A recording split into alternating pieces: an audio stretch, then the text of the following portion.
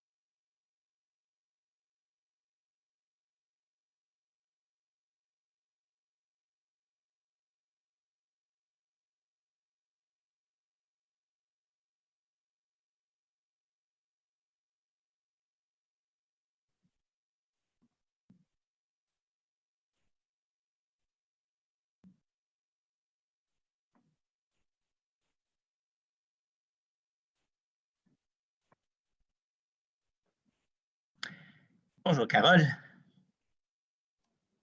Bonjour, ça va bien? Ça va très bien, merci. Et toi? Oui, ça va bien, merci. Good. All ready to rock and roll? Ready to rock and roll. We just started streaming. Just started streaming on YouTube? Yes. Okay, thank you for letting me know.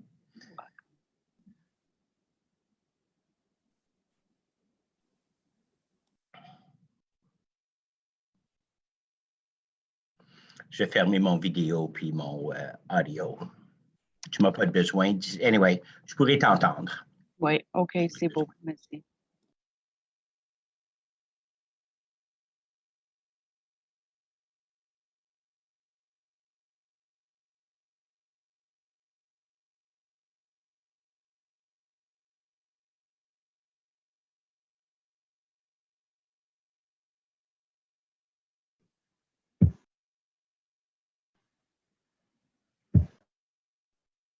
Carole, no delegations that have signed up?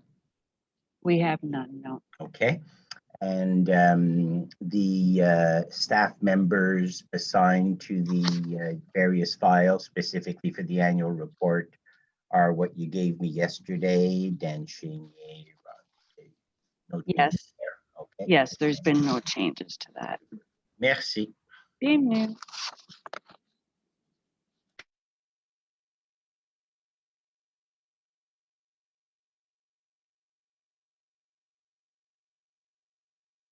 Carol, it's Rick. Can you hear me? I can hear you loud and clear. How unfortunate for you. Thank you. You're welcome.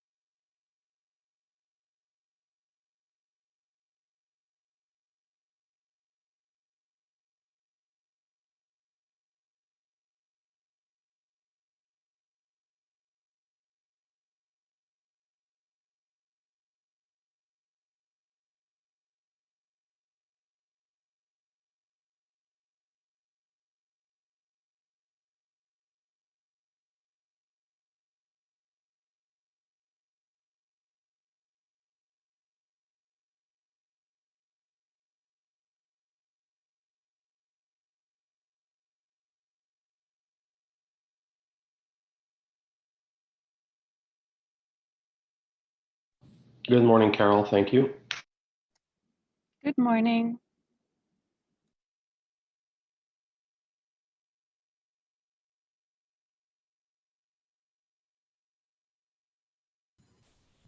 Hi, Carol. Just doing a sound check just to make sure that it's working. I hear you, Alain. Merci. Merci.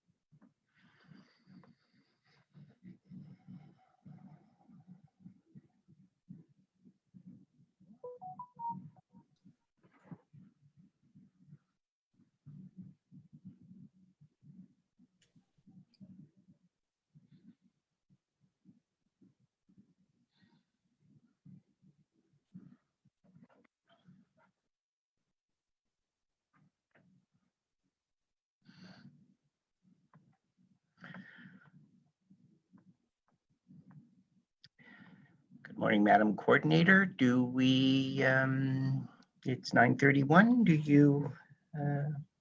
Are you noting everyone needed in the room? Yes, everybody's present. Thank you. And so we appear to have quorum. All right, let's begin. Good morning, everyone. Bonjour. Thanks for joining us today. Welcome to the Audit Committee meeting conducted as usual through Zoom, as has become our habit.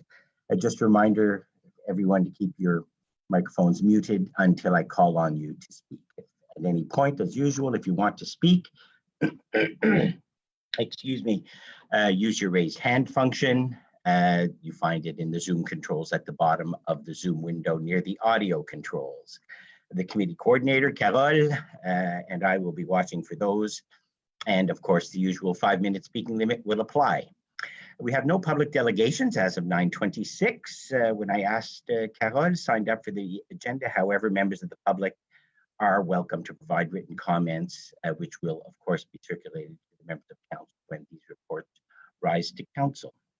I remind everyone that this meeting is being live streamed and will be archived on YouTube. Cette réunion est présentée de vive voix sur YouTube. Before we proceed, quick roll call, please. Councillor El Shantiri. Present. Deputy Mayor DeRuse. Here. Councillor Hubley. Here. Councillor Kavanaugh. Here. And Vice Chair Meehan. Here. Excellent. Thank you very much. Before we begin, we have a special presentation. It is my pleasure to start today's Audit Committee meeting with a special presentation on behalf of Mayor Watson, my council colleagues, and City Manager Kanalakis. This is the final Audit Committee meeting for Ken Hughes before his retirement. It's with mixed emotions, and we say a heartfelt thank you to the Auditor General. Ken has been a well-respected fixture at the City Hall, at the City of Ottawa for many years, being appointed Auditor General in 2013, and before that having served as Deputy City Treasurer since 2008. Ken is tough, Ken is fair, Ken is affable, and he's known for his expertise, his diligence, and his acumen. As he has often said, the Auditor General reports to Council and is responsible for assisting councillors and Council in holding itself accountable for the quality of stewardship over public funds and for the achievement of value for money in municipal operations. Ken is a chartered professional accountant and has practiced as an auditor for 20 years. He's a certified fraud examiner, and as an independent watchdog, he's dedicated the last 7 years of his career as Auditor General and to the quality of that stewardship over public funds. He also teaches in the area of audit, of internal control, of finance, in private industry, and in federal and municipal governments. His accomplishments are impressive, and we are indebted to him for his expertise and his leadership, and we are truly thankful for his commitment to the City of Ottawa taxpayers. I understand that Ken likes to travel and likes history. Ken, I hope that you'll soon be able to enjoy visiting interesting destinations. I hope the pandemic and the resolution of the pandemic lines up with those plans and with your retirement. Thank you for your service, thank you for your work, and thank you for inspiring us. Merci pour tes services, Ken, et ton travail, et d'avoir été pour nous une source d'inspiration. Je te souhaite une très belle retraite, si c'est tes plans, et beaucoup de succès dans tous les projets que tu vas entreprendre. And with that, it's my honor to virtually present to you. I don't know if I'm going to see if you can see it. This framed photograph of Parliament Hill, and it says, "Present gratitude to Ken Hughes by his worship, Watson, Mayor of the City of Ottawa, members of Ottawa City Council, and Steve Kanalakis, City Manager, on November 24, 2020. Remis avec reconnaissance à Ken Hughes par Jim Watson, le maire de la ville d'Ottawa, les membres du conseil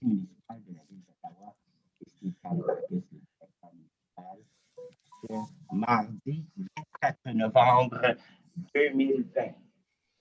I will have that delivered to your office, Ken. Thank you for your service. Monsieur le Président, membres du comité, merci beaucoup. C'était un grand plaisir de travailler pour la ville d'Ottawa depuis des années. Thank you, Mr. Chair, members of the Audit Committee, other councillors, Mayor Watson. It's been a real pleasure to work for the city. And I would like to thank you for the acknowledgement and certainly the presentation, but you have placed me at a disadvantage at the beginning of an audit committee meeting. And but thank you very much. For a little boy who grew up in what used to be called Eastview is now Vanier, born in the old Ottawa General Hospital. I don't know how many times my head was sewn back together at the Montfort.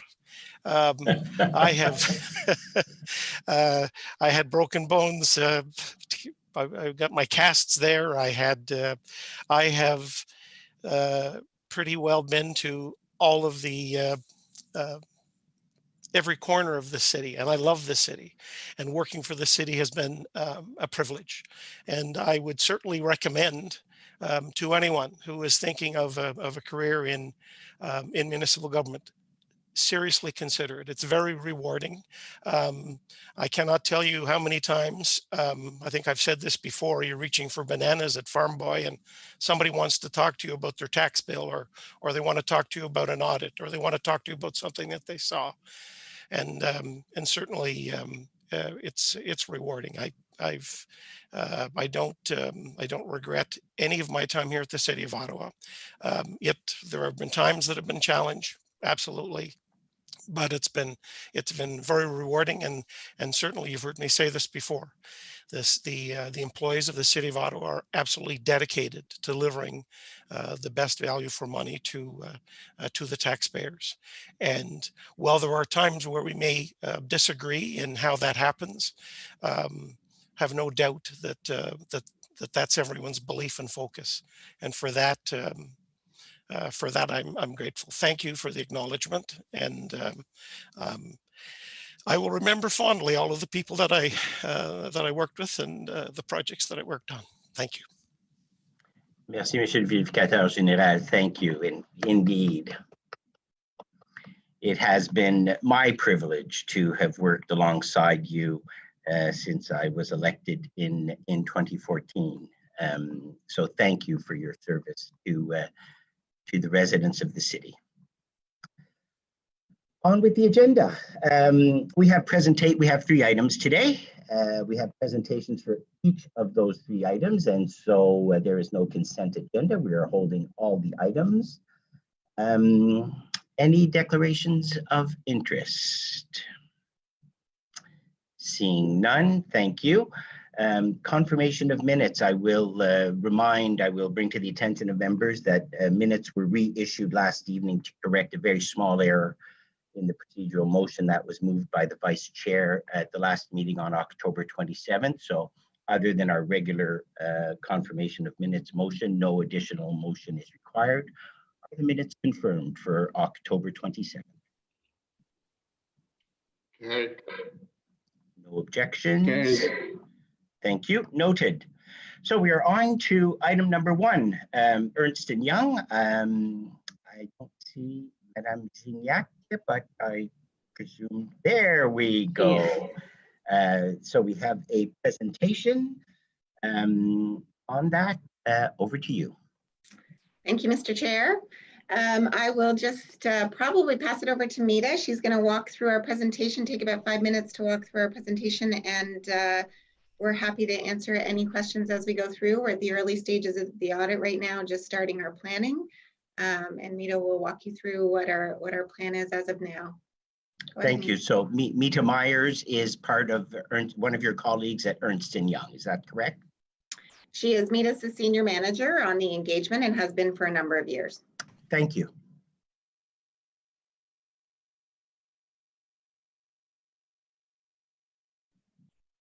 Looks like she may have frozen unless I am. We were just bringing her in, Mr. Chair, Okay. as panelists, so that might take a moment. Let's give her a moment to see if we could recycle that internet thing.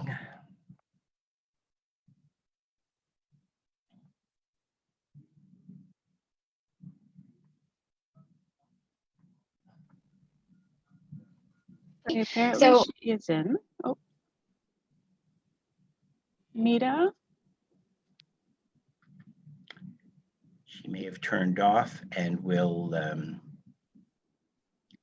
ask to be readmitted shortly. I think we can give her another minute.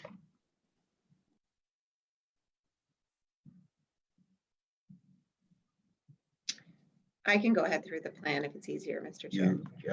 If as you see fit. We'll give her 30 seconds. If she's not back in, then I'll go ahead through the plan. Sure. No troubles. Thank you. Like it's the first time this has happened since March, Really? in here or other places.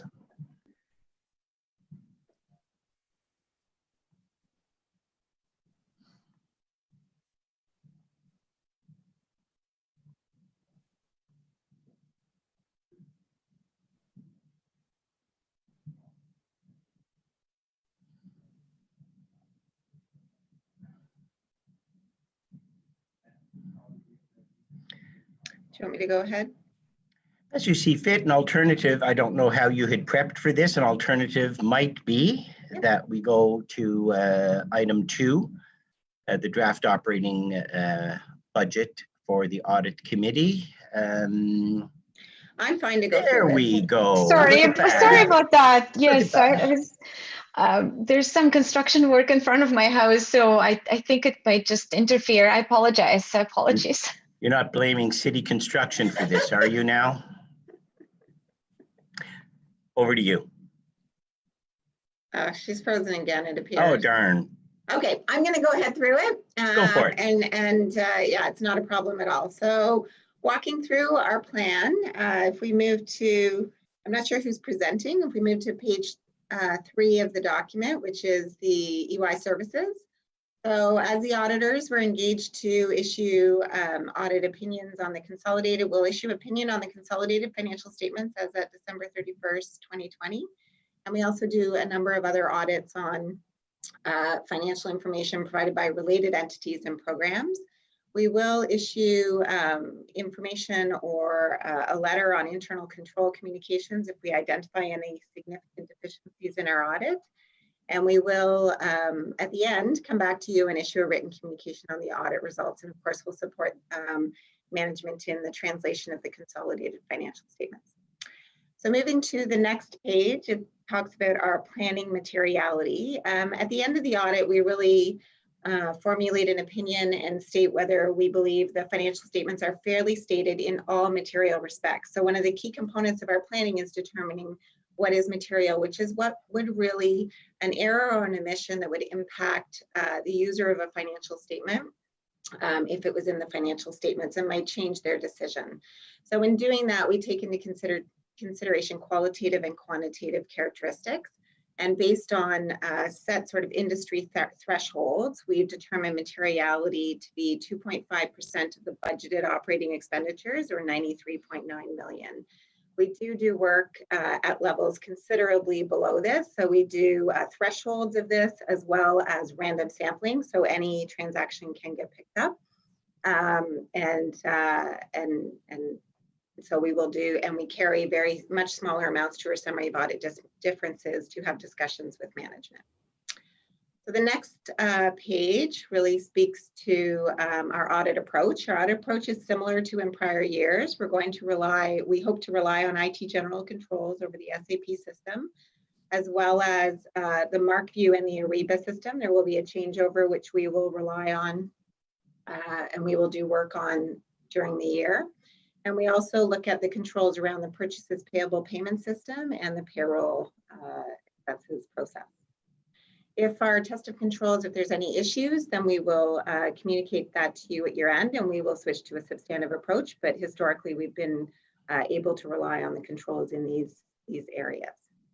Moving to the next page, we talk about really our areas of audit emphasis. And if you think about the financial statements of the city, they're really the more significant areas of the financial systems, financial statements and transactions. So you've got the revenue recognition, where we will do substantive analytical procedures over user fees and property taxes. And we'll also do detailed testing over government transfers and development charges.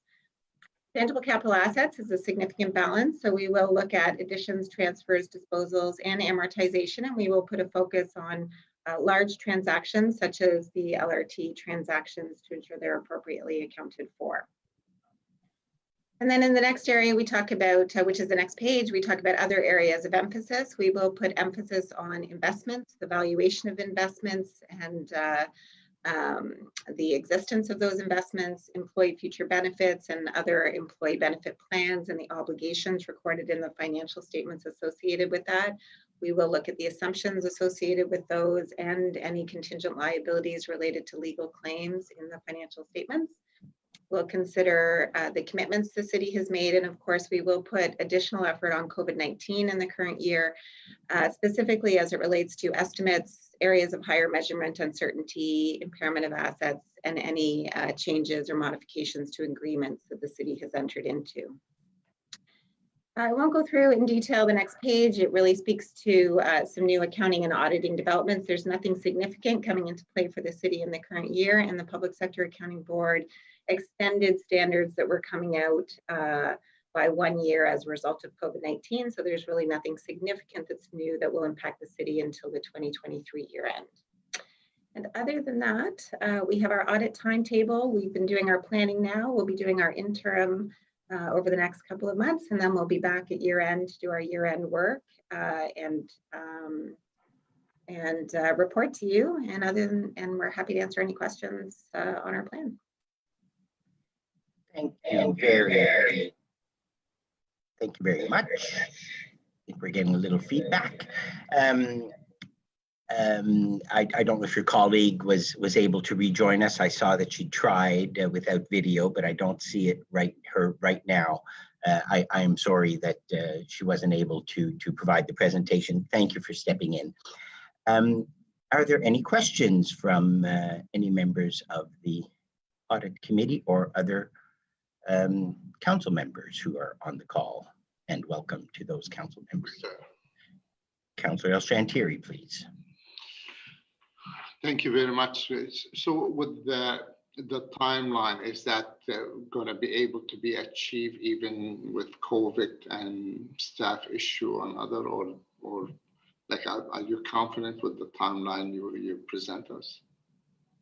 Yeah, we're quite confident with the timeline. We did last year's audit. The audit takes place the detailed work takes place primarily in the April-May timeframe. So last year we were already in the COVID. We did the majority of the work remotely. So we've done this number of times now this year, and I think using our EY tools, our portal to share information, and MS Teams, we're able to deliver on the audits, and we're fairly confident that the timeline will be met. Okay, thank you very much. Thank you, Mr. Chair. Thank you. And just a reminder to members to raise their use the raise hand feature, please. Any other questions? I'm not seeing any. Can you talk, Ms. Gignac, thank you very much for the presentation. Can you talk a little bit more about the contingent liabilities in the context of COVID and in the context of the employees of the City of Ottawa? One of your slides certainly spoke about employee benefits. Are you seeing additional risks? Are you seeing additional expenses that we should be accruing to cope with possible future medical or other expenses as a result of COVID? And how will you be dealing with that in your audit plan? So we do focus on contingent liabilities, and specifically sort of events that have taken place that might not be known yet and have to be accrued in the financial statements. We will focus on employee future benefits. What we found generally with respect to employee future benefits is that it's actually the discount rate that is adjusting most as a result of events taking place in the marketplace that is causing the most significant impact on employee future benefit obligations. We haven't seen considerable increases, certainly from a materiality level in the financial statements related to specifically related to COVID issues at this point, but we will be focused on the accruals and whether there are any additional liabilities as a result of people being off work or having to take in other employees in order to manage the workload, et cetera. So we will be focused very heavily in that area. Thank you. Not seeing any other questions. Ms. Myers, welcome. I apologize, Carol Ann, sorry. Vice Chair Meehan, please. Thank you. Thank you, Chair. Just wondering, Mr. What do you mean by discounts? Sorry, excuse me, I got something in my throat. When you went just at the top of what you said there, but the discounts were some of the things that you were worried about in benefits. And it's not so much, sorry, it's not so much that we're worried about it. When you do the calculation of employee future benefits, it's benefits that will take place in future years. And so those benefits are discounted back the current year value based on interest rates, et cetera, the long-term borrowing rate of the city. And so as those things adjust, it can have an impact on the obligation as a whole. So we have specialists within the EY team that review the assumptions made by management in calculating those obligations. And in particular, we have seen some adjustment in that discount rate causing obligations to go up because the discount rate is going down. Significant or no? It depends. I mean, it depends on what it started at. They're not immediate cash impacts, but they can cause some adjustment in the obligation. So we'll see at year end what impact it actually has. I think that things have leveled off to a large extent. So what we've seen is where people were measuring things in the middle of the year, there was a big adjustment, but now they've kind of evened out. So I would anticipate that hopefully it will have kind of settled by the end of the year and there won't be significant swings, but we will be focused on that as well. Okay, thank you. Is another way to say it, the present value of estimated future liabilities and expenses? Yes, exactly. Okay, got it. Thank you. Thank you. Not seeing any other questions. Thank you very much, Ms. Gignac. Thank you very much, Ms. Myers. Apologies again for your connecting. presence. Apologies. Not at all, not at all, for your presence here today. Merci énormément. For the audit committee, the motion or that the audit committee receive this report and forward to council for information. Is that carried? Received. Received. Received. Thank you. Thank you very much. We are on to item number 2, the draft operating and capital budget for the audit committee. There is a presentation by the Deputy Treasurer of Finance, Isabel Jasmine, but prior to that, Vice Chair Meehan, I think you have the roadmap motion. If you could introduce that, please. I'm going to try to find it here, sorry. Okay. Should have had it. I think Carol can launch that up on the screen. Oh, that would help. Thank you. Thanks, Carol. A sec. Yeah. She looked okay. Thank you. So that the audit committee recommend that council sitting as a committee of the whole approve the audit committee 2021 draft budget operating resource requirement, page 2. Thank you. Thank you so much. Excellent. And Isabel, if you could, Ms. Jasmine, if you could do your presentation, please.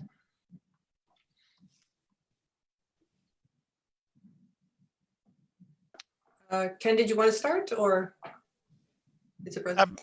Sure, I can just remind the committee that the presentation isn't up on the screen, but remind the committee that that the budget for the committee includes 2 amounts, and the larger of the 2 amounts is the budget for the Office of the Auditor General, and that is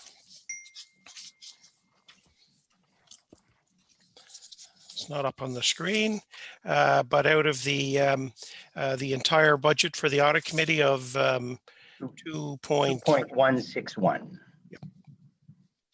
Out of the entire budget for the audit committee, about 2 million of it is the budget of the Office of the Auditor General. And okay, next page.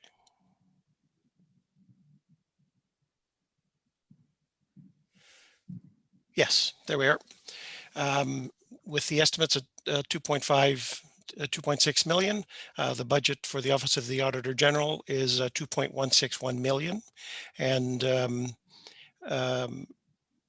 in a second, I will show you, because we are asked every year, how the budget for audit here at the City of Ottawa compares to other municipalities. And at the request of Audit Committee, I have some slides that show that difference. And maybe perhaps, Isabel, you could talk about your piece of this budget. So I speak to the external audit fees. The external audit fees line item is used to capture expenditures and recoveries of any external financial audit conducted for the city's financial statements, the financial statements of each local board and municipal entity, other funds and entities, including the BIAs. This includes audits required for regulatory purpose for specific programs, often for those programs funded by other governments, or as a contractual requirement for projects with transfer payment agreements requiring financial and compliance audits. The cost of these special audits are recovered from the program or capital project budgets.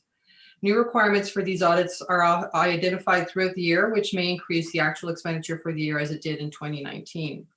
In 2019, the actual expenditures were higher than the budget, but much of this amount was recovered from the programs and entities that required these additional audits. An example of a new audit requirement was the Lansdowne Equity and Proforma review that was completed by an external audit firm in 2019.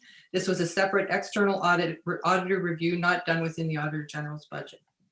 The draft budget maintains the external audit budget at $398,000 and recoveries at $170,000 for 2021. Next slide.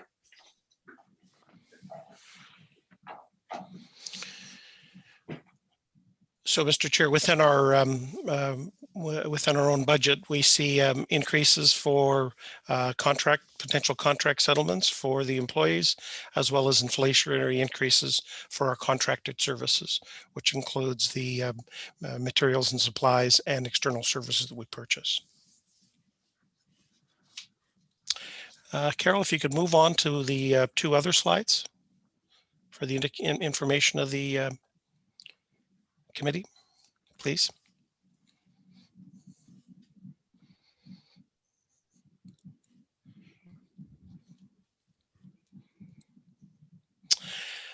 Merci. Monsieur le Président, ce schéma représente le budget de vérificateur en pourcentage de budget de fonctionnement brut de la ville. This is an indication of the various budgets of audit offices across the country, and it shows that the City of Ottawa is at the low end of the spectrum in that the total percentage of the city budget that is dedicated to the audit function is 0.056. And you can see that that there's quite a range, but if we look at the next slide, which actually shows a comparison of the various municipalities compared benchmarked against a couple of items, which is the would be the land area of a municipality, which might be indicative of the challenges the municipality might have in delivering services, the population of a municipality, and then of course the gross operating budget. And once again, this expresses the same percentages with those same municipalities, showing some of the comparable benchmarks that someone might consider using.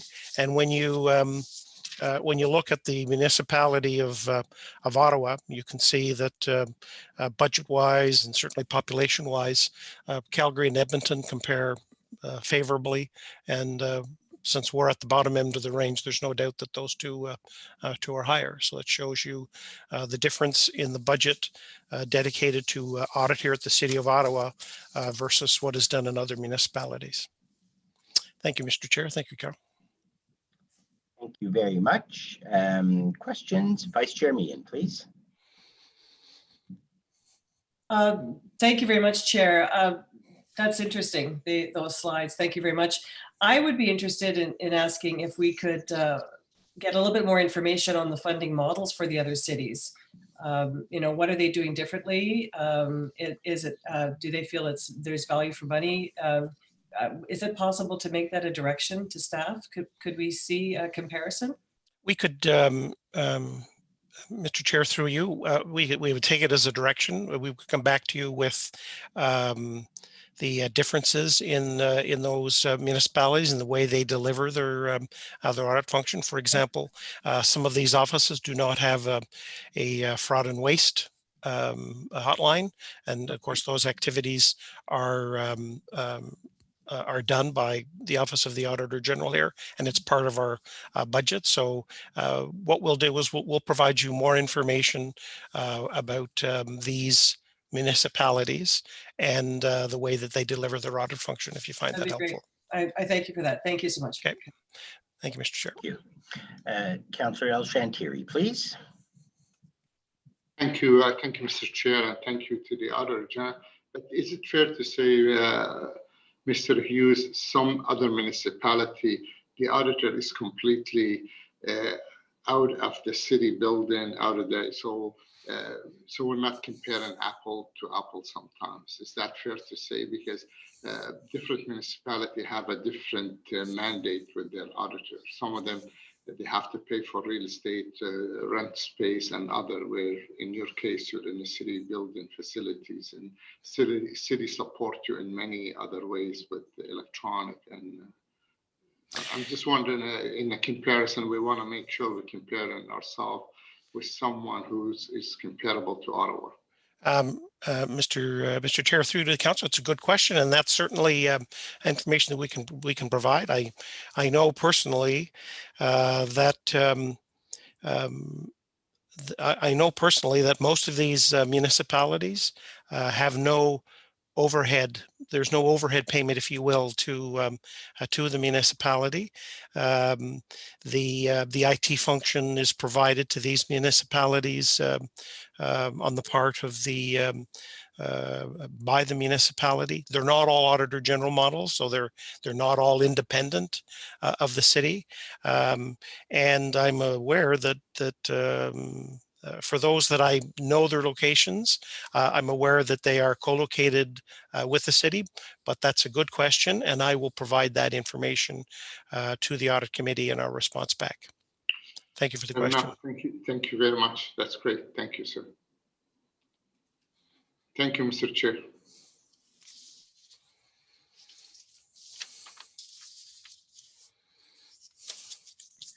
Thank you, Councillor El-Shantiri. Seeing no other questions, Carol, do we vote on the roadmap motion? Is that what we do? Okay, on the roadmap motion that was presented by the Vice Chair. Carried. Is that carried? Any objections from committee members? Hearing none. And then that the Audit Committee consider the relevant portions of the draft 2021 operating and capital budget and forward its recommendations to Council, sitting as Committee of the Whole for consideration at the meeting to be held December 9th, 2020. Is that carried? Carried. Carried. Any objections? Hearing none. Thank you. We are now on to item number 3, the Office of the Auditor General added annual report and detailed audit reports. Vice Chair, I think you have a motion to add supporting documentation, please.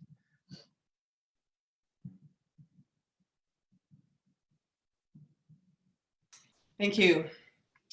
Whereas the supporting documentation for the item 3, Office of the Auditor General annual report and detailed audit reports was not circulated with the agenda package. Therefore, be it resolved that the Audit Committee approve the addition of this document for consideration by the committee at today's meeting pursuant to section 89(3) of the procedure bylaw, being bylaw number 2019-8. Thank you. Is that motion carried? Chair, I just have a quick question about that process, if that's okay. Yes. Okay, great. Thank you. I'm just wondering, with audits that come forward, we release them on the day of the audit release, and then we can ask questions here. But wouldn't it be better to have those released and then people be able to have a chance to look at them and then come to audit and have those questions answered? I just wonder why we do it this way, where it's the same day and then it's released on that audit day, and then it's hard to sift through everything. Why, thank you. Mr. Auditor General, could you provide context? Mr. Chair, thank you, Councillor, for the question. There are a number of models that auditor generals use and audit shops use. By far, the most common is the model that we follow here, and that is that audit reports are circulated with the administration while we are after we've completed our work, and where they're responding to our findings. And the most common model is the model that we follow, which is where we release them on the day when we present our report to audit committee. There are also different models of the way audits are handled in organizations. There's a discussion at audit committee, and there are some organizations that have a much more have a discussion at council or a board of directors as well. Certainly, there's always the possibility, because it's within the purview of my office, for us to release an audit.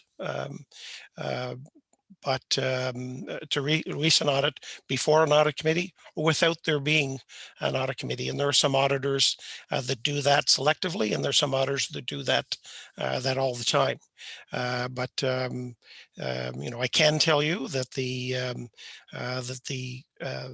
two of the audits that we're discussing today, for example, were still under active discussion between ourselves and the administration until late yesterday. Very late yesterday. So it isn't possible it wouldn't be possible to release all of them that way. But certainly, I will be meeting with the new Auditor General, and certainly this is one of the things that I discussed with with our management team here, and I would be discussing the same thing with the new Auditor General, and certainly it's something that the new Auditor General could consider and could decide to change themselves. But it's a good question. Thank you. Okay, thank you so much, Mr. Hughes, and congratulations on your career and your retirement. It's been great to work with you. Thank you. Back to you, Chair. Thank you, Councillor Menard. Okay, so we just did the supporting documentation. We haven't voted on that. Is that motion carried? The motion by Councillor Meehan to add the supporting documentation. Thank you. And now there'll be a presentation by the Office of the Auditor General on 5 audits. There will be, as is our usual practice, we will stop at each element of the 5 audits to ask questions, and I will introduce staff that will be available to answer those questions at that time. I believe the order is, well, I will let the Auditor General talk about the order of the 5 audits that he is presenting. Thank you. Merci, Monsieur le Président, et bonjour des membres du comité et des autres conseillers. Nous sommes ici pour mon dernier rapport annuel de le Bureau de vérification, Bureau de vérification générale. Thank you, Mr. Chair. Good morning to members of the Audit Committee and other councillors. We are here for my last annual report, and once again, I would like to extend my gratitude to the members of the committee for the support that you've provided. Next slide, please.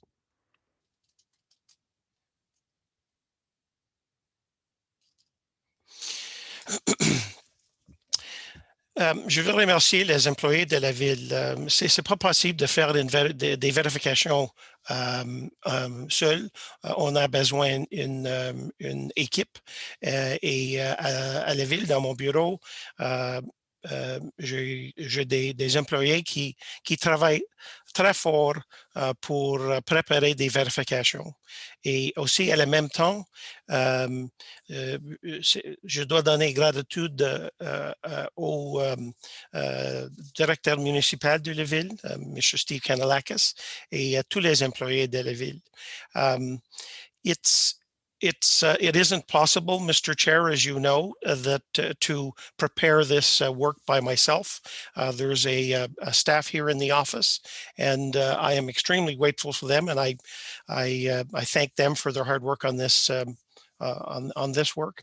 And of course, as we go about our work, it's imperative that we have the cooperation and assistance of the staff of the city. And I'd like to thank Mr. Kanalakis, the city manager, his executives, and all of the employees of the city for the cooperation with us today. Les deux vérificateurs généraux adjoints, Madame Sonia Brennan et Monsieur Ed Miner, made aujourd'hui. The two deputy auditor generals, Ed Miner and Sonia Brennan, will be assisting me today in the presentation. Next slide, please. Aujourd'hui, nous présenterons 5 vérifications. Vérification de la comptabilité et distribution en cascade de Lansdowne, vérification des services de règlements municipaux, application des règlements municipaux, vérification de la gestion des installations, vérification du fonds de préférence de l'étape 1 de train léger d'Ottawa, vérification des théâtres Meridian à Centrepoint et de Centre des Arts Shankman. Today, we're presenting 5 audits, and the order will be Lansdowne, the audit of bylaw and regulatory services, the audit of facility management, the audit of Meridian Theaters at Centrepoint, and the audit of Ottawa Light Rail Transit. Next slide, please. Nous commencerons avec le rapport sur la vérification de la comptabilité et les distributions en cascade de Lansdowne. Je veux introduire aussi au comité M. Joe Carpinoni et aussi M. David Cito, qui travaille pour RCGT. I'd like to introduce to the committee who will be joining us for this presentation, Mr. Joe Carpinoni and David Sato from RCGT, who assisted us in the preparation of this work. This, no one will doubt, is a complicated agreement, and the process for the accounting of the waterfall is very, very difficult. And for that reason, although our office has full understanding of the area under audit, if there are deep probing questions about details within that agreement, Mr. Carpinoni and Mr. Cito will assist us in responding to those. Thank you, Mr. Chair.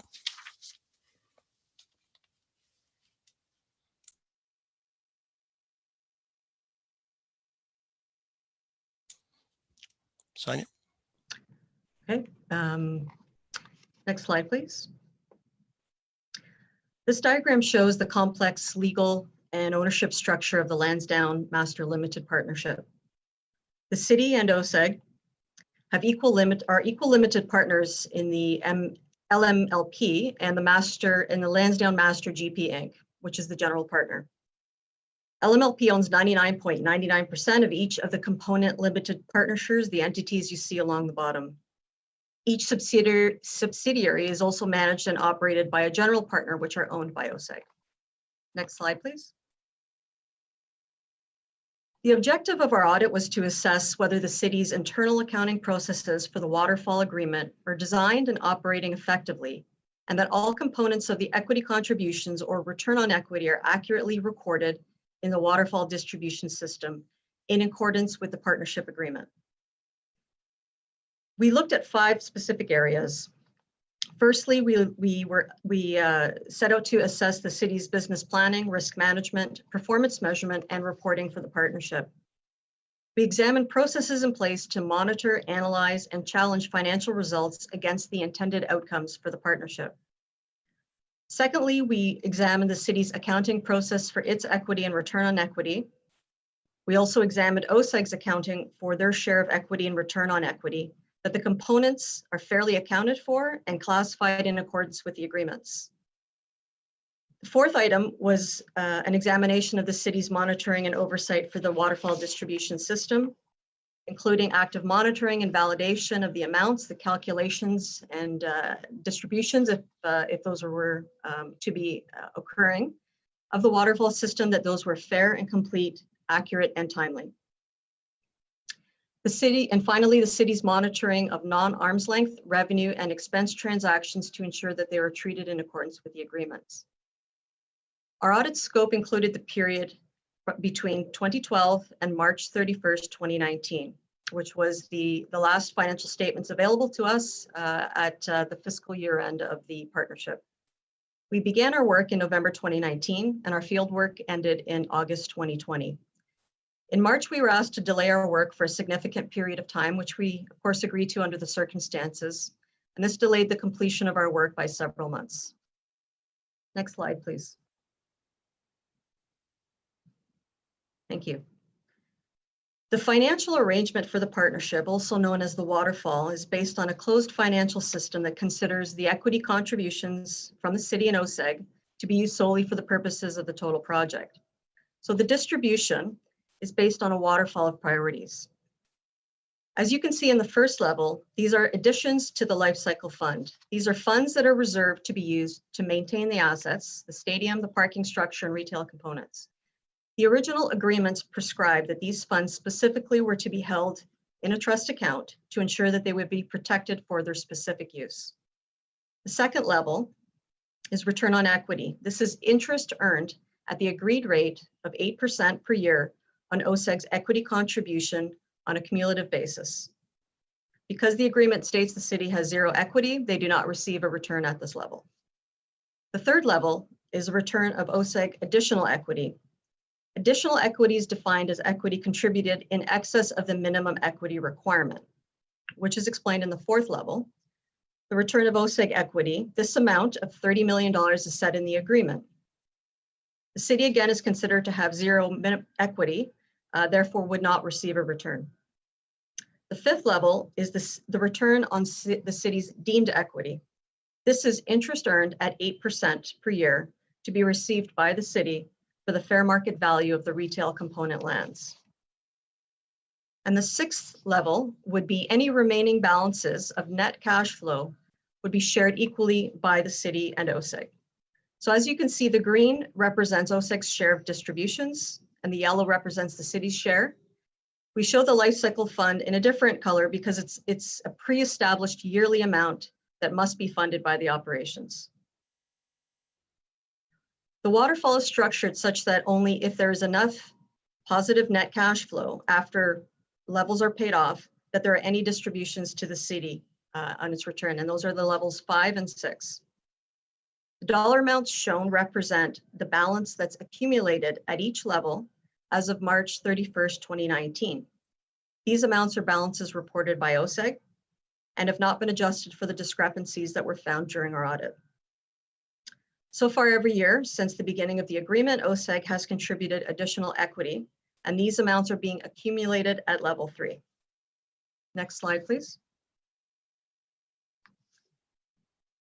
So the first objective of the audit, overall we found that there are processes in place for each of the areas addressed: business planning, monitoring, risk management, performance measurement, and reporting. However, there were areas where improvements can be made. We expected to find that the city management are aware of the partnership's business plans at a sufficient level of detail to allow them to challenge assumptions and understand the expected return on equity for the city. It was found that while the city is reviewing the annual financial statements, the focus on year-over-year variance analysis and financial results may not provide sufficient insight into the financial performance and operations of the partnership. The lack of notes or explanations provided by OSEG further limits the city's ability to conduct a thorough analysis to determine reasonableness of the assumptions used in the forecasts. While the partnership has their financial statements audited annually. It's important to note that financial statement audits focus on adherence to accounting practices, to accounting standards, and look for material misstatements. Financial statement audits are not designed to identify issues relating to the appropriateness of accounting entries in relation to legal agreements or whether sound operational decisions were made. Therefore, reliance on the financial statement audits provides the city with limited insight into the detailed financial activities of the partnership and its performance. It is our opinion that in order to protect the city and its interest, it was expected that the city had established a risk management process to identify and mitigate risks associated with the partnership. While the city has developed an operational risk register, it does not include risks related to the long-term objectives of the agreement or financial risks related to the waterfall. Furthermore, while mitigation activities were identified for high and medium level risks, it was found that some of these activities were deemed not to be effective. Additionally, we expected that the city would have implemented a process to analyze the annual financial results of the partnership against the original approved financial model. On a yearly basis, the revised pro forma financial forecasts are compared to the previous year's adjusted figures to provide the most recent results for the forecasted waterfall distributions. Although this is a good practice, this year-over-year comparison does not provide council with a full picture of how current performance fares against original and/or updated assumptions and expected outcomes, whether it be against the original 2010 proposal, the 2012 updated proposal, or the 2015 updated pro forma financial forecasts.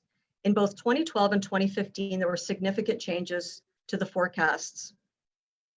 It is our opinion that it is important to compare against original expectations, as it ensures that financial performance, anticipated returns, and expected value for money are being effectively monitored and tracked by the city. Next slide, please. So to illustrate the changes in the assumptions that we saw in 2012 and 2015, it's illustrated here in this graph. The financial forecast has changed significantly over time. The original was approved by council in 2010, and there were major updates in both 2012 and again in 2015.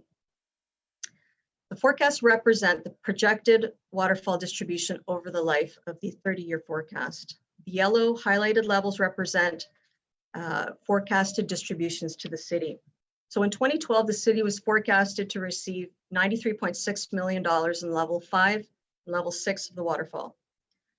At the same levels updated in 2015 and 2019, the city is no longer expected to receive a return. Next slide, please.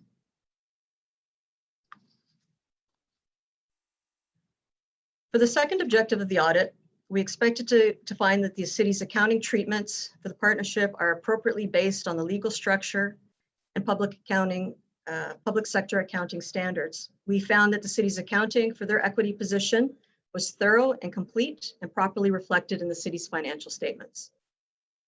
For objective 3, we expected that OSEG's calculation for additional equity, return on equity, and net cash flow are fair, accounted for, and classified in accordance with the partnership agreements. This is important to assure that the correct amount of future positive cash flows are distributed appropriately. Our analysis on OSEG's reporting for their share of equity, and those are levels 3 and level 4, and the returns on equity in level 2 identified some discrepancies in areas for concern. It was found that OSEG's additional equity account, that's at level 3, was overstated by $6.5 million. This account accrues interest at a rate of 8% per year, translates to OSEG accruing additional interest at a rate of $520,000 a year, or potentially $14 million over the remainder of the partnership. At the time we completed our work, the error remained uncorrected in the waterfall. In our opinion, we believe that interest on OSEG's minimum equity for the years between 2012 and 2013, so this is a different item, that they were overstated by $944,000. When examining this item, we found that the agreements were unclear and we consulted with the city's legal counsel, and they were unable to provide a definitive interpretation of the relevant agreement clauses. As such, we have recommended that the city conduct further work, including legal support, to resolve this matter. Although there are currently no cash flow consequence to these errors, the longer they remain uncorrected, the higher the risk that documentation and support for rectifying these discrepancies are unavailable. In addition, these errors left uncorrected could result in subsequent distributions being misallocated. We also examined OSEG's net cash flow calculations, and we found that the method used to calculate them is in accordance with the agreements. However, OSEG was unable to provide a detailed breakdown of cash flows, and it was not possible to assess whether the amounts were classified correctly. Additionally, some variances were found as we reperform reconciliations of those items. In our view, the city needs to enhance the current review process to ensure the accuracy of OSEG's reported cash flows, because this is what determines whether or not there's any cash available for distribution. Next slide, please. For the fourth objective, we expected the city would have a process in place to actively monitor and validate the calculation of OSEG's additional equity, accrued interest, and any distributions of these amounts to ensure they are valid in accordance with the agreements. We found that the city does have processes in place. However, there were limitations and gaps in these practices. As the partnership has been in a negative net cash flow position every year since operations began, OSEG has contributed a substantial amount of additional equity and is accruing 8% interest on these contributions. The city is not reviewing or approving additions to equity, which based on the current distribution model forecast represents $105 million in additional equity and $238 million in return on that equity. As both of these amounts are paid out before the city would receive any returns, it is important for the city to be in agreement with these amounts. The city has completed its first detailed analysis of the waterfall since operations began in 2014. This work was started in late 2018 and completed in April 2020. In order to provide an accurate reflection of the city's return on investment on an annual basis, the city needs to enhance its oversight on verifying that the equity accounts and associated returns are calculated properly on an ongoing basis. Next slide, please. So this is the final objective that we assessed in the audit with respect to non-arm's length transactions. So we expected that the city is identified and is actively monitoring non-arm's length transactions to ensure that they've been treated in accordance with the partnership agreements. Non-arm's length transactions are transactions between two or more entities where the entities have a mutual interest or may mutually benefit from a business transaction. As such, the business entities may not or cannot act independently. There were 18 parties of this nature that were identified and listed in Appendix 2 of our report. These include the component companies, as were shown in the organization chart earlier, and others. For example, the OSEG Foundation, Ottawa FC or Fury, Trinity Development, Minto Properties Inc., and so on. Some of these entities share office space, staff, and other overhead costs. Others may carry out services such as property management or construction. Corporate finance at the city did have a process in place to assess the reasonability of these transactions. However, we found that this process was not sufficient. The first detailed review of these transactions was started in late 2018 as the city hired Ernst & Young to conduct specified procedures on their behalf. The report showed no findings from the 2012 to 2017 period. In our audit, we found no material variances in the dollar amounts of the non-arm's length transactions tested where supporting documentation was available. However, the validity of 62% of the transactions that we tested could not be assessed due to limitations and gaps in available supporting documentation. Furthermore, we found that there was a tendency to exclude detailed descriptions and a lack of documentation supporting entries in their financial system, along with any lack of formal guidance in relation to the management of non-arm's length transactions. These issues made it difficult to conduct a comprehensive analysis and assess and conclude on the validity of the transactions. As such, we've recommended enhancements to the existing monitoring and review processes for this area. Next slide, please. Overall, we found that although the city has established some processes, our findings support the need for increased levels of examination and analysis in the city's monitoring and validation processes. We made 11 recommendations in our report, and the city has agreed with all of those. I just want to acknowledge the cooperation and support we received specifically from corporate finance, from the Deputy City Treasurer of Corporate Finance's office. This was a difficult time for them to complete this audit, and we found that they were extremely cooperative and responsive during a challenging time, and we wanted to acknowledge and thank them for that. So that concludes the presentation, and we'll answer any questions you may have. Thank you. Merci, Madame Brennan. Merci beaucoup pour votre présentation. Just for audit committee and all members' information, city staff to answer these questions are Isabel Jasmine, the Deputy Treasurer of Corporate Finance, and of course, if there are questions to the Office of the Auditor General, Ms. Brennan or the Auditor General will answer them. I have a couple of members. Councillor El Shantiri, please. Thank you, Mr. Chair, and thank you, Madam Deputy Treasurer. Mr. Chair, as you indicated, we'll be able to ask staff at the same time and go back and forth between staff and the other general staff. Is that correct? Yes. Okay. So my first question is to the city staff, Mr. Chair. Can staff comment on the Auditor General's finding that there should be organizational structure change as the unit are working in silos and this cause inefficiency? Can staff tell us their position on the auditor?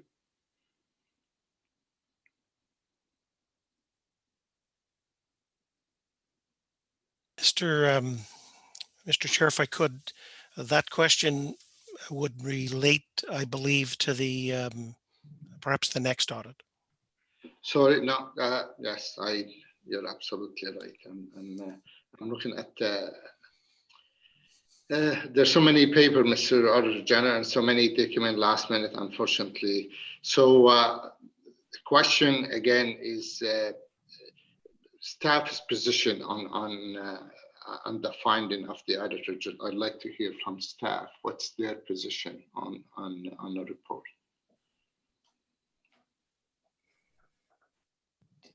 Did you want me to start, Wendy, or? I can certainly start, Isabel, and then I'd ask that you provide some details in terms of the overarching question. Councillor, thank you very much for your question. I think in terms of the overall report, we certainly welcome the recommendations. We have agreed to all of the recommendations. But one of the points that we would make is that we have completed a very detailed review of the waterfall. And I believe Sonia spoke to that in terms of the review that was done. It was a very detailed review. This is a very complex agreement that we have. It's in a very extensive review that was taken place from E&Y, and they took the time to understand the partnership agreement and made that investment to understand in terms of the flow and how it works, and I'm going to say the various levels as you've seen outlined in the waterfall contributions. That review period covered multiple years from 2012 through to 2017, and they did a complete review of those equity contributions. What we did in terms of that review, there were some small tweaks, and they were reported through to council in a report to FEDCO, which was part of the annual review in 2019. So we made the tweaks to the adjustment in the waterfall from there. I'll just pass it over to Isabel to see if there's anything she has to add. Yeah, I just wanted to say that a lot of the findings that were identified in the Auditor General's report were already identified by the Ernst & Young report. Ernst & Young conducted their audit. They started in 2018. It took a year and a half because they covered such a large period, 2012 to 2017. It took them half that time just to reconcile back to the GL transaction level. And that's what they needed to be able to properly sample and test all the transaction requirements. So they identified the fact that the $30 million was earning interest from the beginning. That was fully reviewed with their legal, and the specific terms and conditions in the agreement tied back to that requirement that they should be earning interest from the beginning. They identified variances in when they recognized equity contributions, making sure that it reconciled back to the financial statements, and that was corrected, as Wendy mentioned, in the account of the annual report to council in November 2019. There was an adjustment of about $17.9 million made that was reported in that document, and all it did was reduce the amount of return on equity and shifted it to the return of equity. So overall, it doesn't have an impact on what is being distributed to OSEG, but it was a correction to the overall calculation of interest. The other item identified was the 23.75 for a deemed equity. That was identified by EY, and all of that was shared with the Auditor General. Mr. Chair. Sorry, Mr. Chair, if I could interrupt, I really do think I've got to make a couple of clarifications here. There was extensive use of the word review as to the work done by E&Y and references to the audit done by E&Y. And I should point out that E&Y did not do a review and they did not do an audit. In fact, they were very clear in their engagement letter. They referred to it as specific procedures. And in their engagement letter, they specifically say these specified procedures do not constitute an audit or a review. And then I would also say that if these items were identified by Ernst and Young in their work, and if they were corrected, why were there still disagreements to our findings as late as yesterday? So thank you, Mr. Chair. So just to respond to that, the corrections were made in 2019.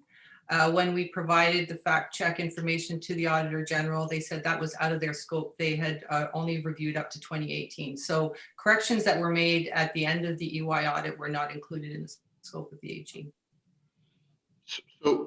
Just also to respond to the specified procedures, it was a specified procedure, very specific to equity contributions, the calculation of the pro forma. They didn't look at the overall, they looked at specific items related to that audit, which was making sure that the equity contributions were correct, the calculations in the pro forma were correct, and everything tied back to the financial statements. They weren't re-auditing the financial statements of OSEG. They relied on KPMG, was a certified external auditor that audits those financial statements. It's a requirement of the agreement for those financial statements to be audited, and they relied on that. They met with KPMG and they reviewed the details of those audits too. Okay. Thank you, Madam Deputy Treasurer and Mr. Hughes. We are on Councillor El-Shantiri's questions. Back to you, Councillor El-Shantiri. Thank you very much, Mr. Chair. So to our management staff, or to Isabel, she's answering those questions. So we waited 4 years to the 2018 to look at the accounting waterfall.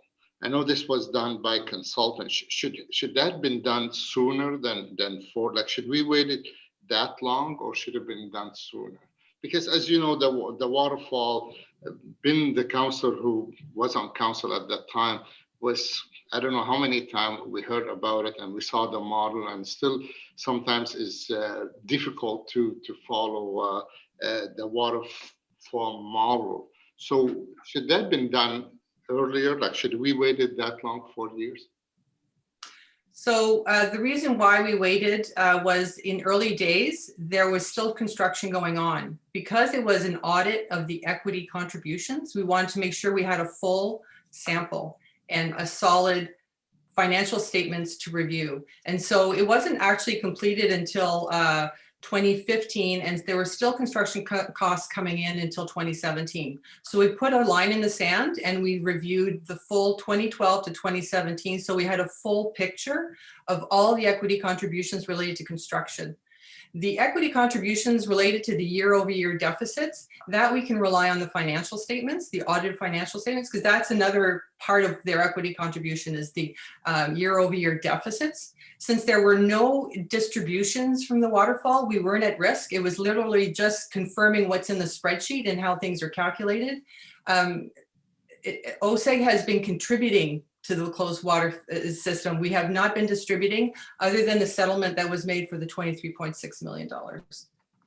And if I just might add to Isabel's comments, Councillor, there is an annual review that takes place in terms of reviewing the financials and looking at those variances. So while Isabel talks about the need to wait for that detailed review, there is an annual review that happens here as well. Okay. Thank you. Back to you, Councillor El-Shantiri. Well, Mr. Chair, I was trying to understand if what we have on the front of us has any impact from COVID, or that was mostly done before COVID-19. So, is there's any impact on the operation or the waterfall from COVID, or that's not included in this audit? So this was done prior to COVID, but the most current, the annual report that was presented this year includes all those changes that were made from the EY audit. So it is the most current information that was provided as part of the COVID impacts. And if I can ask the Deputy Treasurer, Sonia, what would you expect, or what is your expectation of this audit? We know COVID has changed the landscape, or has changed the game plan, so to speak, about the whole waterfall issue. But prior to the COVID-19, so you're finding, are you comfortable your recommendation to management are going to be addressed? Well, Mr. Chair, through to the councillor, management has agreed with all of our recommendations. So I believe that means that they will carry out those activities. The work done in terms of the impacts of COVID, we completed our work, and we started our work in 2019. We were supposed to be complete around May 2020. So the period of financial information that we reviewed literally was the period ended March 31st, 2020. So on the cusp of the pandemic. So we can't speak to from the financial impact of that, but certainly that information is now being provided. We conducted our work at a different level of detail than the Ernst & Young specified procedures. And I want to reiterate that those were procedures that the city had asked them to carry out and they had agreed upon. We did our work. We also included the 2018-2019 period, which is where we found the non-arm's length transaction finding with respect to lack of supporting documentation for quite a number of the transactions that we tested. We did have Ernst & Young's report but while we were carrying out our work and considered those items as well as carrying out our work as efficiently as possible in terms of not duplicating similar procedures that they were conducting. We also looked at a much lower level of materiality. In some of their testing, they only looked at transactions above either $5 million or $1 million. We did not have a limit like that. So we looked at a range of transactions that produced the results and the evidence that you see in the report.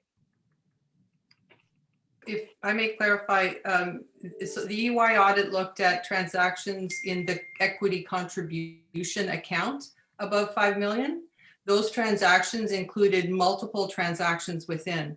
So some of the ones that were tested was, for example, one that was 13 million, that included 8 different line items that ranged from 147,000 to a $1.5 million transaction.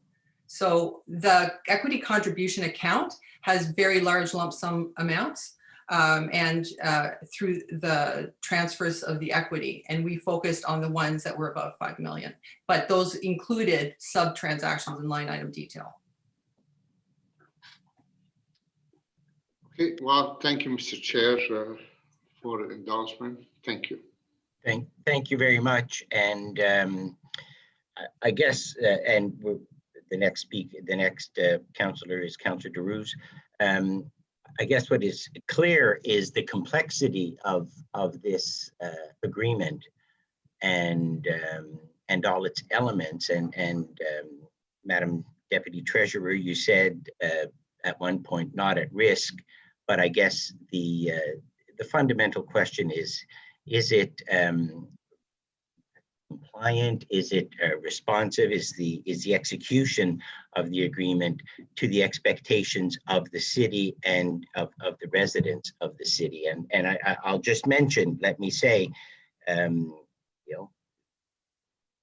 you as accountants, and I'm sure the Auditor General will back me up on this, we should not use the term audit when there is not an audit going on, when it is a review, or is it an examination of procedures. That the terms of engagement that accountants get into and firms get into are pretty specific as to what they're going to do. So I would caution about that. And with that, I will go to Councillor Deroux, please.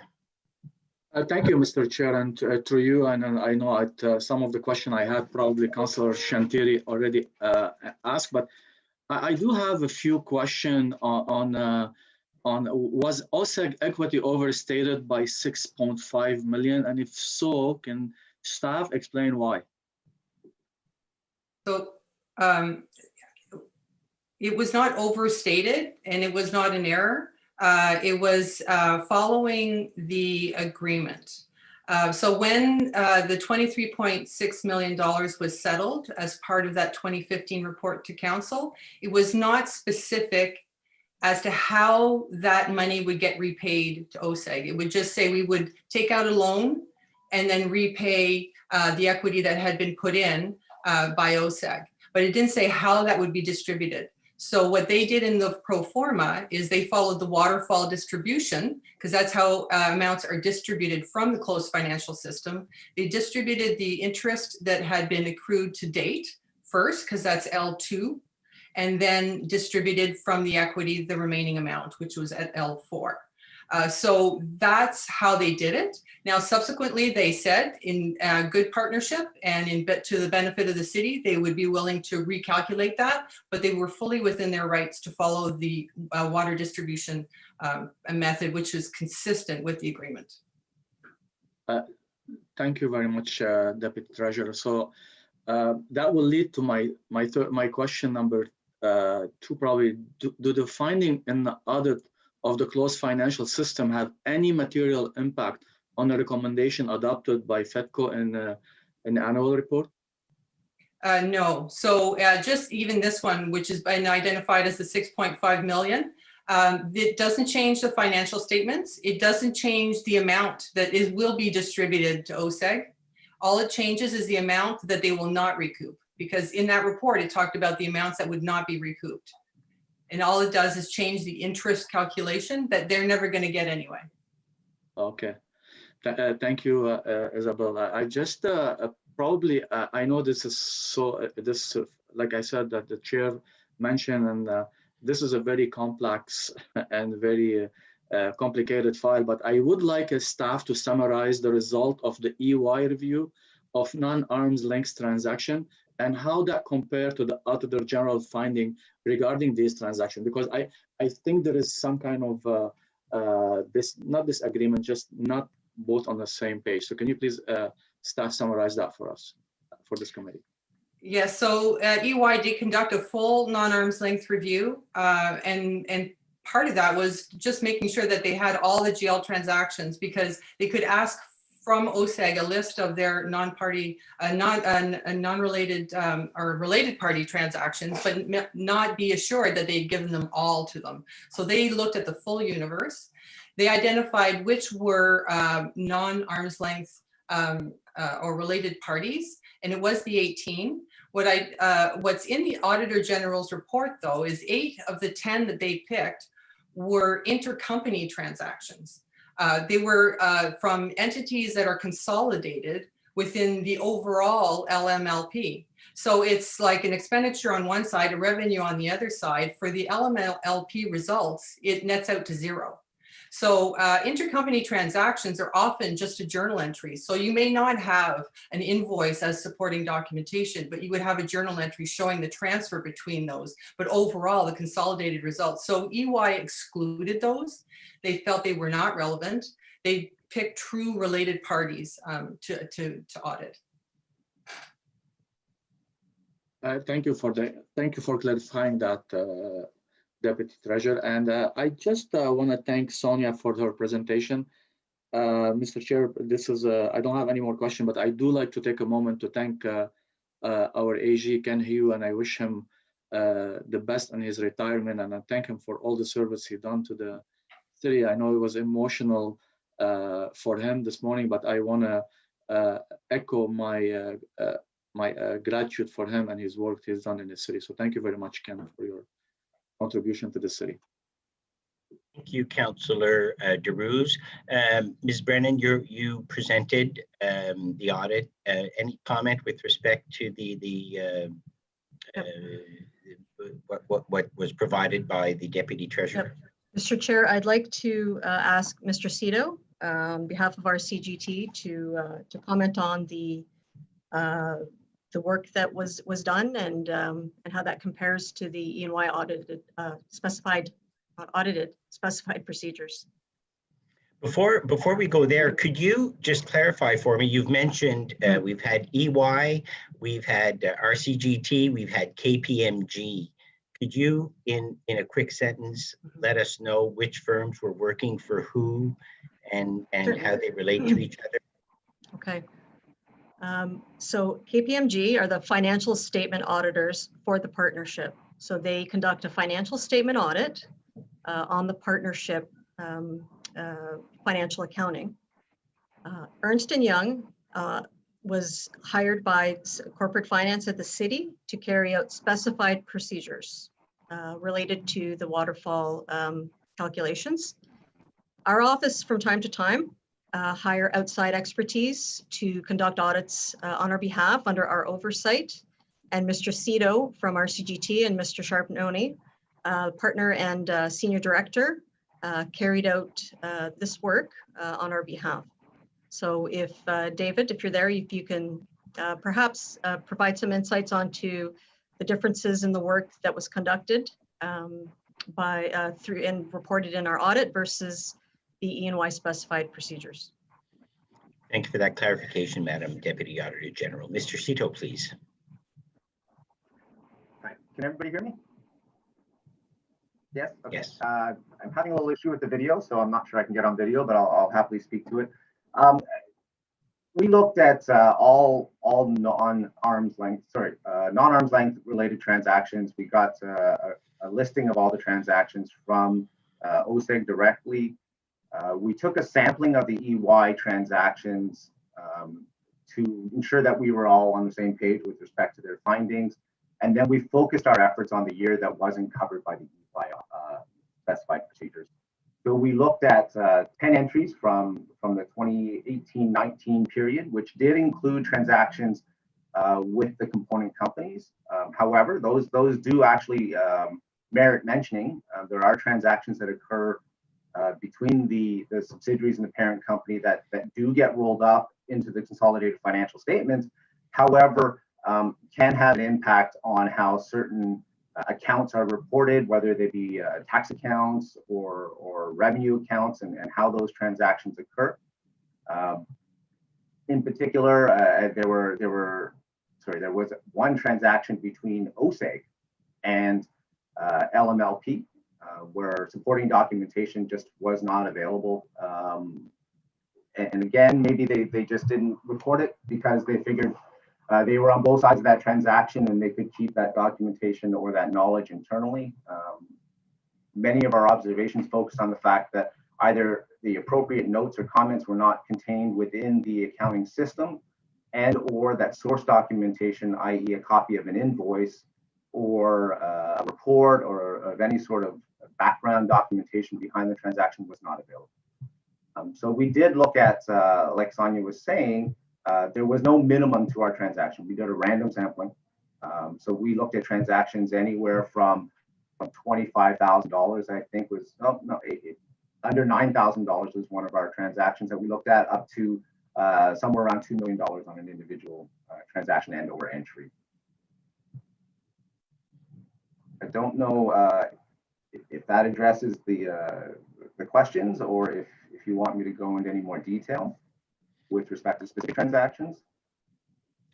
Well, Ms. Brennan called on you for clarification in response to questions by Councillor DeBruce. Councillor DeBruce, does that answer your questions? Or Ms. Brennan, did Mr. Cito provide the clarifications satisfactory to you? Yes. Thank you. Councillor DeBruce, did you have any more questions? Thank you very much, Mr. Chair. I appreciate that. Okay, thank you. Councillor Hubley, please. Thank you, Mr. Chair. I find this unusual. In 10 years, I've been on audit committee, and it's the first time I've ever heard an argument about whether something was an audit or not. So I know we've been getting some good clarification here. I haven't heard Isabel speak to why she was referring to it as an audit, and if she agrees with the new definition of what took place there. I wasn't referring to it as an audit. I was referring to it as a review, and I apologize if I did. Review is a broader term, but it was a specified procedure. I confirm it was a specified procedure specific to the equity contributions and making sure that the calculations in the waterfall were correct. Thank you, Isabel. Now, one of the findings here of this audit is a suggestion that we look at enhancing our monitoring and validation processes that we have in place. I see that your department has accepted that finding. Can you tell us what exactly you're going to do as extra measures to deliver on that? So as Wendy mentioned, we do have a process annually. We do review the financial statements. We do reconcile it to the waterfall. We do recalculate the interest to make sure that it's correct. And so that would be done on an annual basis. What we also do is we do a variance analysis. We review it in detail with OSEG prior to the unit holders meeting. In early years, that was a rigorous process going through every line item because it was a brand new operation. And so it was a line item detailed review of all variances. And as we got more comfortable with the operations and knew where the key factors where there was fluctuations, we would focus on those fluctuations. What the Auditor General is suggesting is that we go back to the old line by line review, even though if it's the same as previous year, we'd still go into those details, and we committed to doing that. So we're going back to a line by line variance analysis of their results. Okay, thank you, Isabel. We appreciate your hard work. A question for Mr. Auditor General. One of the things I'm picking up on this audit and other audits today, as well as ones in the past, it seems to focus around oversight. Do you want to speak to that? Is that like something that we're seeing across departments here? Is that something you can speak to here in this audit, or would you rather wait and speak in general terms later? If I didn't know better, I would say, Mr. Chair, that the councillor had seen my notes, because I will be talking about the common themes later in the presentation. Thank you. Okay, I'm happy to wait till then, but I'll probably have some questions for you on that. Okay, Mr. Chair, that's all I want to discuss on this audit. Thank you. Thank you, Councillor Hubley. And you know, I understand we don't want to get into the accounting weeds because but just the terms of engagement and the expectations by city staff, by the residents, by this audit committee are important distinctions. And I guess Yeah. that was the point I wanted to make, whether it's a review or the terms of an engagement. Mr. Chair, could yes. I maybe ask one more quick question of the Auditor General, just to clarify here, if you don't mind? Of course, of course. If I read this audit correctly and the discussion today, Mr. Auditor General, is it safe to say that our partners in the agreement, OSEG, are actually doing everything that we would expect of them to do, that they're following the rules of engagement, if you will? Through you, through to the councillor, Mr. Chair, we are not saying that that OSEG is not performing to the contract. We are saying that we disagree with some of the counting that is done on the waterfall. As the deputy treasurer has said, accurate accounting in the waterfall is important to record the transactions, the activity of the partnership, and at any time in the future when there are disbursements, how those disbursements will be made. And we have found some differences in the way the accounting was handled. And in a couple of instances, it was differences in interpretation of the agreement. So not for 1 second should anyone interpret what we are saying as an indication of bad faith on the part of OSEG. That is not the case. It is given the detailed review, excuse me, I shouldn't say review, that the audit that was done by the staff of the Office of the Auditor General, we looked into transactions to a greater depth than others would, and we found some differences, and we've talked about those. Some of them, staff have indicated, have been adjusted since we did our work, and there are others that they are going to being addressing in the I think over the next year they should be completed, those adjustments. But I do not want anyone to take out of what we've done here that this is an indication on our part of bad faith on the part of OSEG. It is there are in one case there is some ambiguity, which was the wording that was provided by some staff in an interpretation of the of this very, very complex agreement. And when we brought our interpretation to the attention of staff, and they in turn brought it to OSEG, it was agreed that that they would make the changes that we recommended. So in a long-about way, I think I've answered the councillor's question, and that we are not saying that they are not, that OSEG is not doing the work that we've asked them to according to this agreement. Thank you. Okay, thank you, Mr. Hughes. Thank you, Mr. Chair. Thank you very much, and thank you for that precision, Mr. Auditor General. Again, a complex agreement and interpretation, and there are some errors that sometimes get into a document or the reporting like this. But you said, I believe, and that those errors were not intentional. They were interpretation, and they were errors at some point. I don't. Is that correct? I don't. We have no reason to believe they were intentional, and we're not suggesting that. We are saying we found some errors. We brought that to the attention of staff, and I know as late as yesterday they were discussing with OSEG. Although we had brought it to their attention some time ago, as late as yesterday, in discussions with OSEG, OSEG agreed to make that change. So, no, we have no indication that it was intentional, other than either a different interpretation. In one case, a different interpretation, but nevertheless, it was an error that we found in our work. Noted. Thank you. Councillor Menard, please. Chair, I see Councillor Meehan on there. Yes, I have you ahead of Councillor Meehan on my list, but Well, I'm happy to let Councillor Meehan go, whatever you'd like. Councillor Meehan, do you want to ask your questions or? Well, maybe I should, because, you know, Sean's always got good questions. He's thank you, Sean. I appreciate that.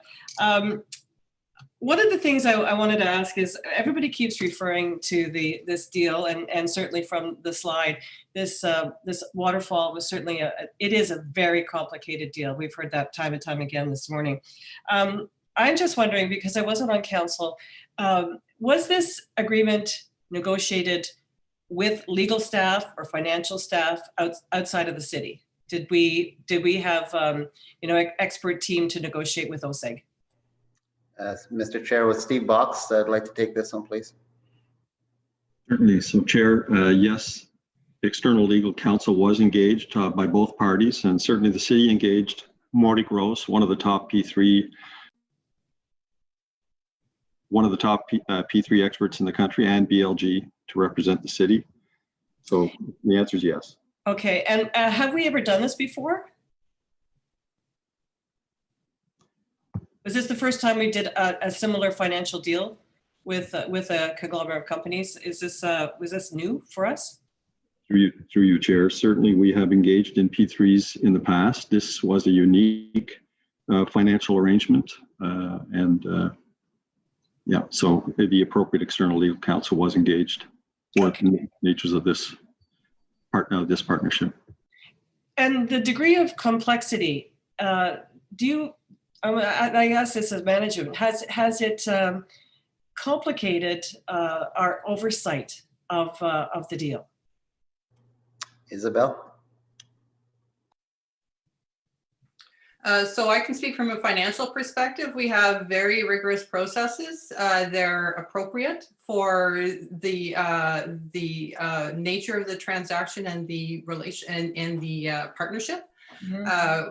We follow a rigorous process, and as part of the overall, I think, previous Auditor General's review, making sure that we address all the contract requirements of that contract. The financial items are clearly laid out. We know what we need to do and we do it. So we're reviewing the financial statements, making sure they provide a budget, providing a 30-year pro forma, all of those items we follow up on.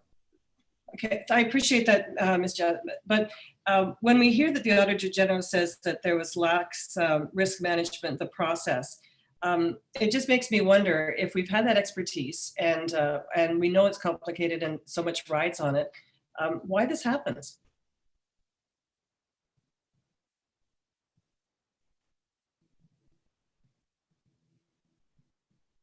Isabel, do you want me to speak to that? I can't speak to the risk framework, no. Yeah, I'm happy to, and I would ask if Steve Box has anything to add, to feel free as well. But there is a risk register in terms of our overall operations and review of this entire arrangement that we have. The strategic risks are really placed in front of what I call the unit holders meetings that we deal with at those meetings. So I would suggest that, you know, to Isabel's point in terms of, yes, it's complicated, but we have processes in place to deal with that. Okay. Okay, so we're looking at the agreement and we're providing as much oversight as possible, but OSEG is they've also got their own accounting in place. Did we check their accounting? I mean, nothing. I understand that the Auditor General is saying that there's nothing untoward, and he's not pointing the finger at anyone when it comes to this contract. But do we provide oversight? Do we try to get oversight over their accounting as well, so that we know how they're interpreting things? So KPMG provided audited financial statements for the partnership. Is that correct?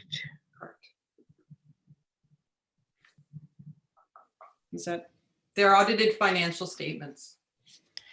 So that it is fully reviewed by an external auditor as part of the requirement of the agreement. And whose job is it now to stay on top of this very complex agreement at the city? Is So it the is it relegated to somebody as someone's part of their job, description? That There's they, a very detailed matrix, Counselor, in terms of the operational pieces. The financial piece I can speak to, and I'm going to suggest corporate finance and frankly, Isabel and her staff do a very thorough review that we spoke of during the conversation this morning in terms of making sure that we're reconciling everything on an annual basis. We're reviewing those financial statements, completing that variance analysis. So that happens. And then as I said, the other piece is really detailed in the risk register in terms of the operational pieces. so we have a team that's working on this together to make sure that we're missing nothing? There's a very large team across the city that reviews this, yes. Okay.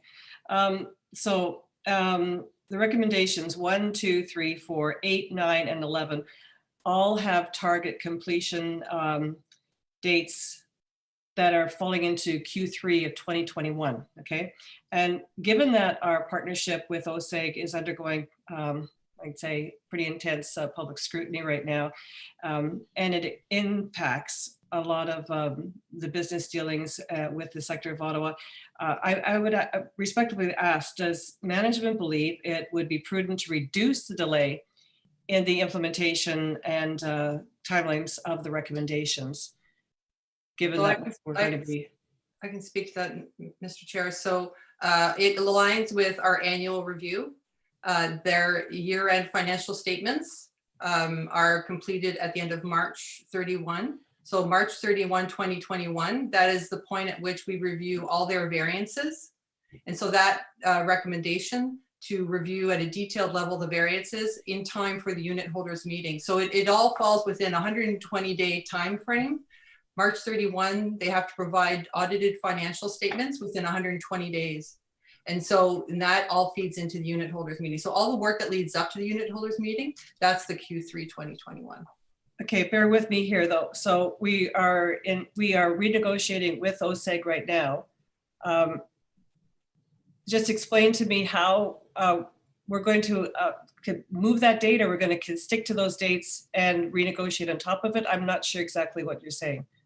These are processes moving forward. We are fully confident in the results that have been reported to date.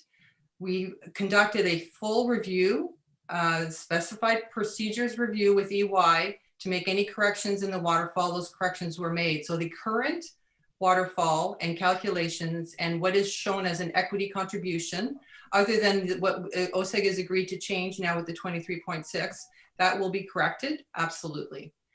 But that will be part of the next pro forma reported to council. Okay. Okay, I'll have to take that. Councillor Meehan, if I may, just to add to what Ms. Jasmine is saying, it's really, when you look at those timeframes, it aligns very nicely with the receipt of the financial statements from the partnership. And as part of that process, that's where we do that review, that variance analysis, and that reconciliation. So when we receive those statements, as they're required to give them to the city in accordance with the agreement, 120 days from year end, we will do that review, and it fits into the Q3 2021 timeframe. And if I can also clarify, the 23.6 million change does not change the pro forma that was reported in the 2020 report, or the COVID impacts that were reported in those scenarios. Okay. I have to ask, given I actually, some of my questions have already been asked, but given what we have learned about the complexity of this and the the continued oversight that's required, would you ever recommend a similar financial agreement with anyone?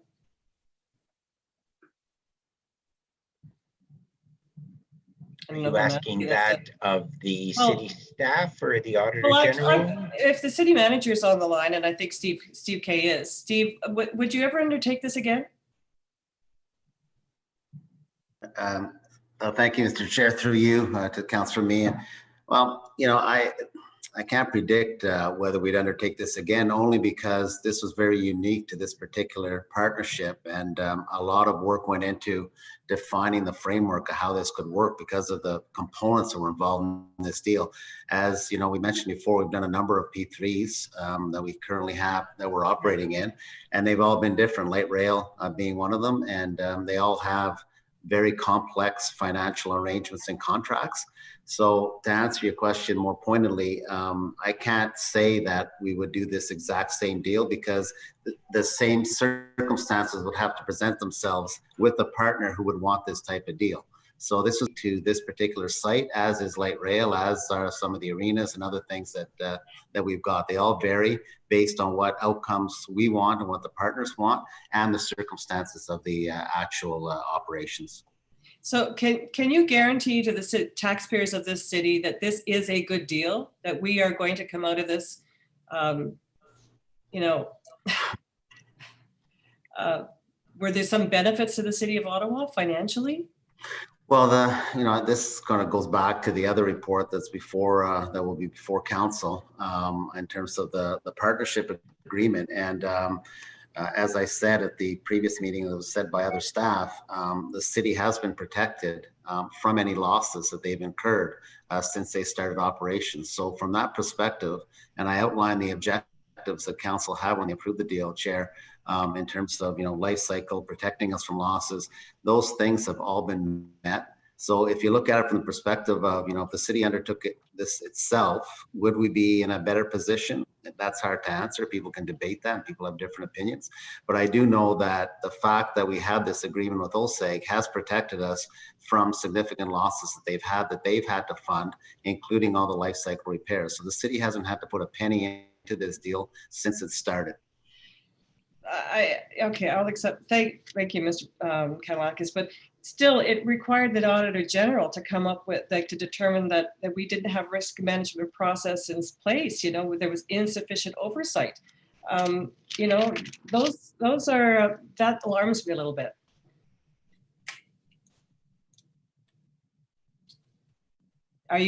Should we be just accept the fact that you've accepted the Auditor General's recommendations and they're going to be acted upon?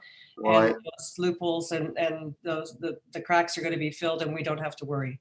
Well, I don't think there's cracks or loopholes, Chair. I think what you heard from the Deputy Treasurer and the Treasurer is that we have a very extensive financial management over it. The Auditor General is recommending, we've accepted, as Ms. Jasmine has said, to go further and look at even more details, which what happened more at the beginning versus an annual basis. We've accepted the Auditor General. He's brought forward recommendations which are reasonable, that we should even look deeper and in more detail in terms of what's happening. So that's an additional improvement, but we take the position that what we've been doing so far has been adequate to protect the city.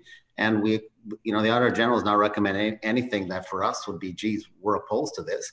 If we can do better and if we can look at more details and that helps in terms of ensuring protection of our city and our taxpayers, we're prepared to do that as expressed by the Deputy Treasurer and the Treasurer. So those recommendations will be implemented then before we sign a different agreement or an extension with OSEG?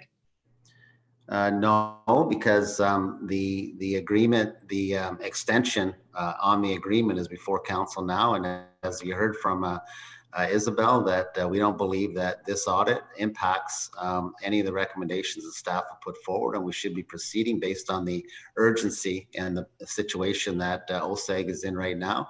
And as Isabel also stated, is that the things that were identified in this audit don't affect the financial outcomes ultimately because of the financial situation they have found themselves in.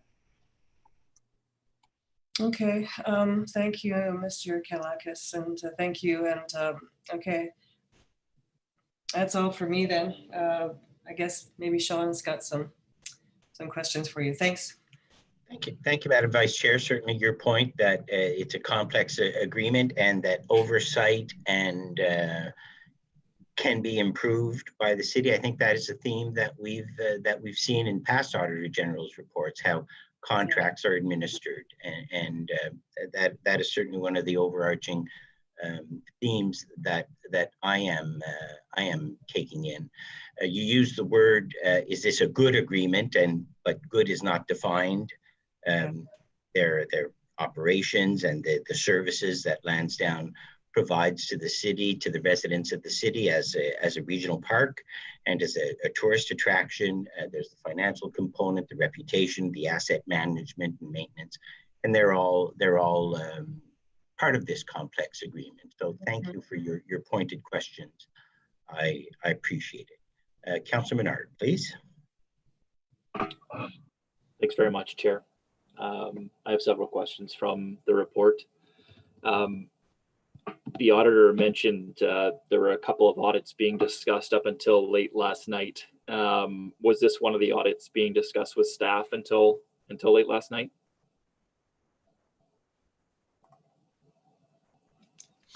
Mr. Chair, there were aspects of this audit that we were still discussing with management late yesterday. Yeah.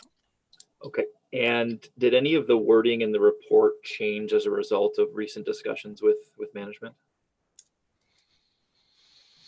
Mr. Chair, through to the councillor, no changes to the report. There were changes to management's comments. Okay, and what were those changes specifically? Mr. Chair, through to the councillor, there were both changes in content of their comments and changes as to whether they would agree or disagree. I must say that this is not out of the ordinary for us to continue to discuss our report as well as our findings and their comments after we've issued the report. And sometimes management has to get a better understanding of the point that we're making. And I would have to say that a couple of the outstanding comments were probably the ones that were around in interpretations of complex clauses in the agreement. And at the end of the day, there were changes made to their comments and agreement. They agreed with all of our findings and all of our recommendations. Okay, this was not out of the ordinary. No, thank you for that. I'd be interested in knowing which ones they originally weren't in agreement with and change, but I can follow up with your office separately. The way the waterfall was set up for the city, based on our deemed equity, the city was originally expected to recoup over $90 million. That has been revised down to zero. Does the auditor have any comments about what was originally considered city equity in the original agreement? Sonia or David? Mr. Chair, through to the councillor, the original city equity in the agreement was stipulated to be zero. That was part of the agreement negotiations. I can't speak to those aspects of the agreements, but we're just showing how they're reflected in the waterfall projected distribution and the current current account balances. Yeah, no, thank you for that. And the deemed equity was a different determination based on the retail, and obviously our return from that deemed equity is expected to be more. That's been changed down, revised down several times now. The four subsidiary businesses, there's an overall audit, but those four subsidiary businesses, they're not professionally or publicly audited. Is that correct? No. Mr. Chair, to answer that question, the entity diagram that we showed you encompasses all the entities that are consolidated in the overall financial statements for the partnership. So it's the entire consolidated entity that has a financial statement audit. But as as I mentioned, a financial statement audit does not provide the same level of assurance as the procedures that we carried out to look specifically at adherence to the agreements. They are not auditing the financial statements for that, although there are key components, as Ms. Jasmine mentioned, key components that are relied on for assurance and the financial statement accuracy that do flow through the calculations to the water flow. So that's where that information is, for lack of a better word, relied upon. Right. And would it be helpful for us if we had those 4 subsidiaries underneath the master agreement, audited financial statements of those 4 subsidiaries? I know it's different than the audit work you just did, but the financial statement audits, would that be helpful for us in terms of these agreements to be able to see those? Mr. Chair, it's a good question. The requirement to audit them separately with a consolidated financial statement audit, I don't, I don't believe would add value. However, because they're all rolled up and audited. However, understanding the different component entities' financials, it provides. I can't imagine that it wouldn't provide another layer of detailed information, and that's. Whether or not that's stipulated, I don't believe it's stipulated in the agreement that information is expected to be provided. That's between the city and OSEG to discuss provisions for more information should the city request it.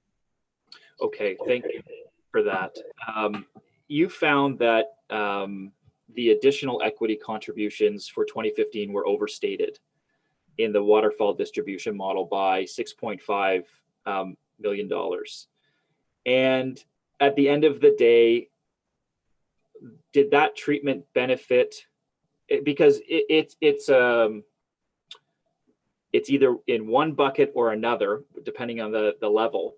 But that treatment, did it benefit the city or did it benefit OSEG in terms of the way they were overstated? I'm going to ask Mr. Cito to chime in if I misspeak, but the way it was treated, in our opinion, it wasn't in accordance with the settlement agreement. And the other view is that, well, it was treated in accordance with the waterfall distribution. But it was based on a settlement agreement, which stated that the city could, that OSEG would transfer the $23.5 million from the additional equity account into a commercial loan. So leaving a remainder amount in that additional equity continues to accrue interest at level 2 of 8%. And that's what we had, our finding was that, our opinion was that that should be backed out. Okay, so treated according to the settlement agreement, not the waterfall agreement, which has been, as we understand, recently agreed to, that those changes would be made. Okay, so ultimately that treatment would be more favorable to OSEG in terms of that 8% return. Yes. Okay, and I'd love to hear from Mr. Cito on this in particular. If you could shed more light on the nature of this activity. And it seemed like there was a misunderstanding or people didn't know how this happened and why this occurred. I'd like to know more about that. On this particular transaction? Yeah. Yeah. So as Sonia was alluding to, there was an agreement at council to allow OSEG to recover $23.5 million that they had invested through to support the steel roof corrosion remediation of TD Place. So the treatment of that $23.5 million, and you're correct in assuming, had it all been taken out of the additional equity account versus split between the accrued interest on additional equity or equity in general and the remainder through the additional equity account, then there is that 8% interest that continued to accrue that if it was just taken out of the equity would not have. Whether or not it was intentional, I mean, they had an interpretation of how they felt it should be applied.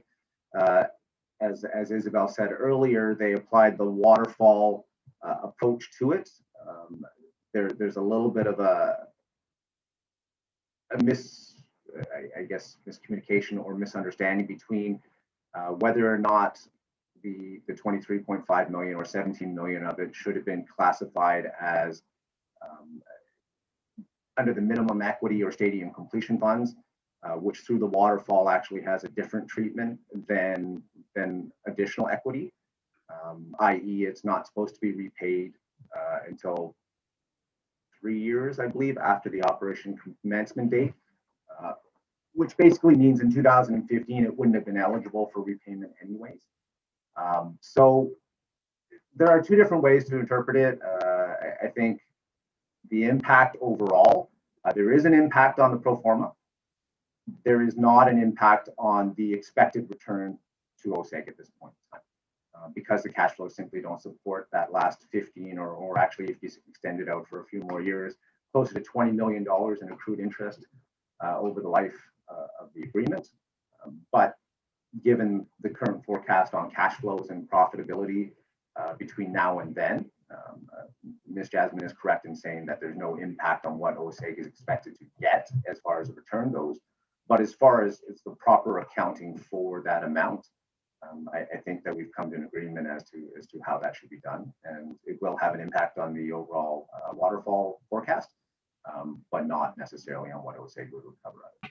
That's helpful. So if under the current circumstances where there's a recommendation to extend the agreement for another 10 years, would that have any effect on the way that it was treated in the waterfall? Sorry, do you mean if an additional 10 years is added to the term of the current agreement? If the $6.5 million was left as it was, it would be $520,000 a year in interest it would continue. Okay. So you could add on another. And if I can clarify, because you can't speak to the extension agreement specifically, but it does not impact the overall results in terms of what OSEG would be recovering. That what was presented as part of the 10-year extension would be the same. Yes, I saw the 10-year extension, but if it had remained in there as it was, the 10-year extension would have added value. Same. They're recovering the same amount even after 10 years. And I just want to correct the fact that it was overstated or an error. It was an interpretation of an agreement. They were following the agreement. Okay, I'm just reading the audit report, which says that it was overstated. I'm not sure if anyone wants to clarify, but I'm happy to take different interpretations on it.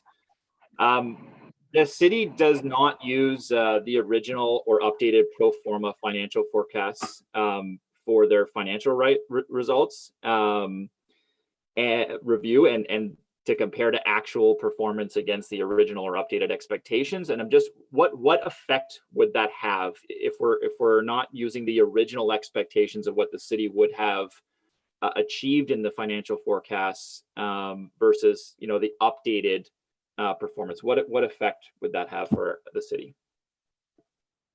That's a question to the auditor.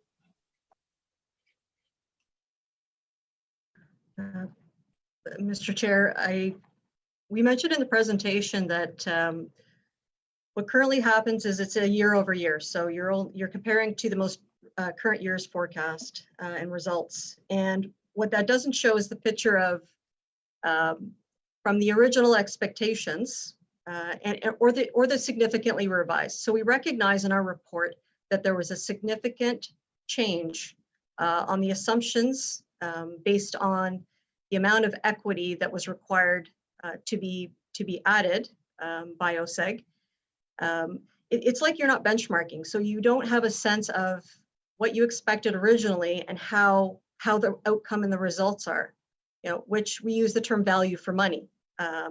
So if I'm only comparing against my most recent year where I'm updating my forecast every year as things change, I don't have that view going back to a stake at a point in time where there were agreements made based on certain risks and returns and expectations.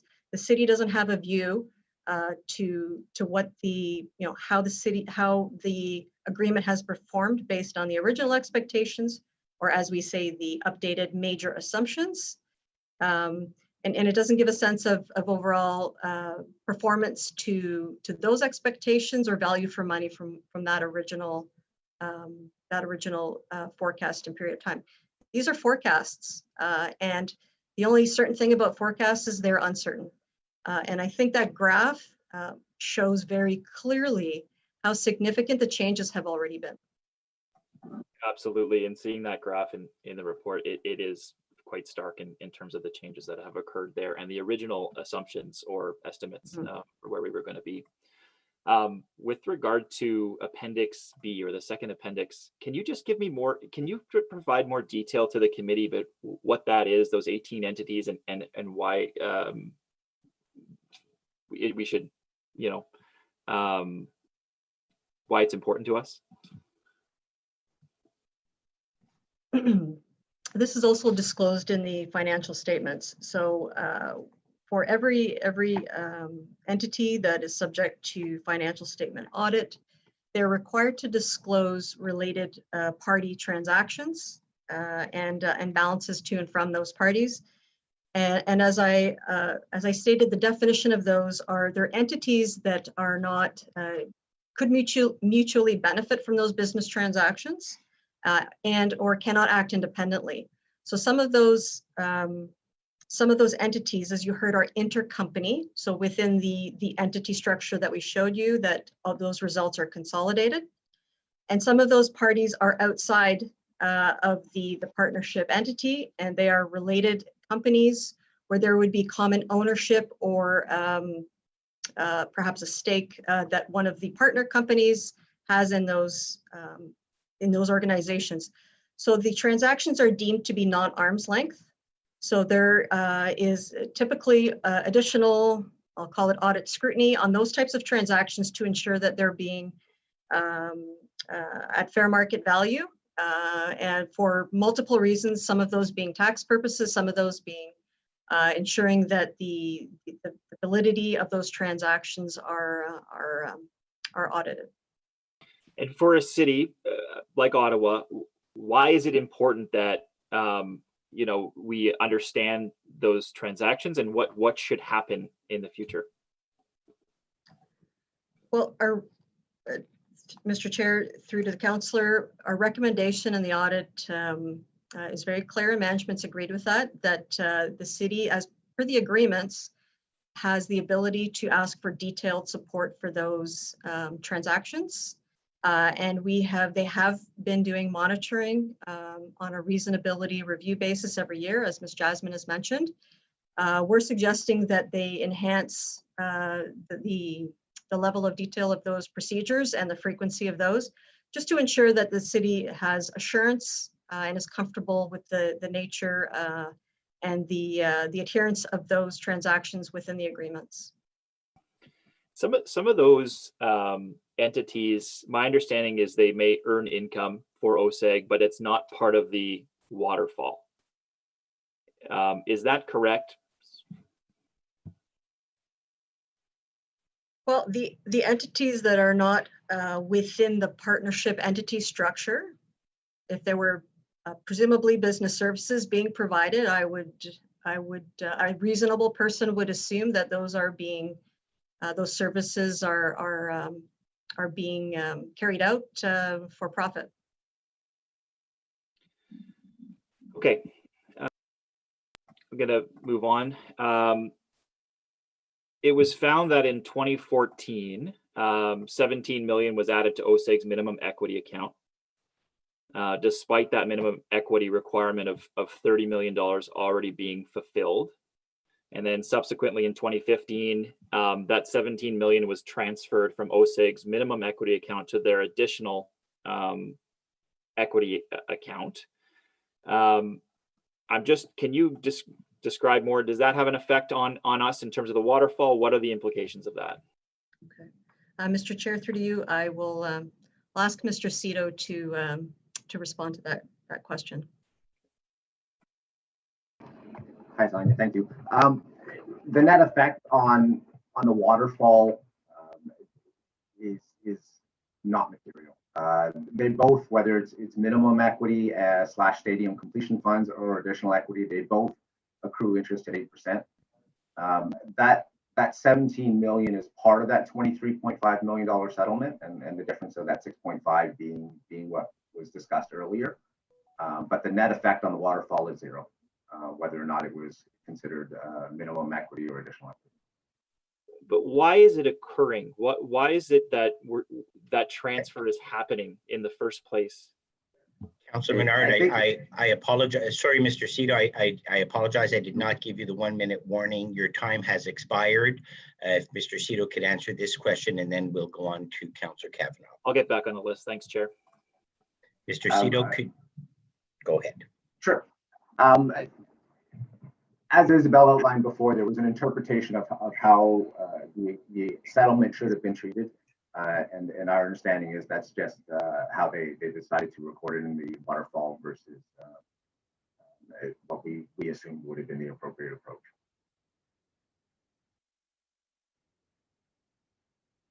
Does that answer the question? Yes, sorry, I was on mute because the chair mentioned my time is up. Thank you, Mr. Cito, for that. I'll have more questions for you. Thank you. Okay. Councillor Kavanaugh, please. Thank you very much, Mr. Chair, and thank you to the auditors for this report. No doubt it was very complicated, and I'll never think about waterfalls the same way again.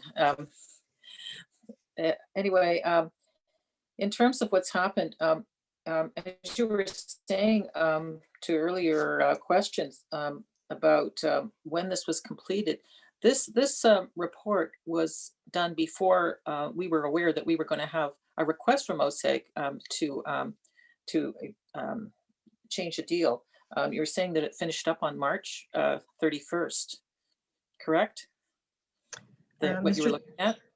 Mr. Chair, through the councillor, the financial information that we looked at was based on the year end of March 31st, 2012. We completed our work later in August, but we were unaware of the new developments that were taking place. That was not brought to our attention.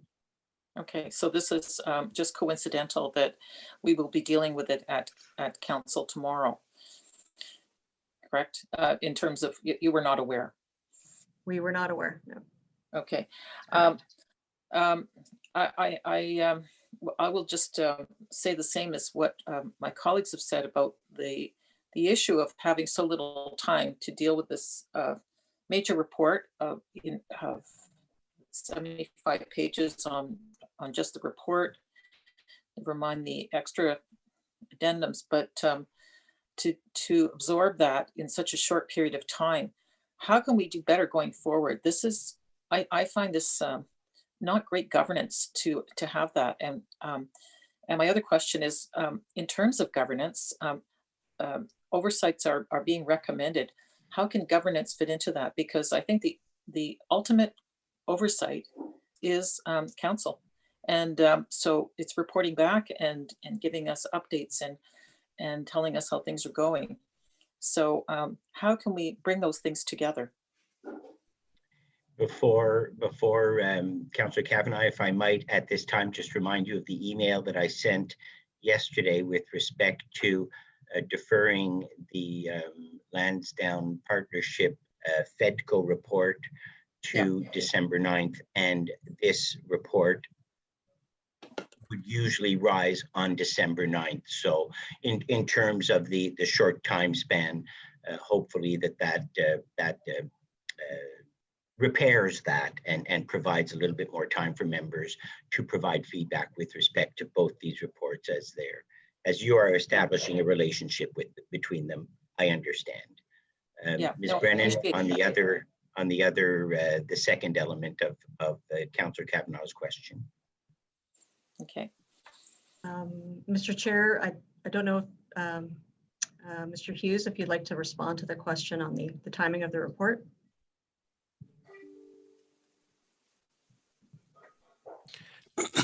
Our report was always to be on the on this agenda. If the question is about the timing of the receipt of the report, I addressed that earlier, Mr. Chair, through you to the councillor when we talked about we were still discussing aspects of that report with the CMO's office late yesterday. But this report was to be on this agenda from the very beginning. Thank you. I understand it's just the time for us to ask questions, like in terms of this committee meeting. But what I'd like to know is, in terms of oversight, since those are recommendations, how does that work with council? Is it totally internal of the oversight, or are we going to have reporting to council to so that we're aware of where things are? And also in terms of P3s in general, is this some recommendations that we're looking at going forward for all P3s? Councillor Kavanaugh, if I can intervene, the oversight is by council. Reports from the audit committee go to council. The Lansdowne Partnership provides an annual report directly to council, maybe through FEDCO, I don't remember, or maybe directly to council. And I will remind you that this deals with this specific audit that was accomplished on the waterfall by the Auditor General. Thank you. Do we have any idea of the costs of oversights in terms of what it does to correct them, and how we pay for those?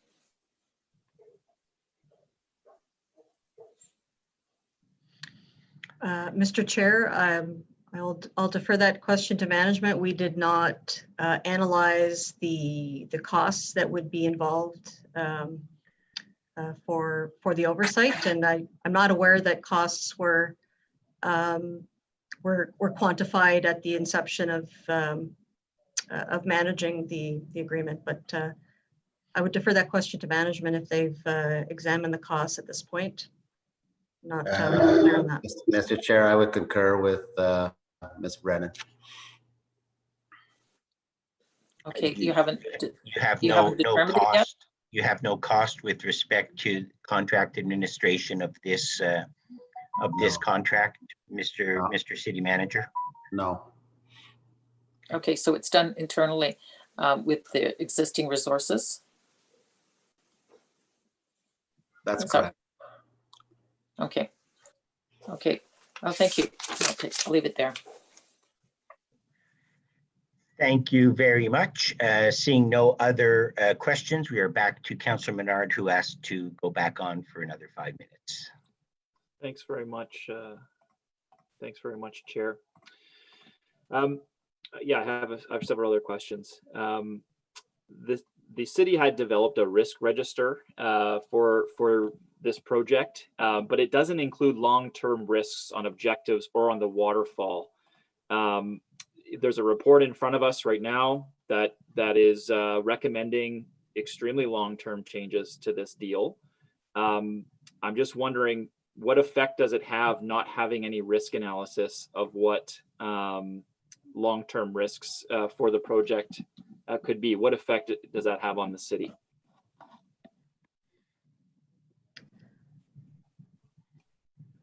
Mr. Chair, the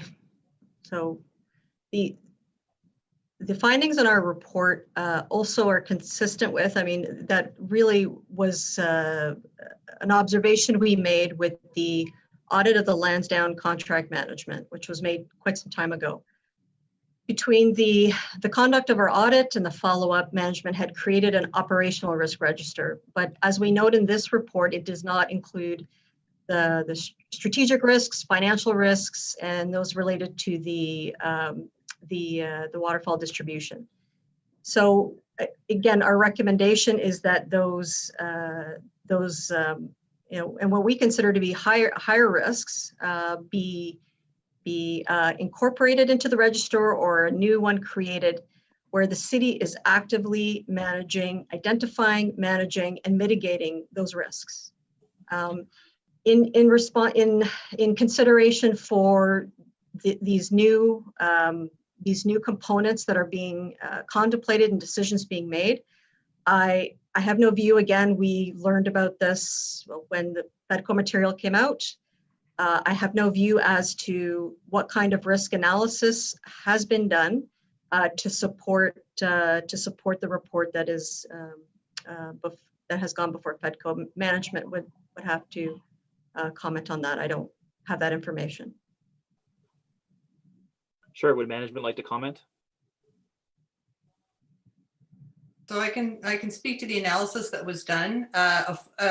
Risk was built into every scenario, and which is why we had a pessimistic and optimistic, and we were showing a range. We didn't want to show one generic forecast of what the impacts were. We wanted to show the actual range from pessimistic to optimistic, and within those, there were risks associated with the retail, the cost of operating the stadium, the revenues coming back from the stadium events and others.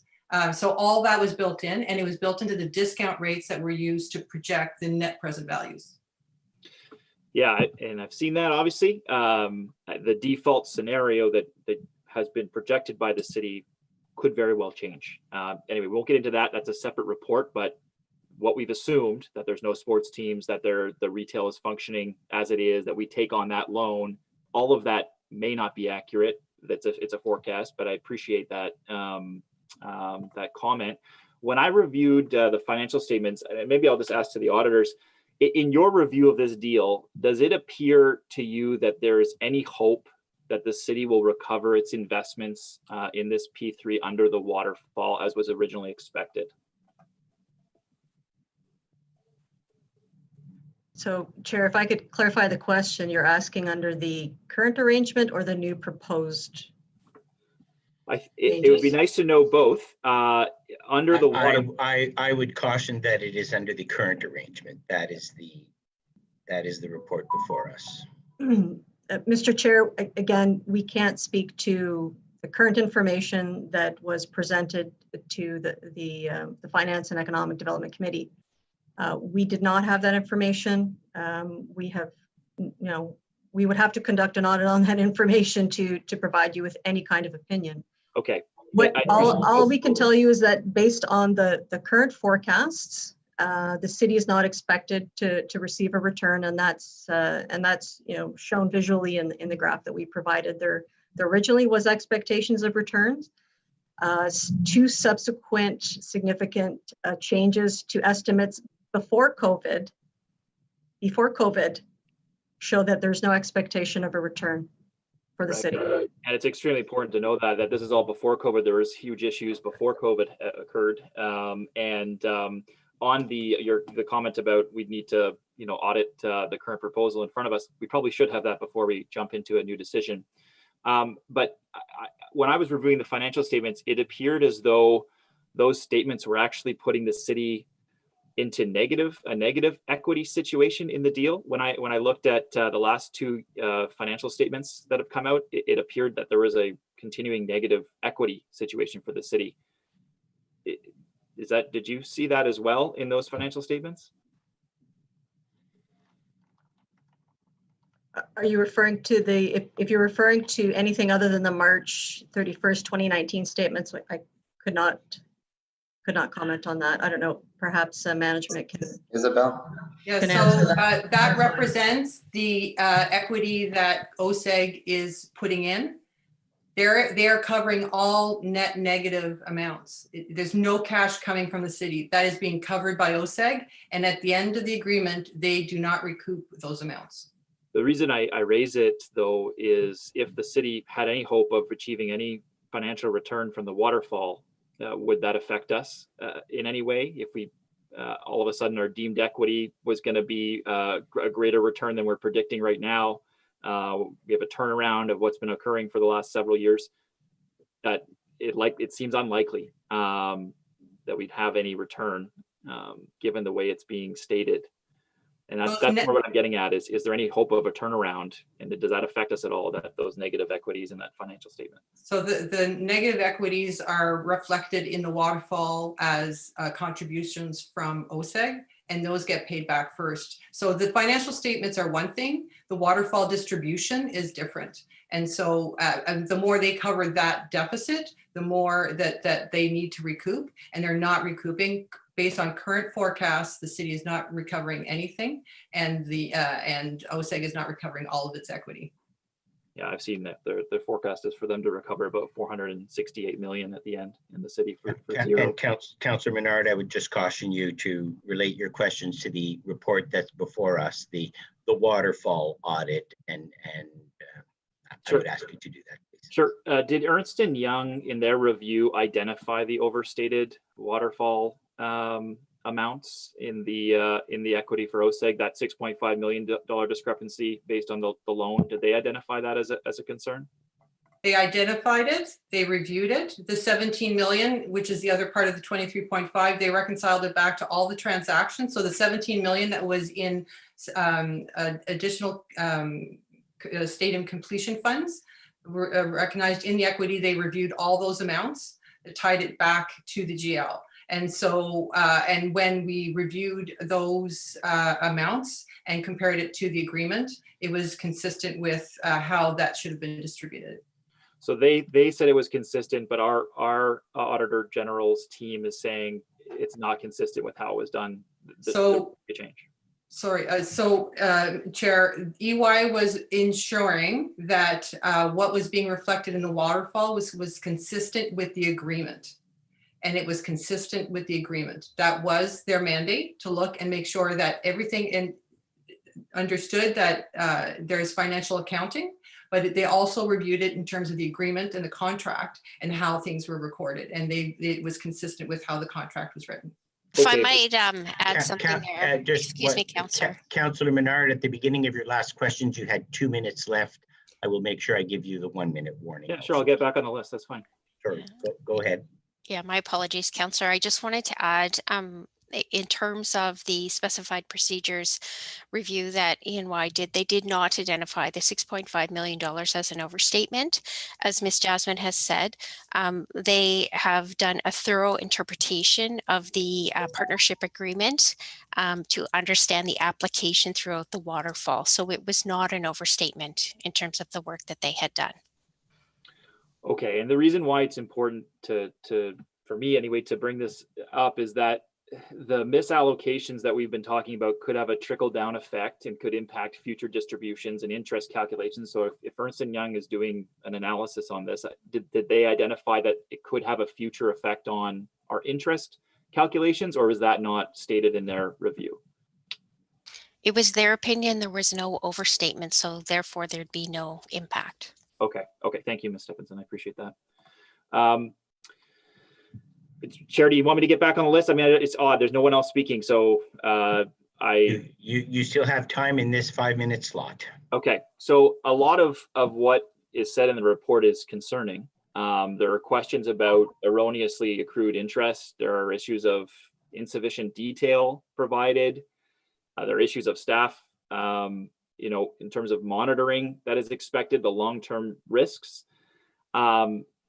It seems the audit is a big concern given what we have in front of us. And so if we're planning to make significant changes, as we're considering, the oversight function is extremely important to get that right before jumping into it. And so considering the deficiencies this audit's uncovered, my question is around what deficiencies are we going to see in a new deal? Are we applying any lessons learned analysis to the waterfall agreement and the proper management of it as we move to have an extended and further integrated partnership with OSEG? I understand we don't have to talk about that deal specifically. You want to separate those things, but based on this report, it seems very clear to me more needs to be done in advance of any type of change to this. And if we are changing the waterfall, we likely want to change the oversight mechanisms.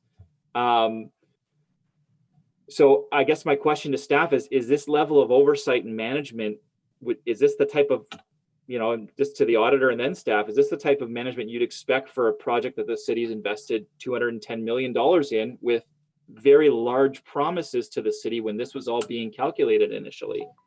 So is this the type of oversight that you would expect for this type of a deal to the auditor?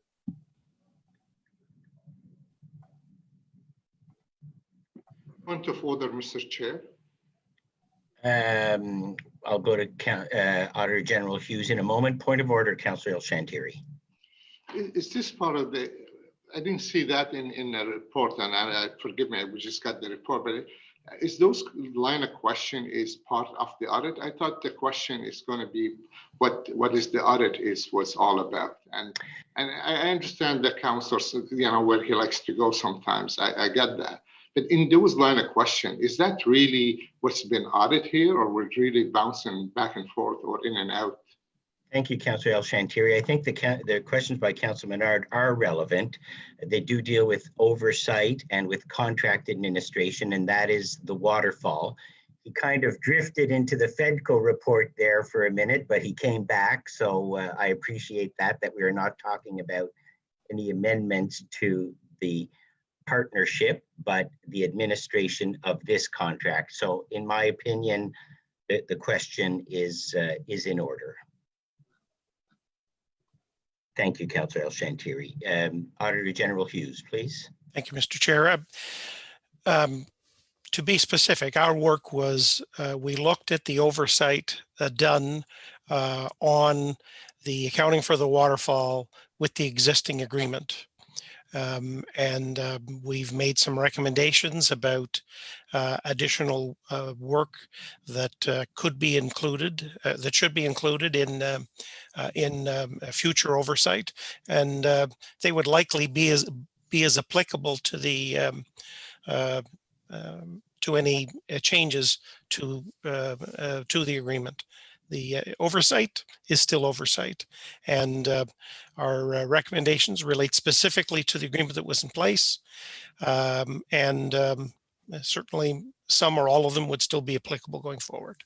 Okay, thank you for that. And Chair, just my last question before I hand it back to you is would the Auditor General's office be willing to do a review audit of the current scenario that has been put in front of council in the future? Before we make a decision on that, would they be willing to help us with that, given all the recommendations we've seen in this audit? Mr. Chair, through you to the councillor, in the past, we've always considered requests from council, and we would continue to do so in the future. Okay, thank you. That's very helpful. Back to you, Chair. Thank you, Councillor Menard, and all members who participated in this an excellent line of questioning. And thank you to Ms. Brennan, a very complex audit, the Office of the Auditor General, and to city staff. I will turn it back to the Office of the Auditor General with respect to their presentation. I believe we are on the second element of the annual report, bylaw and regulatory services. And for members' information, Roger Chapman and the Director of Bylaw and Anthony DeMonte, GM of Emergency and Protective Services, will be the staff who will be able to answer questions on this element. Over to you, Mr. Hughes. Merci, Monsieur le Président. Notre prochaine vérification, c'est la vérification sur les services des règlements municipaux, application des règlements municipaux. Il s'applique plus de 40 règlements municipaux touchant un vaste éventail d'enjeux collectifs. La direction de l'application des règlements municipaux ne s'occupe pas du stationnement. La direction a répondu à plus de 49 500 000 demandes chaque année. Ed. There. Thank you, Chair. Good afternoon. The city's bylaws are enforced by Bylaw and Regulatory Services, also known as BLRS, or just bylaw, just for ease of speaking here. So bylaw enforces and administers over 40 municipal bylaws to ensure compliance and regulations for a wide variety of community issues. These include parking, animals, property standards, noise, graffiti, things like that. Within BLRS, there is the bylaw enforcement branch. Now, this branch is responsible for enforcing all the city's bylaws except for parking and licensing, and they're handled by a separate group. Next slide, please. Now, just bylaw enforcement, this is a high volume operation, I would describe it. And so to demonstrate, in 2018, bylaw enforcement branch responded to more than 49,000 requests for service. And this is roughly 60% of all the requests for service that came into BLRS. So these were roughly split between property standards, animal care, noise, and then just sort of other areas making up the other quarter. So as I mentioned, bylaw does not handle parking related service requests, as they're part of the parking and licensing enforcement branch. And lastly, I should point out that these figures also do include requests that come through councilors' offices that warrant the creation of a service request. So it gives you an idea then of the volume that we're dealing with here. Next slide, please. The overall audit objective was to assess whether the city had effective practices and processes in place related to bylaw enforcement activities. This overall audit objective included the following 4 objectives. One was we wanted to see if there was consistent and efficient delivery of the bylaw enforcement activities. We wanted to see if training was delivered appropriately to the enforcement officers. And we wanted to see that there are risks related to health and safety were dealt with. And we also looked at the efficiency of the processes related to time reporting. So the scope included all the management and operational areas of the bylaw enforcement branch. This included, where it also included work that's done by other groups that supported the bylaw enforcement branch, such as training and dispatch, which are handled by another group. Our scope excluded parking enforcement, as that's really a very separate activity and it's handled by a separate group within BLRS. The scope of our work was July 2018 to July 2019, and we completed our work in January of this year. Next slide, please.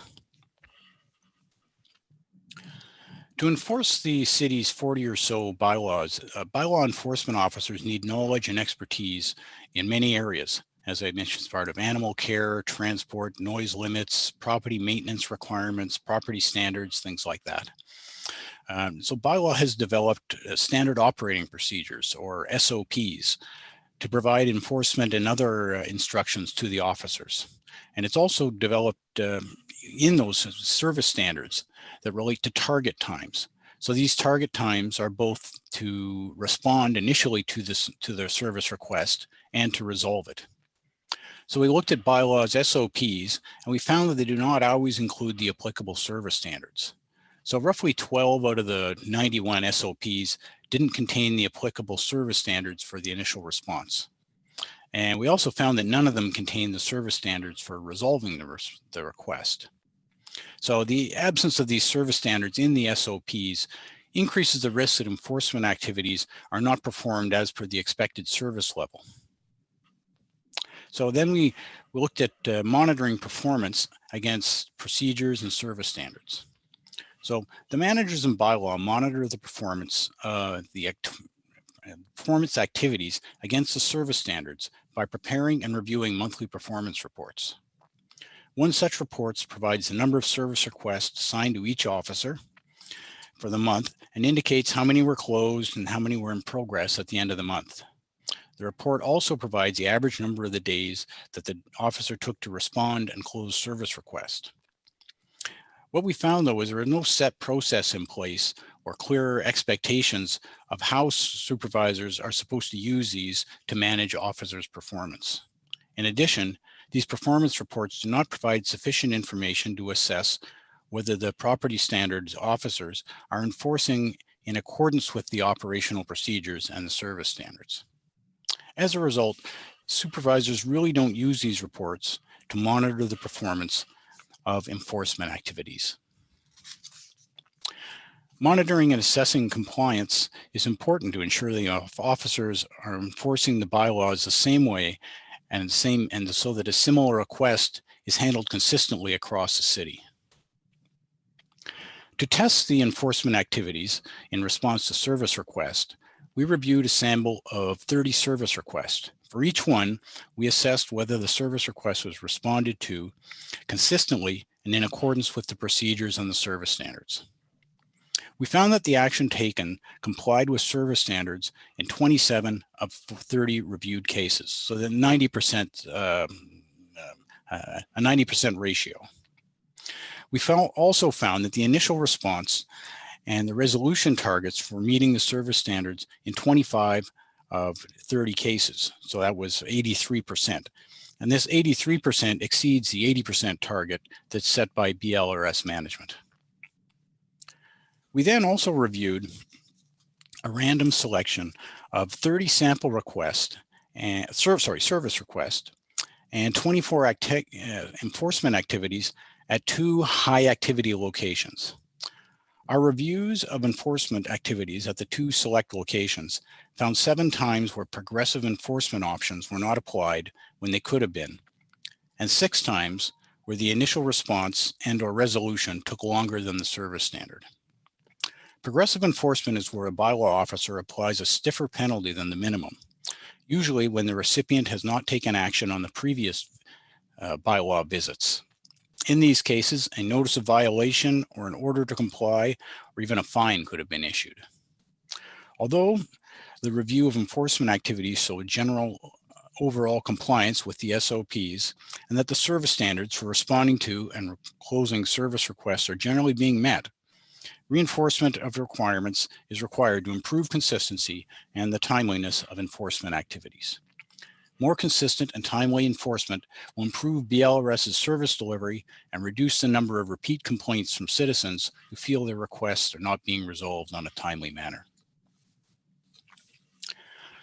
We looked at 2 technology projects that were initiated by BLRS to improve the effectiveness and efficiency of operations, including dispatch management. These were the Dispatch Modernization Project and the Client Relationship Management System project.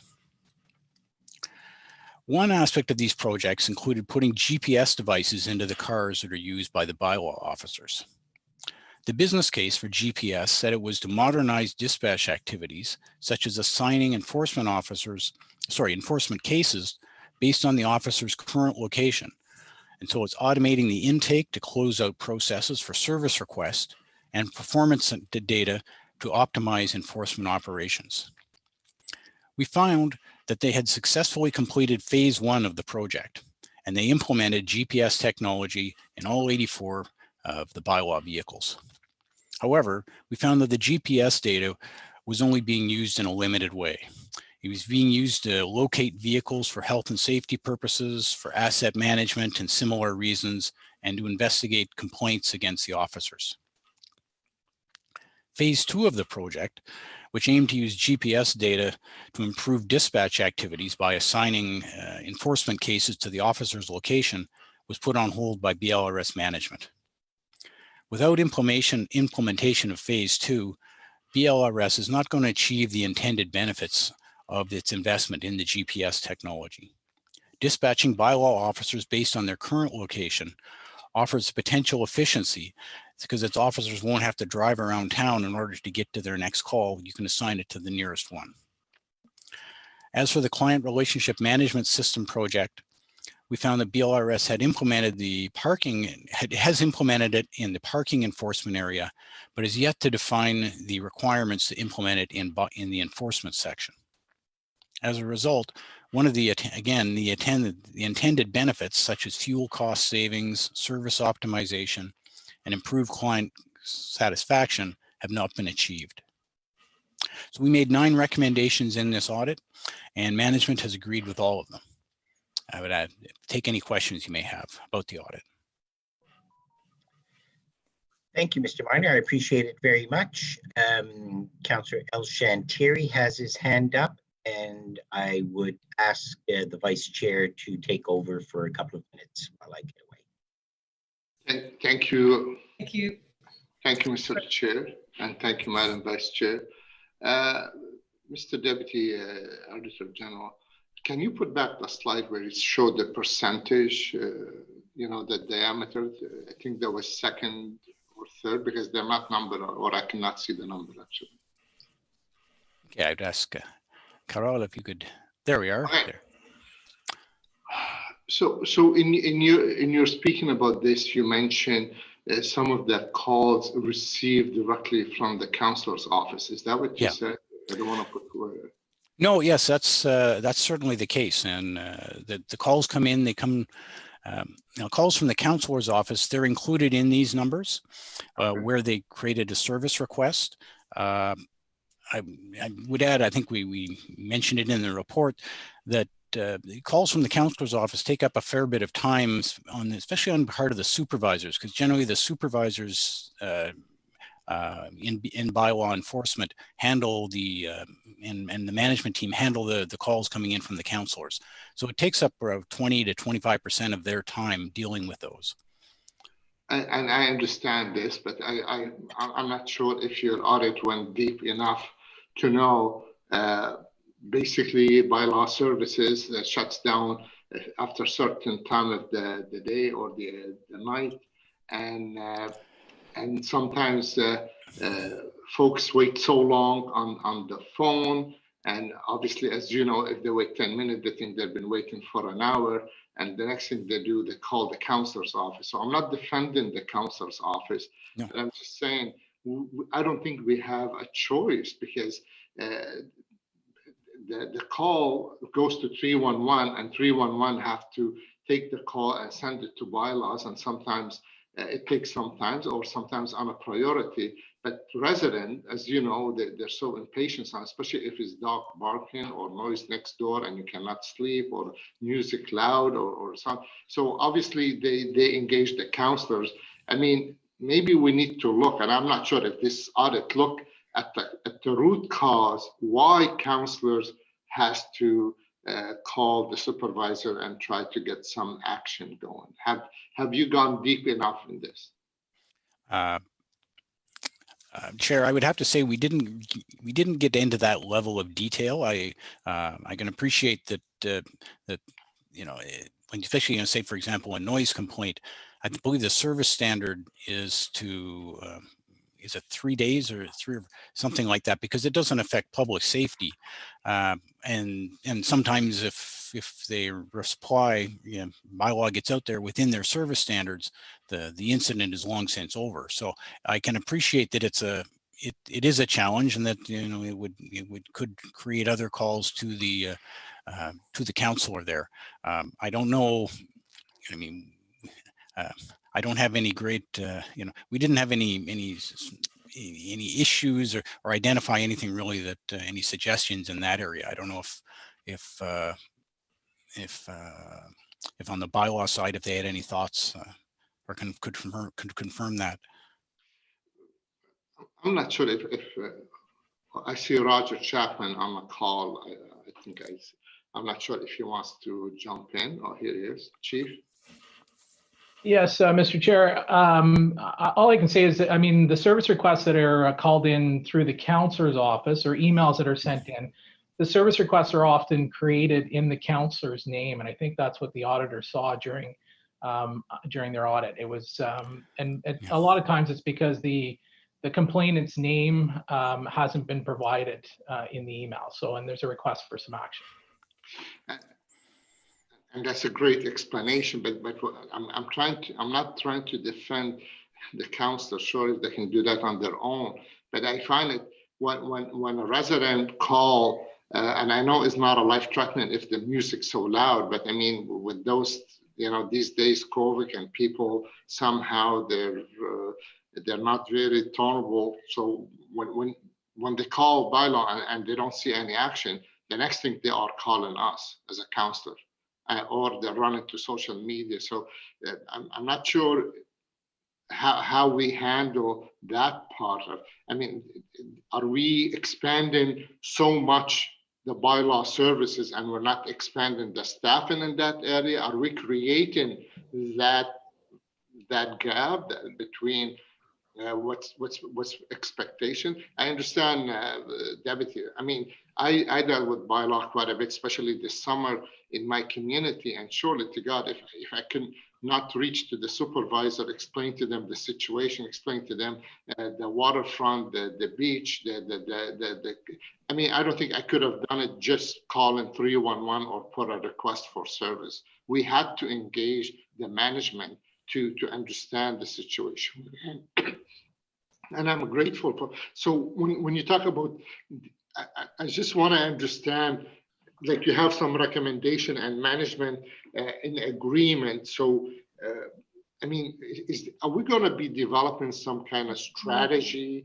Are we going to review the full service of the bylaw to make it more efficient? That's what I'm looking for. Like I'm hoping the report will identify some gap is on us to go and revisit and try to work it out. Through you, Mr. Chair. Sorry, go ahead. No, I would just wanted to say there, as far as the efficiency of the service, I mean, we certainly do. You know, we noted that there's these two big projects that that are underway, and that implementation of those will hopefully improve the efficiency of operations, and that what we recommended was that a strategy we put in place to look at and come up with the efficiency of operations and to improve things based on, you know, in part going to be based on the results of these projects. So that's, you know, we're hoping that's part of the solution. And again, we're really pushing that back, you know, counting on management to come up with a strategy in that regard. And Mr. Chair, I would like to hear from management. I mean, if you see the quarterly report or the yearly report, how many calls for service the bylaw do, and I understand, and I might agree with the auditor or I might disagree. It's not every time to go out and give ticket to people or citation about something. Sometimes is the education piece. Sometimes is communicating with the resident, how to do better, how to manage it better, so they don't. And sometimes you have to remember the distance in the city. A lot of times people call bylaw of noise or dog or whatever control, and by the time they leave where they are, Constellation, to get to Fitzroy, you're talking about an hour drive in a good day. And a lot of time those calls, I think, either solve itself or people just give up. So I'm looking for management. Are they going to review a strategy to streamline that operation? So it's not every, you know, we have COVID, we want people to wear masks, so we ask bylaw to go and deal with that. We have businesses don't follow, we ask bylaw to do this. We have, so it seems we keep add on, and I'm not sure if really without a strategy and a clear strategy to us, council, what do you expect from the bylaws in the areas like this? That's what I'm hoping management will tell me, you know, there is a plan in place. Chair, if I may, and I'll let the chief and the team have been working, and the auditor's recommendations, as Mr. Miner just mentioned, there's two major technology projects that are certainly, once we've completed them, all help the efficiency. Councillor, we're looking at a very similar models that we have in our other emergency and high volume services of zones and response, and using the technology and GPS to respond. To your question directly about, you know, staffing, et cetera, it's something that we, when we report in our annual report, we measure our response time standard and our staffing capacity. So that's always a delicate balance. I think you've talked about right now the COVID year, which I think is very much an anomaly, but this analysis was done before COVID, and what we saw is with the resourcing we had, we were able to meet all our response time standards, and that'll continue to be our measure. But directly to your question, yes, we are evaluating bylaw as a whole, and we're looking at, as these technologies are being implemented, are there other tools that would be advantageous, and how we can continue to perform even better. But I think once the GPS and our other projects are completed, you'll see zones established and response time efficiencies much better.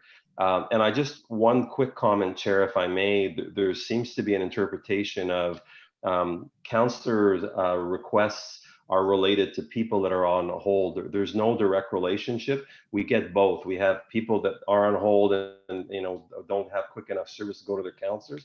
In other situations, because the councillors are close to the community, they generate the service request. So it's twofold there, but they're all in our total numbers. And I would just reiterate again that we're meeting our response time standards currently. Mr. Chair, to the management. I will just remind you, Councillor Elshant, or tell you, Councillor Elshant, 26 seconds left, please. I just want to make sure, Mr. DeMonte, when he established that strategy, keep in mind, as much as I love zone or establishing zones, I can see that we always get somehow the end of the stick in a rural area because we don't generate enough calls. And then if you create those zones, so that means all the bylaws going to be stuck downtown or in the urban core. So I will be very mindful about the strategy, and I like to get involved in that strategy when it comes out, how you're going to talk about deployment and resources. Understood, Chair. Thank you, Mr. Chair. Thank you, Mr. Minor. Thank you, Councillor. Vice Chair Meehan, please. Thank you, Chair. Just one question. If we spent money to equip our bylaw vehicles with GPS, why have we not implemented the use? Like, why are we not having our bylaw officers expedite calls by using GPS? That's specifically the reason we put them in. So, Mr. Chapman? Yes, Mr. Chair, the dispatch modernization project is a three-phase project. So the GPS were installed in the vehicles in early 2018. We now have, almost a 2-year data set that we're doing the analysis on to determine how best and the most efficient way to dispatch our officers. So our intention was to move into phase 3 by January of 2021. Unfortunately, that's been delayed because of our involvement in COVID response. So we're moving into phase 2 right now, which is the complete analysis of all the data we have. But we are working towards a dispatch system that will dispatch the closest vehicle to the call, which should improve our response, fuel efficiency, and also our ability to respond and close calls quicker. I don't understand why we have to implement any of that. I mean, most people have GPS in their cars. The drivers should actually know how to use a GPS. Why aren't they just using it without the other parts of it? I mean, why wait? Just you have them use it. It's going to get them to a call faster. You can, implement everything you want later. But I mean, this is a tool that everybody uses. Well, not except me, of course. But I mean, the drivers could just use it, Roger, and get to places faster. And then, work on the other parts of the implementation. Yes, Mr. Chair, the phase 2 is really looking at that data set to see, we have to establish times of days where there's higher call volumes, areas where there's higher call volumes, and how we set up our dispatch system and where we place our officers. So that's strategically, we're working on that right now. That's the phase 2 of the project. Phase 3 is the implementation. There is an investment that needed to, a capital investment for the technology that was required to implement this, and we have that for 2021. So we hope to move towards this solution quickly, and during Q2 right now in 2021 is what we have slated as implementation. Sorry for me being obtuse, but we've got the technology, and our drivers aren't using it. Chair, if I may, and for the councillors, she's absolutely right. The technology is there. The drivers can use GPS. That's not the challenge. The challenge that Mr. Chapman is trying to explain in the broader project, the dispatch center to be able to have the protocols and to be able to use that GPS technology. In essence, when we receive a 311 call, to use that technology in the dispatch center to identify the closest vehicle to go to the next call and deploy the resources. That's the complexity side that because of COVID, we've had to put off. So, and I get your question, it seems self-evident. Well, we've got the GPS, let's use it. It's more on the complexity of the dispatch side. That's the next phase that the chief and his team have to do, and that's what's being worked on right now. And unfortunately, this was work that we were doing, had to be delayed. We had to put all hands on deck on our COVID response. Okay. So it's the dispatch that's not using it. It's the driver is using it. Correct. They've got the capacity, but the dispatch has to use that tool with the work that Roger's doing, the analysis, to be able to deploy appropriately. Okay, I get that. Just one last thing. Why do the supervisors lack information to monitor performance? Like, what information are they lacking?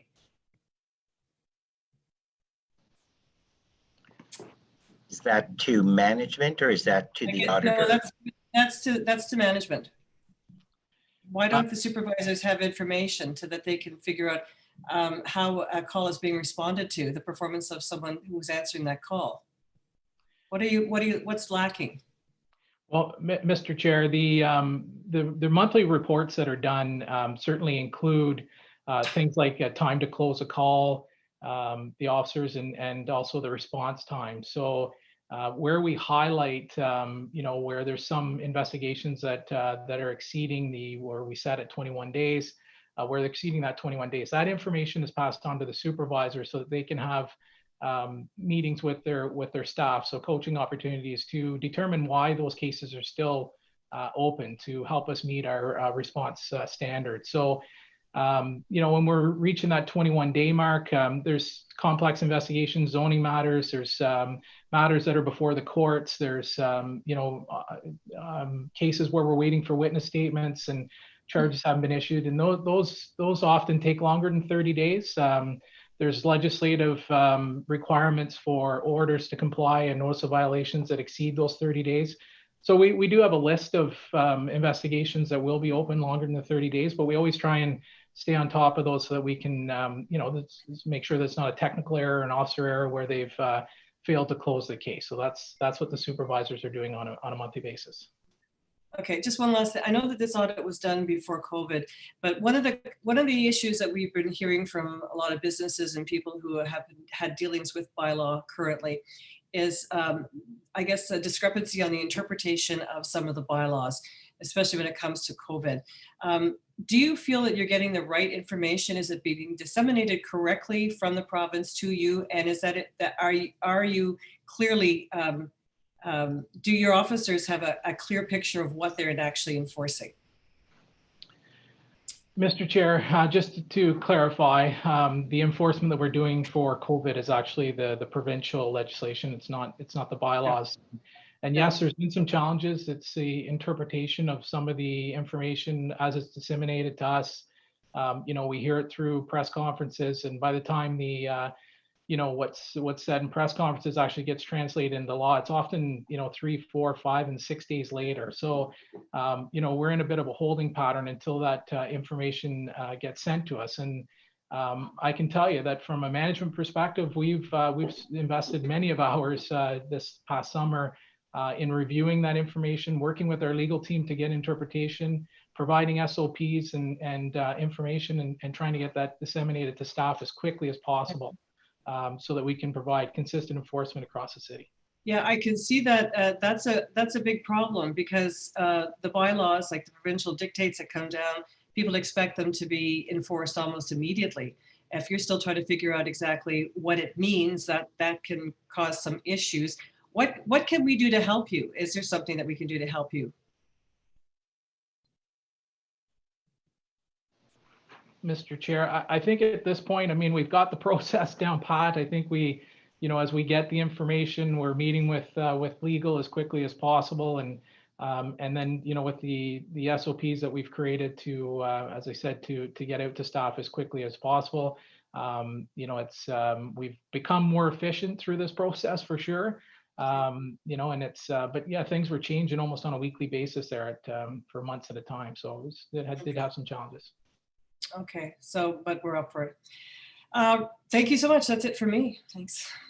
Mr. Deputy Auditor Minor, I think at one point you wanted to provide additional comment to one of the questions by Vice Chair Meehan. Is that correct? Did I read you correctly, or are you okay? No, I'm okay. Thank you, Chair. You're good? All right. Thank you. Conseillère Kavanagh, s'il vous plaît.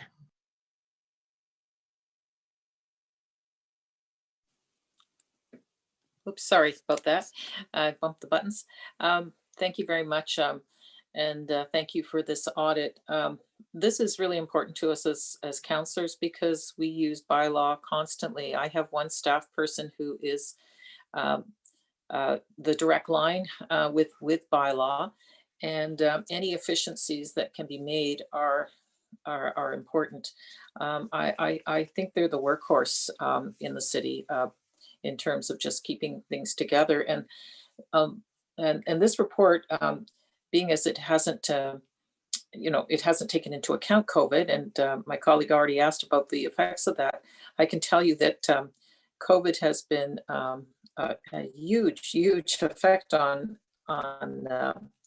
bylaw, and given the recommendations and going forward, are we properly resourced to deal with everything? We have been coping for the 9 months, but obviously it's been a burden. But I just want to know how we're coping on this, and will these efficiencies help? Because I think we're going to be in this situation for a while, and I just want to know how it's going. Thank you. Thank you, Chair, and thank you for the question, Councillor. It's certainly been challenging for us in 2020. I often joke that 30 years in this business, and this has been the most challenging 8 months of my career. But I would say at this point, we're resourced well enough to be able to respond to these calls.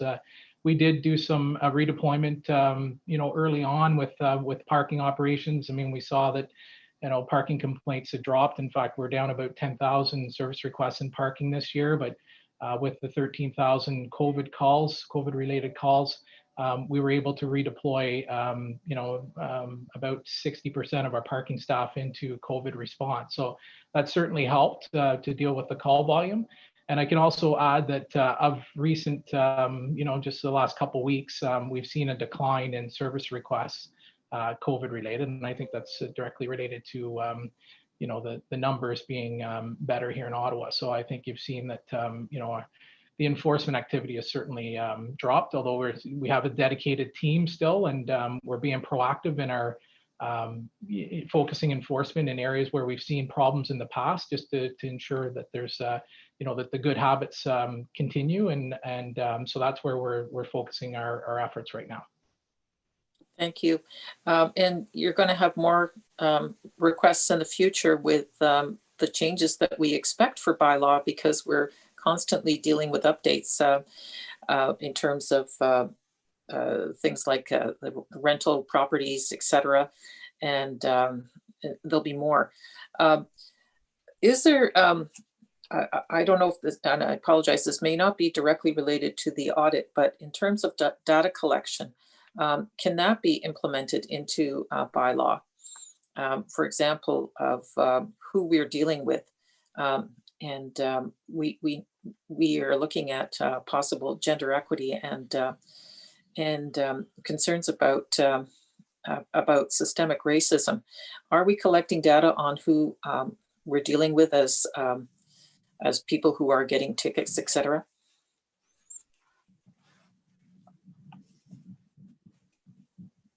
Mr. Chair, thank you for the question. At this point, I mean, we treat everybody equally when we're doing our investigations, and we don't collect that data. That's not something that we've ever done any analysis on in the past. Okay, perhaps we'll make some suggestions on that. All right, thank you very much, Mr. Chapman. Thank you. Thank you, Councillor. And seeing no other questions on the list, thank you all very much. The next element of the annual report is facilities management audit. And for members' information, Dan Chenier and Danae Gontier will be the staff that will be available. Over to the Office of the Auditor General for the presentation, please. Thank you, Mr. Chair. The slides are coming up, and just before we start, I feel that I have to explain why this audit was delivered a little differently than the audits. There's a common process that we follow in conducting our audits. As the audit is progressing, we keep the staff in the area where we're working abreast of any findings as we come across them. And that gives them an early opportunity to address any identified deficiencies. And as you know, sometimes in our audit reports, we're able to say, and this was corrected by management while we were there when we identify finding. At the conclusion of the audit, we give a debriefing to management, and then there's a process for fact checking, and then management provides us their comments. And this was done with the facilities audit. Our work was concluded mid-August. And as I said, there was this formal debrief with management. No significant discrepancies or concerns were identified. In mid-October, we received a request for a week's extension, which we provided. That isn't unusual. Once again, when we asked if there's any concerns, nothing significant was provided. We were then told, I was contacted, and it was we were told that there were significant concerns with the audit. Well, of course, that's important, and I appreciated reaching out to me, and it was asked if staff could meet with me, and I agreed. And on October 28th, myself, the Auditor General, the Deputy Auditor General in charge of that audit, Sonia Brennan, and the external auditor who had led the team that was performing that work, we met on October 28th. Now, in that meeting, and it was a pretty high-powered meeting, as you can imagine, management could not identify any factual errors, but they indicated that they didn't like the narrative in the audit, and no specific issues other than that were identified. I pressed them, indicated to them that this audit was going to be on the November 24th audit committee meeting, and that what was important was that they get back to us with their fact review and their management comments, because at that point in time, it was the end of October, and the clock was running. The next day, I met with the general manager on the subject of the audit. Within a day or two, the deputy auditor general and the external auditor who had led the team also met with senior staff. And then in early November, over a course of a couple of days, we received emails with attachments that we were told were that we should be looking at. Now, there was no this documentation there was no indication that it was specifically geared to our particular findings or recommendations. Now, this is a lot of material, and I had the team, in spite of the fact that we were that we were late in this particular project at that time because we had received nothing from them, I had staff review this material. 90% of it was not irrelevant at all, and the 10% of it that was relevant was material that we already received. I continued to say, and as we had asked throughout, are there any issues? Was there some obscure COVID problem that I wasn't aware of? Had a large number of staff been ill? Was there a COVID response that was being worked on? I was provided with nothing, and when asking about the fact review and the comments, I was told that it was going to be coming. On Thursday, November 19th, so this is 2 working days before audit committee, management responded in the middle of the day with their fact review. Now, that's too late. You already know, you've heard that our staff were still working, dealing with management on the Lansdowne audit, and I indicated to the administration at that time that we had bent over backwards, in my view, to give them opportunity to respond to this audit, and that, in my view, we had done everything possible. They had many opportunities, and I was going to still bring this audit forward on Tuesday. And then the next day, Saturday, in the afternoon, we received management's comments. So you see the audit before you today, and there are no management comments, but I will present the audit, and we'll address those afterwards. I can say that we did receive the management comments on Saturday afternoon. We made 34 recommendations, and they agreed with all of them except for one of them. So Merci, Monsieur le Président. Je commence avec la vérification de la gestion des installations. So if we go to, this is our first slide, the overall objective of this audit was to assess the city's management practices relating to facilities management. So what I think is important here, when you look at the objectives, where do we get our objectives? Well, we look around, whenever we look for criteria for our audits, we look around for best practices, and we look around the world. And we pulled these objectives and this criteria from the International Facility Management Association, the Building Owners and Managers Association, Municipal Finance Officers Association, and others. And I can tell you that that these are best practices. They lead to best practices, and they're consistent with any approach to facilities management. Certainly consistent with the comprehensive asset management policy and the Ontario Regulation 588-17 that you'll hear about in this report. So if we go to the next page, our audit scope, and I could point out to audit committee here, for example, that when you look at all of those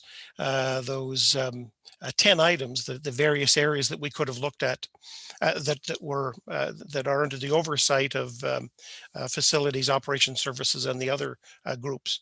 We could have conducted an audit of any of those areas, but you are aware that when we meet with councillors and senior executives, when we're preparing our audit work plan, we also have conducted our risk analysis. And based on the risk analysis that we've performed at the city, based on our discussions with councillors, based on our discussions with senior managers over the years, and based on our fraud and waste hotline reports, we had identified facilities management as an area of concern. And here, rather than look at the micro areas that you see listed below, we were looking at it as a function across the organization, as you'll see. So financial facility management is defined by the International Facility Management Association as a profession that encompasses multiple disciplines to ensure functionality of the built environment by integrating people, place, process, and technology. In particular, the facilities management function typically includes, for context, facility planning, engineering and construction interface, all those areas that you see on that slide. Next slide, please. So to give you some context, the city manages about 1,100 city-owned facilities with over 13 million square feet. Replacement value is approximately $3.4 billion. And in 2019, the city spent approximately $154.3 million in maintenance and operations, and about $40 million in capital expenditures on its facilities. And at the end of 2019, the facilities were in need of somewhere in the order of $487 million in overdue capital work. And we refer to those as deferred needs. Next slide, please. You'll see from this slide how the number of staff are divvied up behind the areas that work within facility management. So you see the breakdown as well as the number of facilities within each area.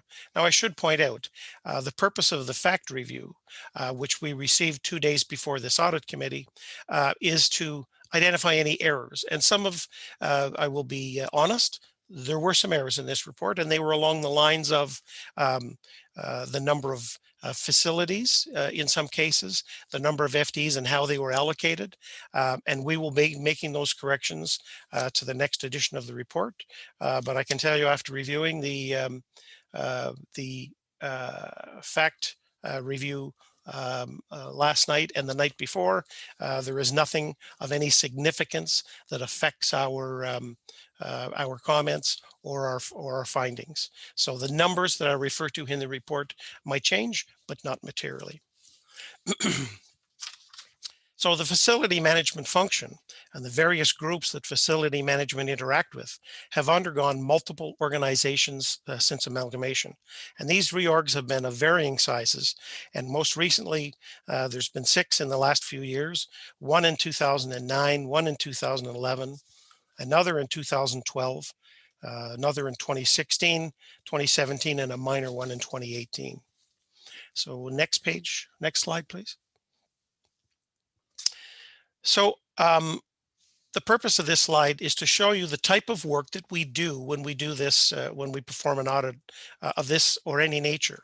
So, and this audit was no different than any other audit that we've done before. We used exactly the same methodology, the exact same development of our risk assessment and our criteria and our objectives. So we conducted just under 60 interviews. By interviewing 43 people, and those people came across 16 departments or units here in the city. In addition, we interviewed 6 clients of facilities management. As is pretty typical, we reviewed more than 250 documents, and those documents might be an email or they might be, a 60-page report to council or committee. The team also interviewed facility management types in other municipalities, and that included Toronto, Winnipeg, and Mississauga. And we obtained information on activities from a total of 8. So there were 5 additional municipalities that we looked at. So that would have been Calgary, St. John, London, Hamilton, and Sudbury. Now, we're auditors, and the bulk of our work also includes testing and analysis. And we looked at, we tested the work orders and the standing orders from 2019 from the that were generated in relation to the facilities. We analyzed replacement cost, and we looked at the deferred maintenance and the facility condition indices, and I'll be talking about that later in the presentation. We looked at succession planning. We tend to do that in every audit, and then we looked at project expenditures from 2015 to 2019, looking at actual versus budget, and looked at any budget shortfalls and cost pressure information that would have been identified. Next slide, please. La gestion des installations consiste à planifier et à gérer le cycle de la durée utile des installations. On peut décrire comme suit les étapes de cycle de la durée utile des installations, comme l'indique le qui-mot ci-après. Stratégie et planification, création ou acquisition des installations, exploitation ou service et aliénation. Donc, qu'est-ce que nous avons constaté? Nous avons constaté que la fonction de la gestion des installations de la ville n'est pas concertée ni intégrée dans toutes les phases de cycle de la durée utile des actifs. So,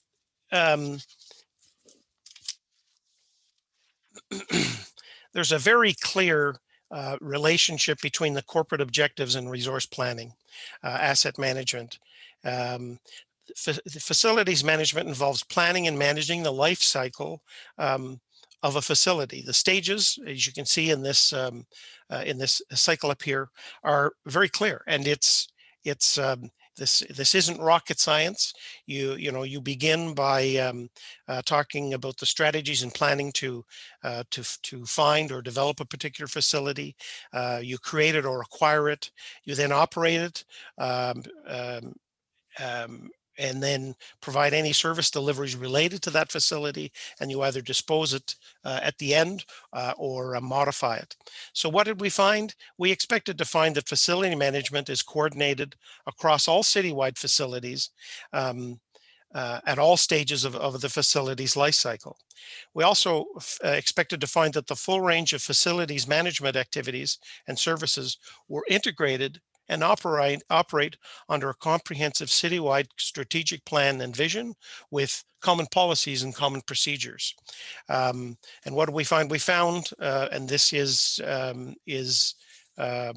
probably our prime finding, that the facilities management function at the city is not coordinated and integrated across all phases of the asset life cycle. Now, we found that that the city does have a comprehensive asset management policy, and that's a good start. There's no question. But we found that compliance with that policy, known as CAM, is not achieved, as the facilities management function at the city is not coordinated and integrated across across the city and in all phases, as we indicate above. Next slide, please.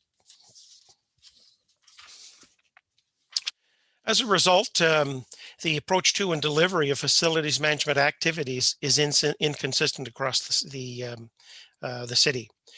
We found that there were some parts of the city that have a policy on preventive maintenance management, where others do not have a similar policy. They don't, not only do they not have a similar policy, they don't have a policy. We found differences in financial thresholds for funding of capital life cycle replacements across the city. We found different focuses in different parts of the city on the work orders that they would work on versus those that would be where they would use external resources to complete that work. The next slide, please. This slide demonstrates the some of the coordination and resourcing challenges that we saw across the city. So we observed that that there were components of an integrated planning framework throughout all levels of facilities management strategy, but there were some pieces that were there. There were some that were missing. There were some that weren't fully developed. And to be fair, there are some areas where we found that some groups had identified aspects that they were missing, and there were plans to do that work without any timeline. But good for them for identifying where they were missing, where the missing components were. The audit found that where we would expect an integration of plans in relation to a particular facility, we found that there was no coordination of that between the occupants and those looking after the facility. Any decisions on priorities of activities and investments are undertaken without this strategic context, of course, and as a result, there is the risk that they may not result in the best value to the city and taxpayers. We found a clear absence of ownership over the management of facilities, and it goes without saying that a facility is complex, and it consists of several integrated systems requiring operations management, maintenance management, utilities management, project management, quality management, risk management, and life cycle management. And if decisions made in these areas aren't coordinated or aren't interrelated, they obviously impact each other, and there's the risk that we're not achieving best value for money. With this absence of clear ownership is a sentiment that was echoed by managers during the course of the audit, and you indicated to you that we made a number of interviews, and this was probably one of the largest frustrations that we heard about. And it's also been no question, it's been formally identified as a finding by both asset management branch and water services in their initiative to transition asset management activities from water services to the asset management branch. So when we turn our attention to the lack of visibility of facilities management costs, it really goes without saying, as homeowners, we know that we want to know what the total cost of operating our homes are. Well, the same thing applies to any entity that has numerous facilities. The total cost of ownership is the summation of all known and estimated costs to include first, recurring, renewal or replacement, and end of useful life costs that could be used at critical decision points to aid in decisions that we make in that life cycle process that we talked about. So the one of the things that that is clear, and this was confirmed in our review of the industry data, our discussions with other municipalities, other groups involved in facilities management and other municipalities. Industry data indicates that 5% of the facility's life cycle cost is represented by the cost of construction, and 95% is represented by the cost to own the facility once it's constructed. So obviously, knowing the total of the total cost to operate a facility are of prime importance when that's going to be 95% of your expenditure. The audit found that the total cost of ownership of city facilities is not managed and could not be provided when requested by the audit. To obtain the full cost of ownership of a particular facility or a portfolio of facilities, data must be requested from multiple organizational units. And when we talked about this with staff, virtually to a person, they indicated that that they wouldn't necessarily have any confidence in the accuracy of the completeness in that data that could be obtained through that approach. The impact of not managing the total cost of ownership of facility is very significant to any property owner, specifically a municipality, as an understanding of the total cost of ownership is necessary for decision making at those various stages throughout the facility cycle that we talked about earlier. Without a full understanding of the total cost of ownership, I don't have to tell you that we risk having insufficient funds to continue operation of a facility and preserve the life and investments made in that facility, especially down the line. We found that the siloed nature of facilities management prevents cross-department resource analysis, goes back to the lack of data that's available. But we found in some cases there wasn't even an understanding of the resources that were kept with other groups, and that without that understanding, then that information isn't being shared. So we found instances where the assessment management branch is not always aware of the repairs and upgrades undertaken or planned to be undertaken by the facility groups. Likewise, the facility groups are not always aware of the capital work that the assessment management branch is planning to undertake. This issue was identified during the course of our interviews with most of our interviewees. Once again, another issue that directly affects the amount of money that is eligible for repairs and maintenance. There was no mechanism that would adjust funding in the facility groups to take into account the change in operating repairs and maintenance costs brought about by new facility components that would be installed by assessment management branch. One of the things that's most important about to any entity for any of their assets is the condition of the buildings. Asset management is responsible for undertaking building condition assessments. The building condition assessments exclude repairs and maintenance requirements, but these items are not funded by assessment management branch, but are funded by the facility groups. The facility groups are not fully aware of the results from the building condition assessments and are unaware of the replacement costs of the assets in their portfolio. This makes it difficult to determine the level of repairs and maintenance funding required on facilities, as a key metric in determining the funding level for a facility is a percent of replacement cost and the timing of life cycle component replacements. We found that the approach to funding facilities is reactive and not based on planned funding strategies. And the deferred maintenance calculations by asset management does not take into account work undertaken or not undertaken by the facilities group. Now, to be fair, there is recognition within the city of the need to more fully integrate and centralize those facility-related activities. And we talked about one of the recent changes that was made in 2019, among others. The audit reviewed the approach to facilities management delivery in several Canadian municipalities. And the audit noted recent moves towards centralizing facilities management functions under one department where there already existed areas of expertise that much like what you would require for facilities management.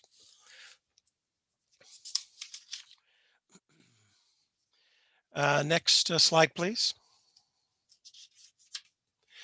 In 2020, the city commissioned a consulting firm to undertake a preliminary building capacity assessment of 3 administration buildings, namely Ben Franklin, 100 Constellation, and 110 Laurier.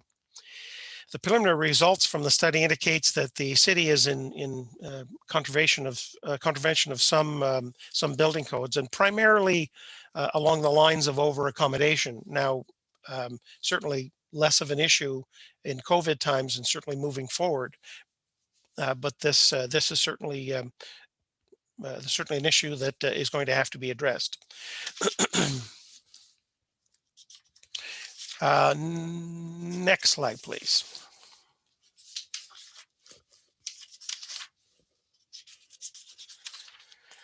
This diagram illustrates a generic, robust, integrated process of developing the facilities management strategy from the program strategy, and it's taken from one of the corporate bodies out there, one of the industry bodies that works with people who live and breathe facilities management. The audit expected to find program strategies that are clearly linked to facilities management requirements. And we found that the program strategies were not in place, and there were no processes that linked those strategies with FM strategies.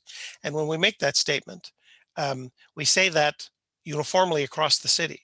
There are some instances where this type of linkage does happen, not uniformly across the city. The city does have, I mentioned earlier, a comprehensive asset management framework in place that encompasses facilities along with other assets. However, components of the framework, including the strategic facilities plans that would and should be part of the asset management plans, have not yet been developed. And implementation of specific plans under the CAM framework, the Comprehensive Asset Management Framework, have become a renewed focus with the preparation of the CAM roadmap, but it hasn't been approved by council. Staff have focused on largely in response to the new regulation 58817, but the point that we're making is this is just as important. This is important too. The audit expected to find tactical plans at a local facility level, which provide direction in the management of facility operations, as well as repairs and improvements required to each facility. The audit found components that feed into technical plans such as budgets, information arising from building condition assessments, annual projects to be undertaken, and work assignment from preventive maintenance systems. However, we didn't find full technical plans that put forward a cohesive strategy to maintain the particular facilities at a predefined level of performance and a level of service that would meet strategic objectives over a particular period of time. Next slide, please.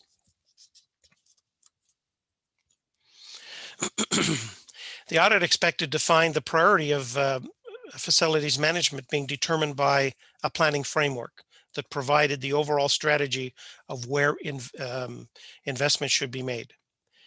We expect to see repairs and maintenance determined by preventative and corrective maintenance requirements. Capital priority setting methodology exists, and we expect to see the approaches consistent across the function, and we didn't find that consistency. The priority of investment into repairs and maintenance or capital projects should be guided by the city's plans for the facilities. The audit found that the strategies were not in place that guide the investments that should be made in facilities, especially those facilities with little remaining life, or facilities where work to be performed is greater than the cost to replace the facility. We found that significant investments have already been made over the last 5 years in assets that have 5 years or less of remaining life. Now, certainly, while the above assets may be functional and justify significant investments, this may represent a potential cost savings for the city going forward. Asset management, to be fair, in our interviews informed us that they're aware of the shortcomings of the current project prioritization methodology and are in the process of reviewing and revising their approach to prioritizing projects. Now, turning to deferred maintenance, the definition of deferred maintenance in industry is typically stated as the total dollar amount of existing maintenance repairs and required capital renewal replacements not accomplished the total amount of existing maintenance and replacements that are required but haven't been accomplished through either funding, planning, or lack of other resources. Now, what it was curious is one of the things that we found is there was no consistent definition of deferred maintenance across the city. To be fair, there was an understanding with the individuals that we were speaking to, what they meant to, what they understood to be deferred maintenance, but at its base, there should be a common definition. And of course, if you don't have a common definition and you haven't accumulated those costs, then that goes back to the point that I made earlier, where you don't understand, you don't know, you're not able to say what are the full costs of operating a facility. Next slide, please.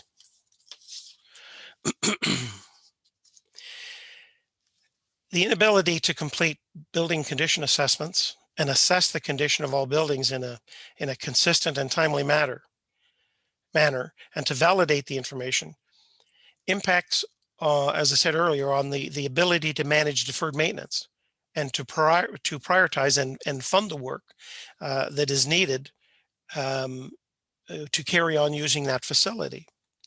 The inability to manage deferred maintenance shouldn't come as a surprise to anyone, that it could result in more expensive investments in the future. There could be possible effects on health and safety. Certainly, there could be program effects down the line, but nevertheless, at its very base, it leads to inefficiency, and it's not effective if at the end of the day you're not able to properly make decisions about a facility because of lack of information. We found that the asset management grant undertook an initiative to calculate replacement cost of facilities in 2008. However, replacement cost figures for the most part haven't been updated or used in prioritizing work. And at the time of the audit, there was no current approach or methodology to update those replacement costs. We expected to find that priorities would be linked to available funding. We found that the priorities really, in our discussions with staff, that the priorities outweigh available funding, and there's no strategic plan or funding strategy to address the level of deferred needs. Now, the average cost of investment by the city of major capital and facilities is about 0.5% of replacement cost. Now, indicated to you that the replacement cost, the total replacement cost, is understated. But using the replacement costs that we have now, the average rate of investment is about 0.5%. The industry standard is approximately 2% of replacement cost. The other, I mean, this is a good example of, you've heard me talk about benchmarking, the use of benchmarking in various audits over the past. Benchmarking is an important management tool where you can check yourself against someone else. It doesn't have to be another municipality. Sometimes it can even be against yourself year over year.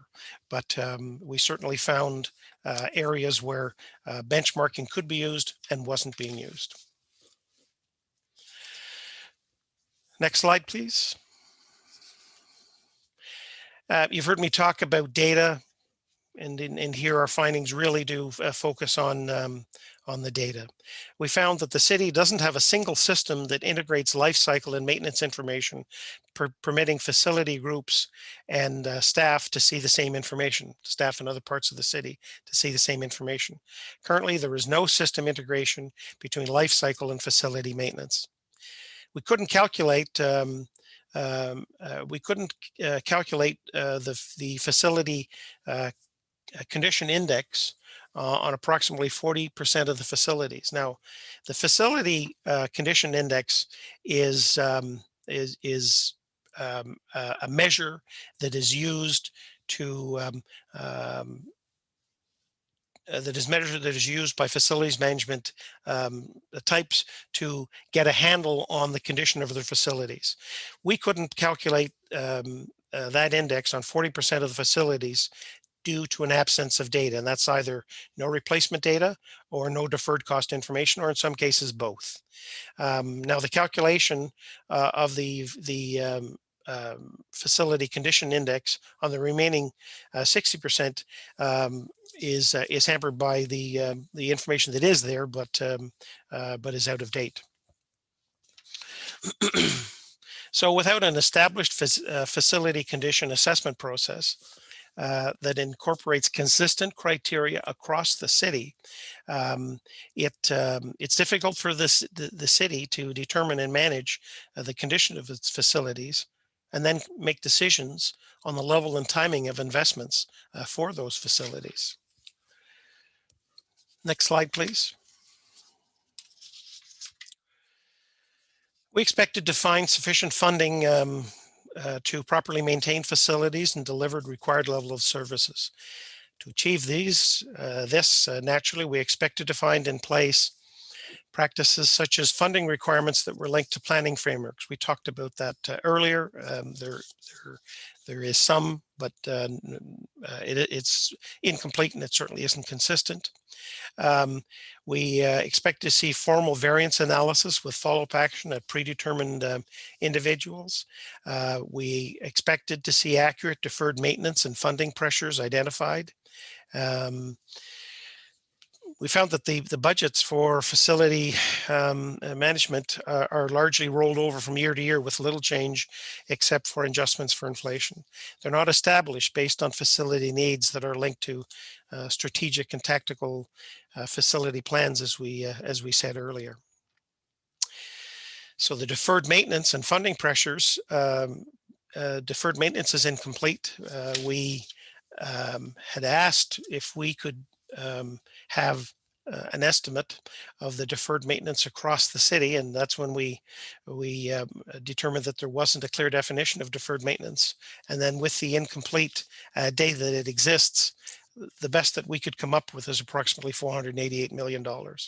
This this deferred maintenance figure is likely understated because the assessment of building conditions hasn't been fully updated, and not all facilities have had assessments. Next slide, please. The audit found that while there are several core systems in use, greater integration is required between systems that impact on facility maintenance. We found, for example, that the Archibus system, which is used by the accommodation branch for accommodation management, is not implemented throughout city facilities. We found that there was no formal performance management framework across the facilities management function that would permit management to properly exercise oversight over facilities and provide management with information required for decision-making and corrective action. Currently, there is no department in the city that has information on how well all facilities owned by the city are maintained.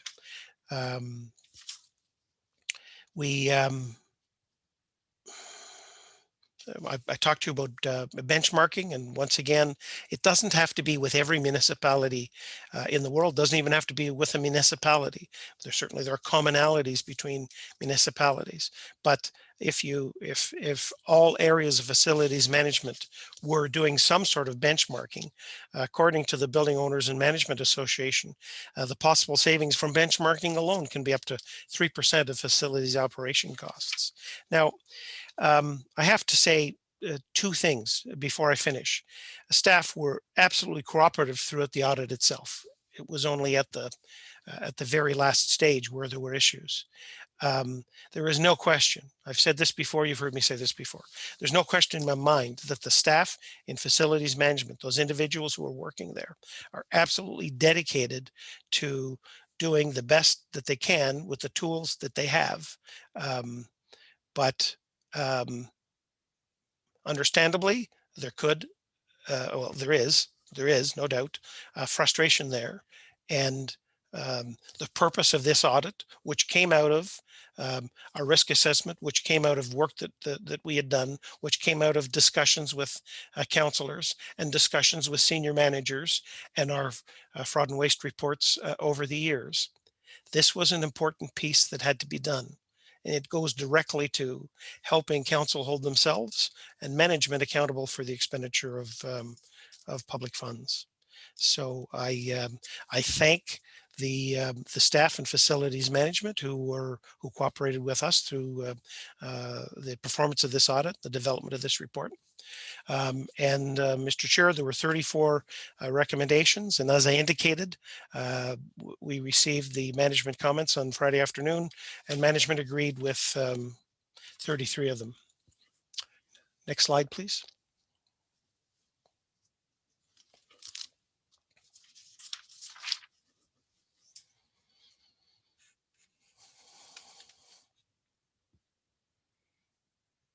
Mr. Chair, that concludes our presentation on facilities management.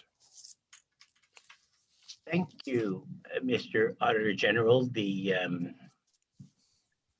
last slide sure does sum up your findings. It's quite powerful. Thank you. Thank you for the presentation. I appreciate it. Boy, I thought that Lansdowne sure is important, but this is vital. This is vital to our city, and we've seen that during COVID. So I'm looking forward to the discussion we're going to have. Councillor El Shantiri, please. Thank you, Mr. Chair, and thank you, Mr. Hughes, for your presentation. On page 9, Mr. Hughes, first of all, your slides is not numbers. I don't understand why don't you guys put a number on them so we can make reference to them, but that's okay. So on the report on page 9, you talk about the integration and centralization of facility management function along with the full review of optimal model for service delivery. Are you saying it should have been one model to fit all the facility we own? Because some of it, I'm sure you know, came with the amalgamation. Some of it has been whatever. It's a different strategy, I would say, for a different facility. So on page 9, when you talk about outsourcing, should be considered in strategy area of facility as a city as their potential for cost saving and enhanced service delivery. So where did we fail on this one? Well, you've had, Mr. Chair, the councillor has asked a few questions there, and I'll begin that you're right. You don't use you wouldn't deliver all of your services to the same way across the city. But when you are talking about assessing the condition of your facilities, a common approach is required.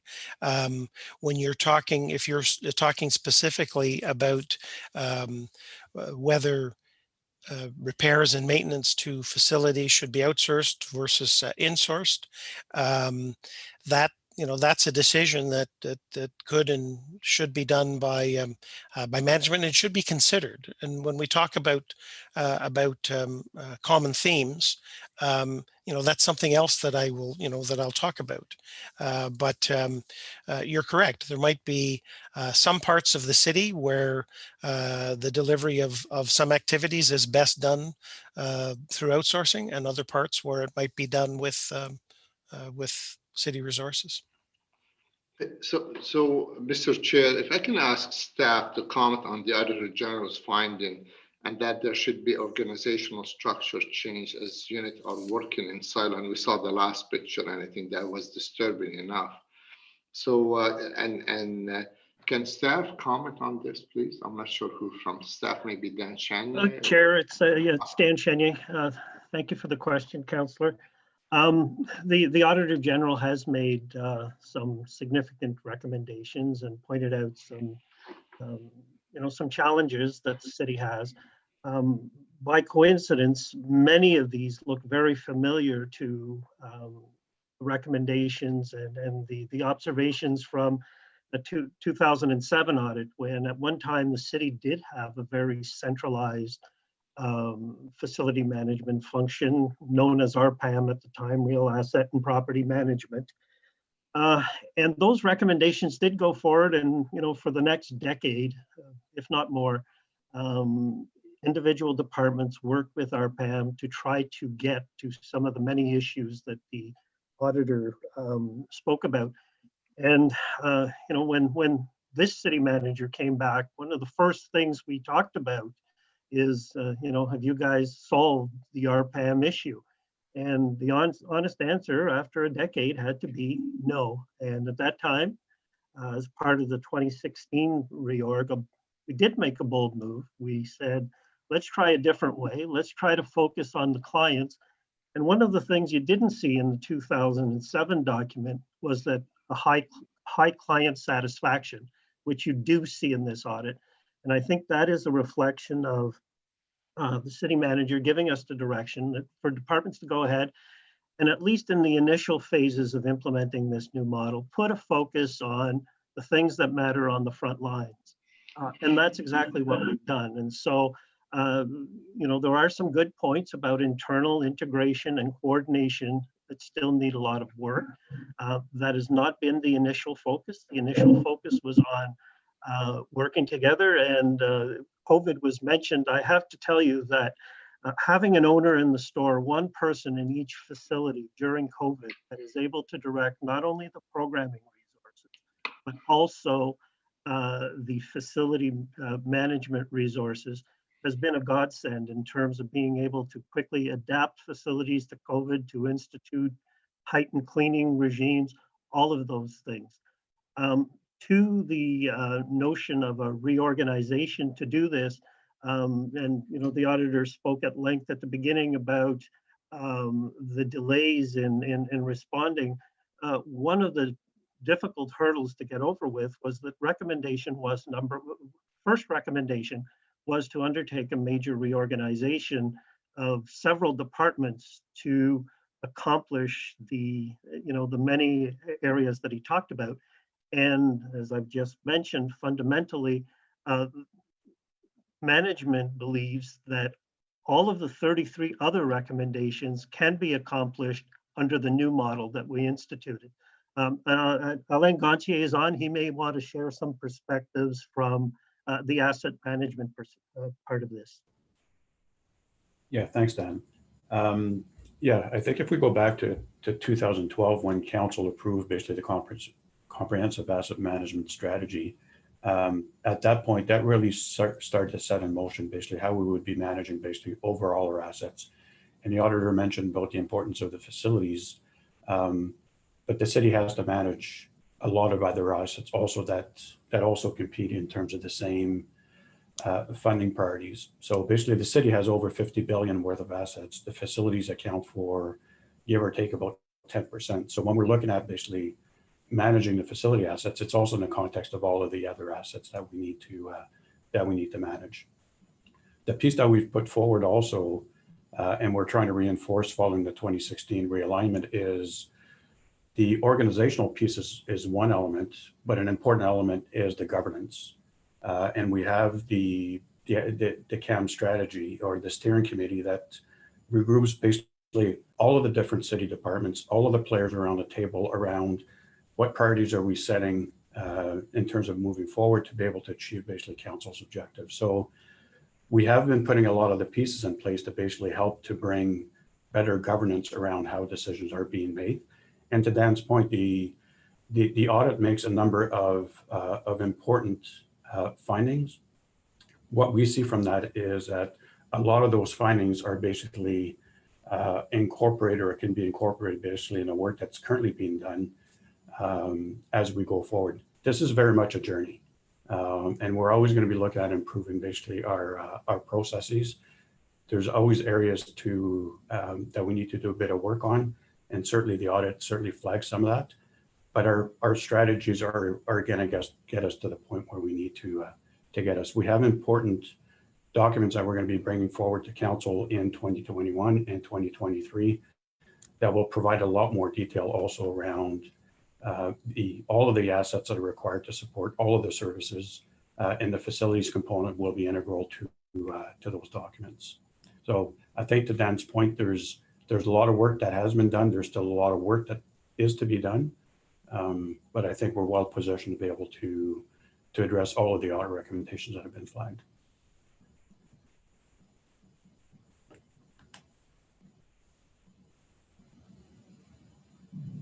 Councillor El Chantier, did you have any other questions? If I unmute myself, sorry, sir. Thank you, Dan and Alain. My second question, Mr. Chair, is respond to the Auditor General assertion that there isn't effective coordination of resources. So I'm trying to understand, is it something to do with the new model, or do we need to go back to the old model? Like, I don't understand why there's no coordination among the. So let me start, and then Alain can fill in, because we're on different sides of the coordination matrix, I guess. And this is a problem that has plagued us for some time, in that my team does the day-to-day and makes repairs as they come along, and Alain's team looks at the longer term replacement of assets. And currently the technology does not allow us to easily be able to determine whether an asset is about to be replaced, what the timelines are for those, and whether we should invest in repairs or wait for asset management to take care of it. The reality of our world on the front line is that often small replacements in things like administrative buildings or recreation buildings have to be done immediately, whether they're going to be replaced by asset management in a year from now, or we simply can't leave broken tiles in the lobby, or pieces of walls missing. There's safety, there's customer service. We're putting an emphasis on trying to make our facilities as attractive sometimes when frontline repairs were done in advance of, if more coordination had been in place, we might have done things differently. That has existed. Technology will solve some of that, and being able to have easy access to when things will get replaced. And LA's group is working on that, and I'll let him speak to it. Yeah, just to pick up on some of the points from Dan, there is a lot of coordination that does take place. Our staff are continually meeting basically between Dan's group and our group around upcoming renewal plans, how the facility shuts are going to be planned and impacted. Because when we're impacting a facility, it's not just about putting out a contract, it's also planning the work in terms of what programming is going to be impacted, how Dan's group can basically reassign basically those program impacts so that we're able to proceed with the works. We're looking at end-of-life facilities. So there is a lot of coordination that does take place, and that takes place on an ongoing basis. certainly the audit flags basically areas that we definitely need to tighten up. The documentation of some of the processes. In some cases, basically the coordination and dialogues are taking place. There could be improvements in terms that document basically some of those processes. And the other piece, I think that's being highlighted in the audit also is doing a better job also of pushing down into different layers of the organization, basically what those processes are, so that basically people understand basically what their roles are, what their responsibilities, and how work is actually being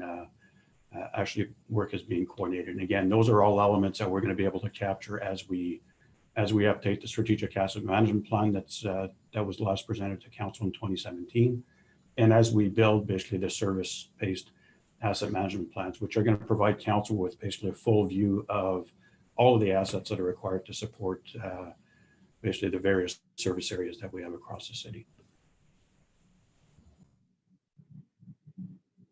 My other question, if I still have time, Mr. Chair, or I can go on the list, but if my other question is, can staff give us an understanding of management's response to the Auditor General finding on the building condition assessment and the life cycle gap of what's been done to address these? Because anyway, but when you look at the report of what the Auditor General was saying, it's got to be a plan or understanding of assessment of the life cycle gaps. So obviously there's a gap. Is it funding gap? I mean, when we talk about other saying 2% and we have 0.5, can you explain to me like what's your understanding of the management to the auditors? So I can start. So on the building condition audits, one thing that we've recognized is that there was a need to catch up in terms of building condition audits. And what we've applied, like we probably for every asset, is basically a risk-based approach. And what we started is putting focus on basically facilities that pose a higher risk to service, and that were some of our larger facilities. And we've put a lot of effort in terms of getting building condition audits completed on those facilities. Now our focus is starting to shift to the facilities that are less than 5,000. We do have information. We just need to make sure that the intent is to get all of the facilities on a 10-year cycle. And the reason why we apply that is when we look at the 1,000 facilities, some of them range basically from storage sheds to a recreational facility. So not every facility, when we look at the 1,000 facility, basically poses the same risk to service. Not every facility has a public occupancy requirement. So we tend to try to focus basically our initial efforts where there's a highest risk, recognizing that the intent is to get to a fuller picture in terms of condition audits for all of our facilities on what we've established basically as a 10-year cycle. So that's why you're seeing right now some of the gaps in the audit reporting, basically 40% where the facility condition audit could not be calculated, is because we're still working through some of those audits. And in terms of the replacement value, I would caution the 0.5%. The financial data that we had and we shared, I think our reinvestment levels are higher than that. And then the last point that I want to make back to the issue of cost is, since 2012, what we've presented to council is basically a recognition that we have shortfalls in terms of our infrastructure funding. So what we presented through CAM in 2012, and we updated again in 2017, when we're talking about basically trying to close that annual shortfall of funding, it includes basically the building component. Again, the buildings account for about 10% of our overall assets. So from an integrated perspective, it's important for us to be providing council with a full view of all of the assets that are required to support the delivery of services. So there is a recognition that there is an underfunding, there is a shortfall, and there's also a plan in terms of trying to get us to a point where we're able to maintain our assets in a state of good repair, which is really the level of service that council has approved back in 2012. My other question, Mr. Chair, if I still have the time. You had 2 minutes at the end of your last question. Oh, that's good. So on page 10, when we say project work has been identified by the city as required on 37 facility where the value of the work exceed the cost to replace the facility. The excess of project work over cost of replacing the facility as 14 million. I mean, a project work has been identified by the city in the amount of 31.5 million on 116 assets with zero remaining life. Can somebody explain that? Like, why would you want to spend that kind of money on a facility if you know it's basically is cost effective if you replace that facility? That's on page 10, Alain. Yeah, so some of the context there, the auditor certainly and rightfully pointed to areas where there's certainly some data gaps. So I think when we're looking at replacement, the facility replacement value, I think there's some caution that's required there.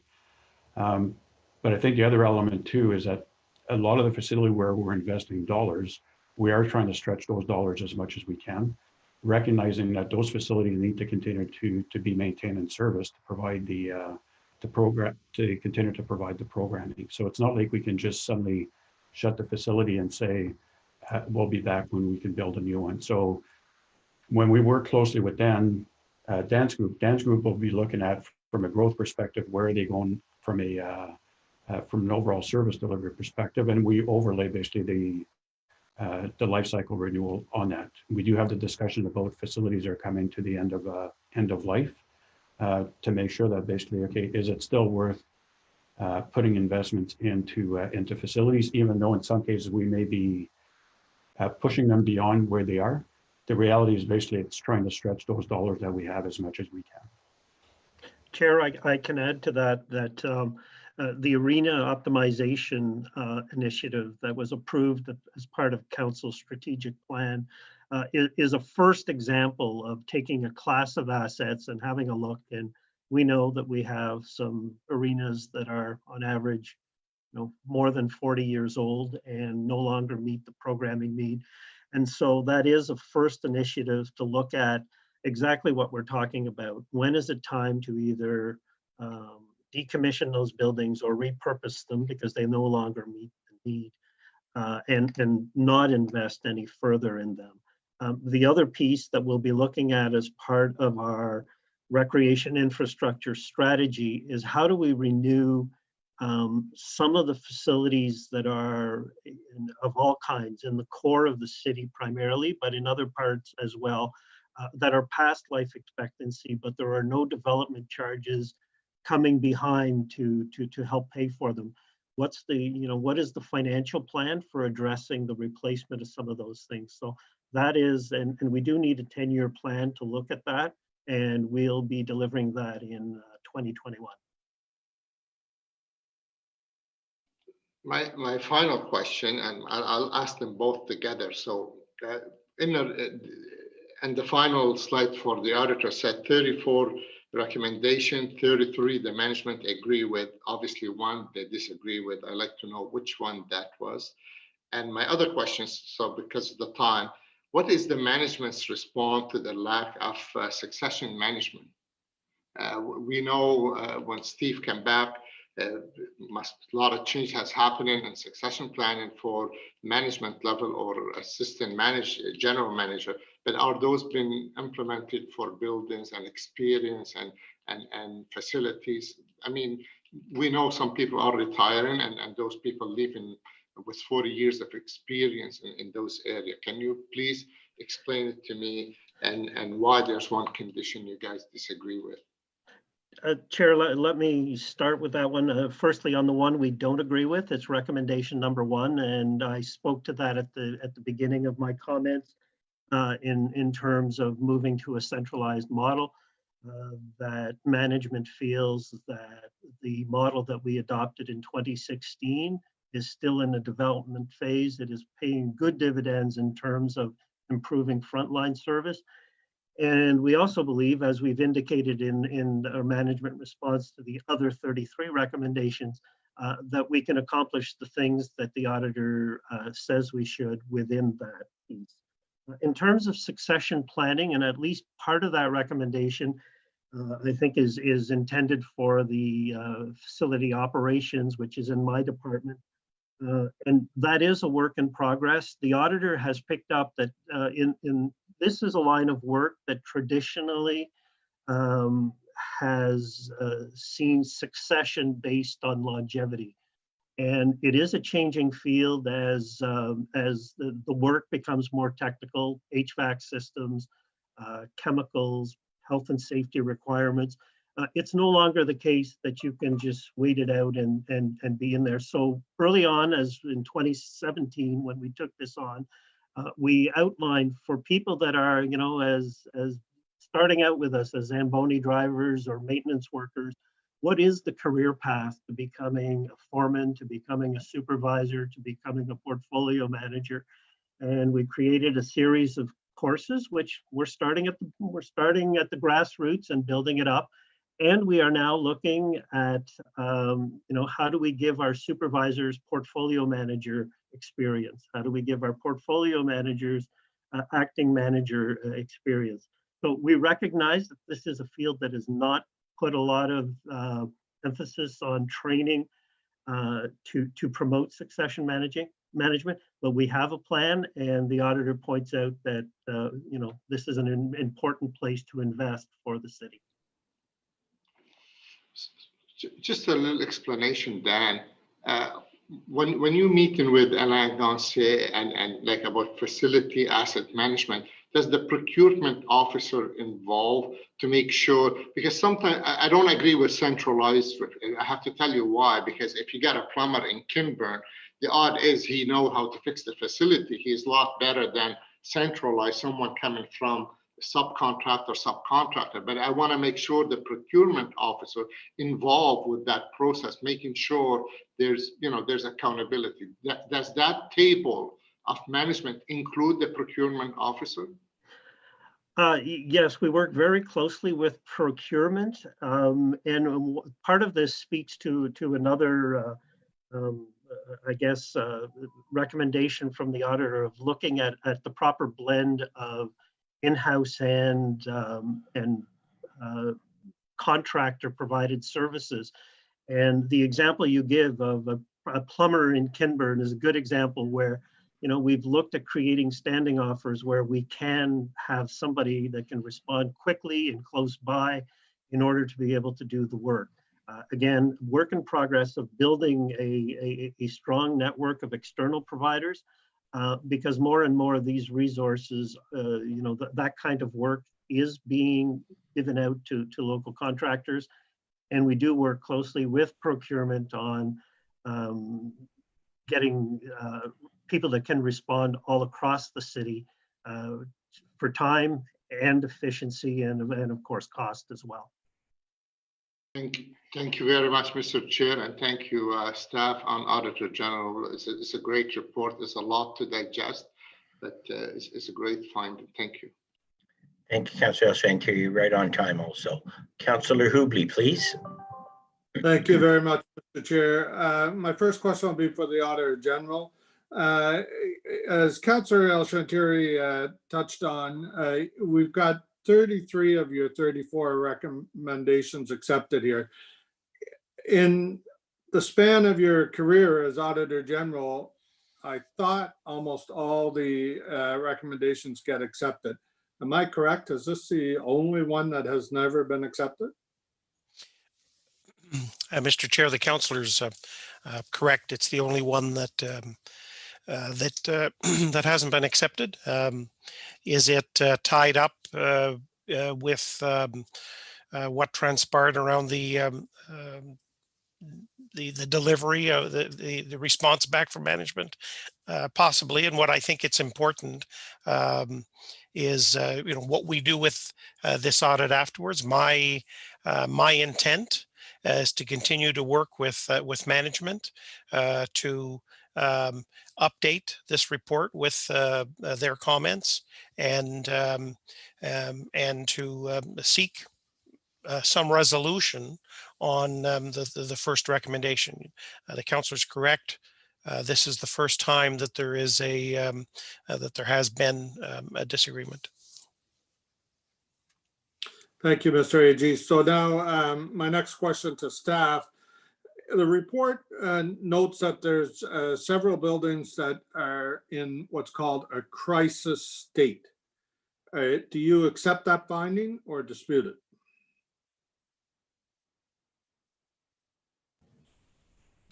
I'm not sure that I would define them as being in crisis. There's certainly facilities that that are getting to the end of their life that require more investment, and we have strategies in place to be able to manage those facilities. Which means that yes, there's still continued investments that need to be done because those facilities continue to provide service.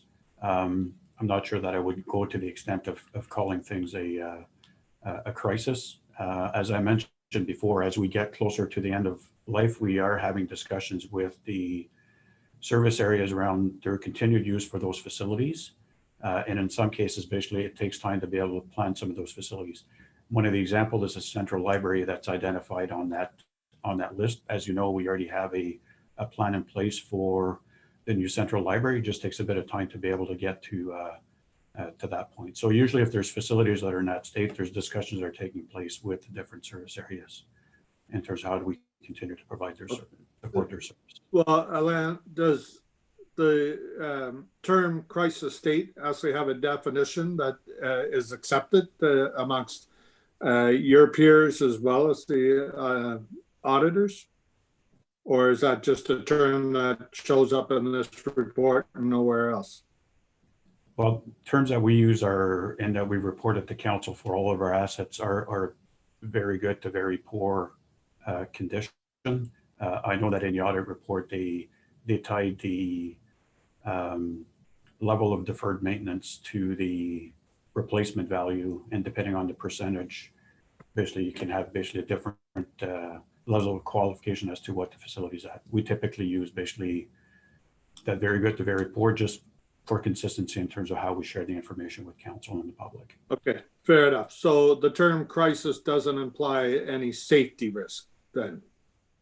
I'm worried about our employees and our residents that use these facilities if they're considered in very poor or crisis state. As I'm, and thank you for the question, Councillor, and I want to reinforce that through all of the decisions that we make, we always apply a risk lens to the decisions that we make. Safety is always comes first, so that is the main priority. And some of the facilities, I want to repeat that out of 1,000 facilities, some of them are, a number of them are storage sheds, smaller facilities, lower risk facilities. So out of all of the assets that we need to maintain, that we have to maintain, we want to make sure that we're also putting a focus on the health and safety as a prime priority. And that's why you continue to see investments being done in some of the facilities to make sure that we keep them safe for the users.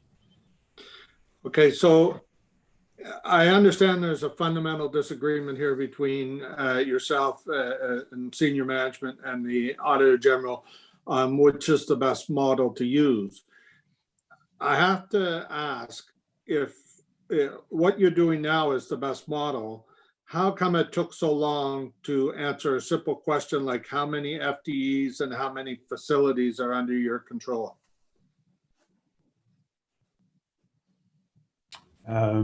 So maybe I can start on that one and then hand it over to Dan, because some of the staffing piece falls to his group. I think the information was provided. I think at the end the delays were more around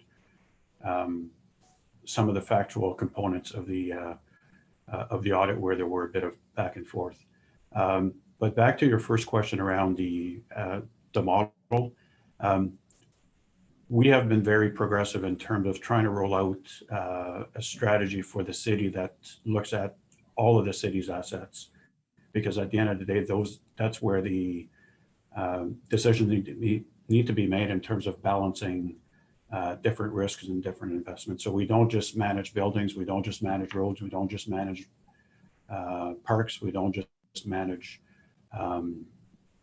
water and wastewater systems. All of them need to be managed, and what we've put in place is basically an approach that basically brings integration and consistency in terms of how those assets are being managed.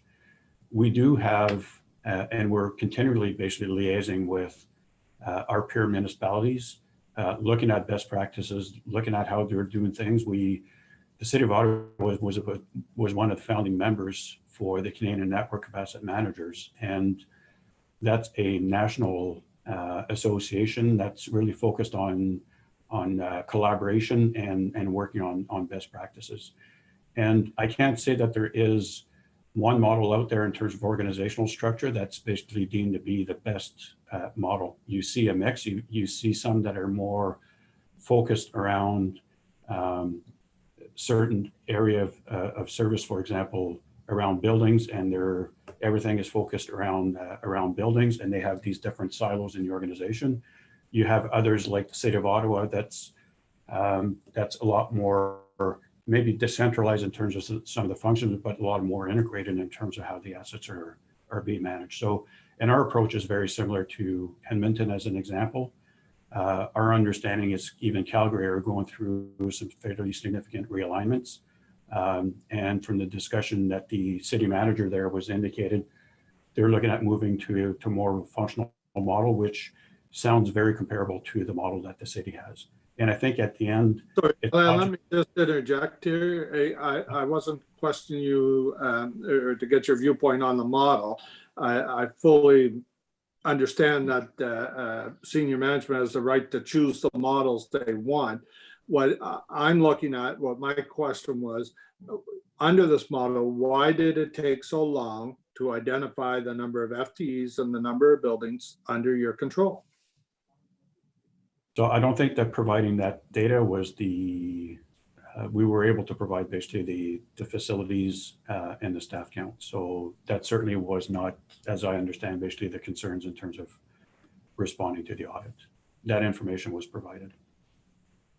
Okay, then can I ask the Auditor General to clarify? Because I thought I heard in his comments he just got that information yesterday.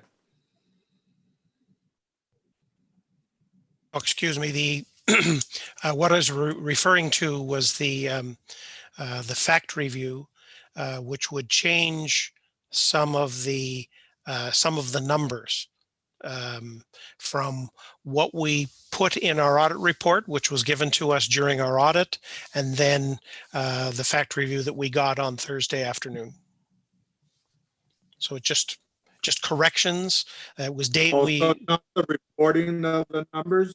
It was just the review of the numbers that you had published from Correct. A report they gave you. Yeah, this was their fact review of our of the report. Said in table such and such, you say 68, it should be 70.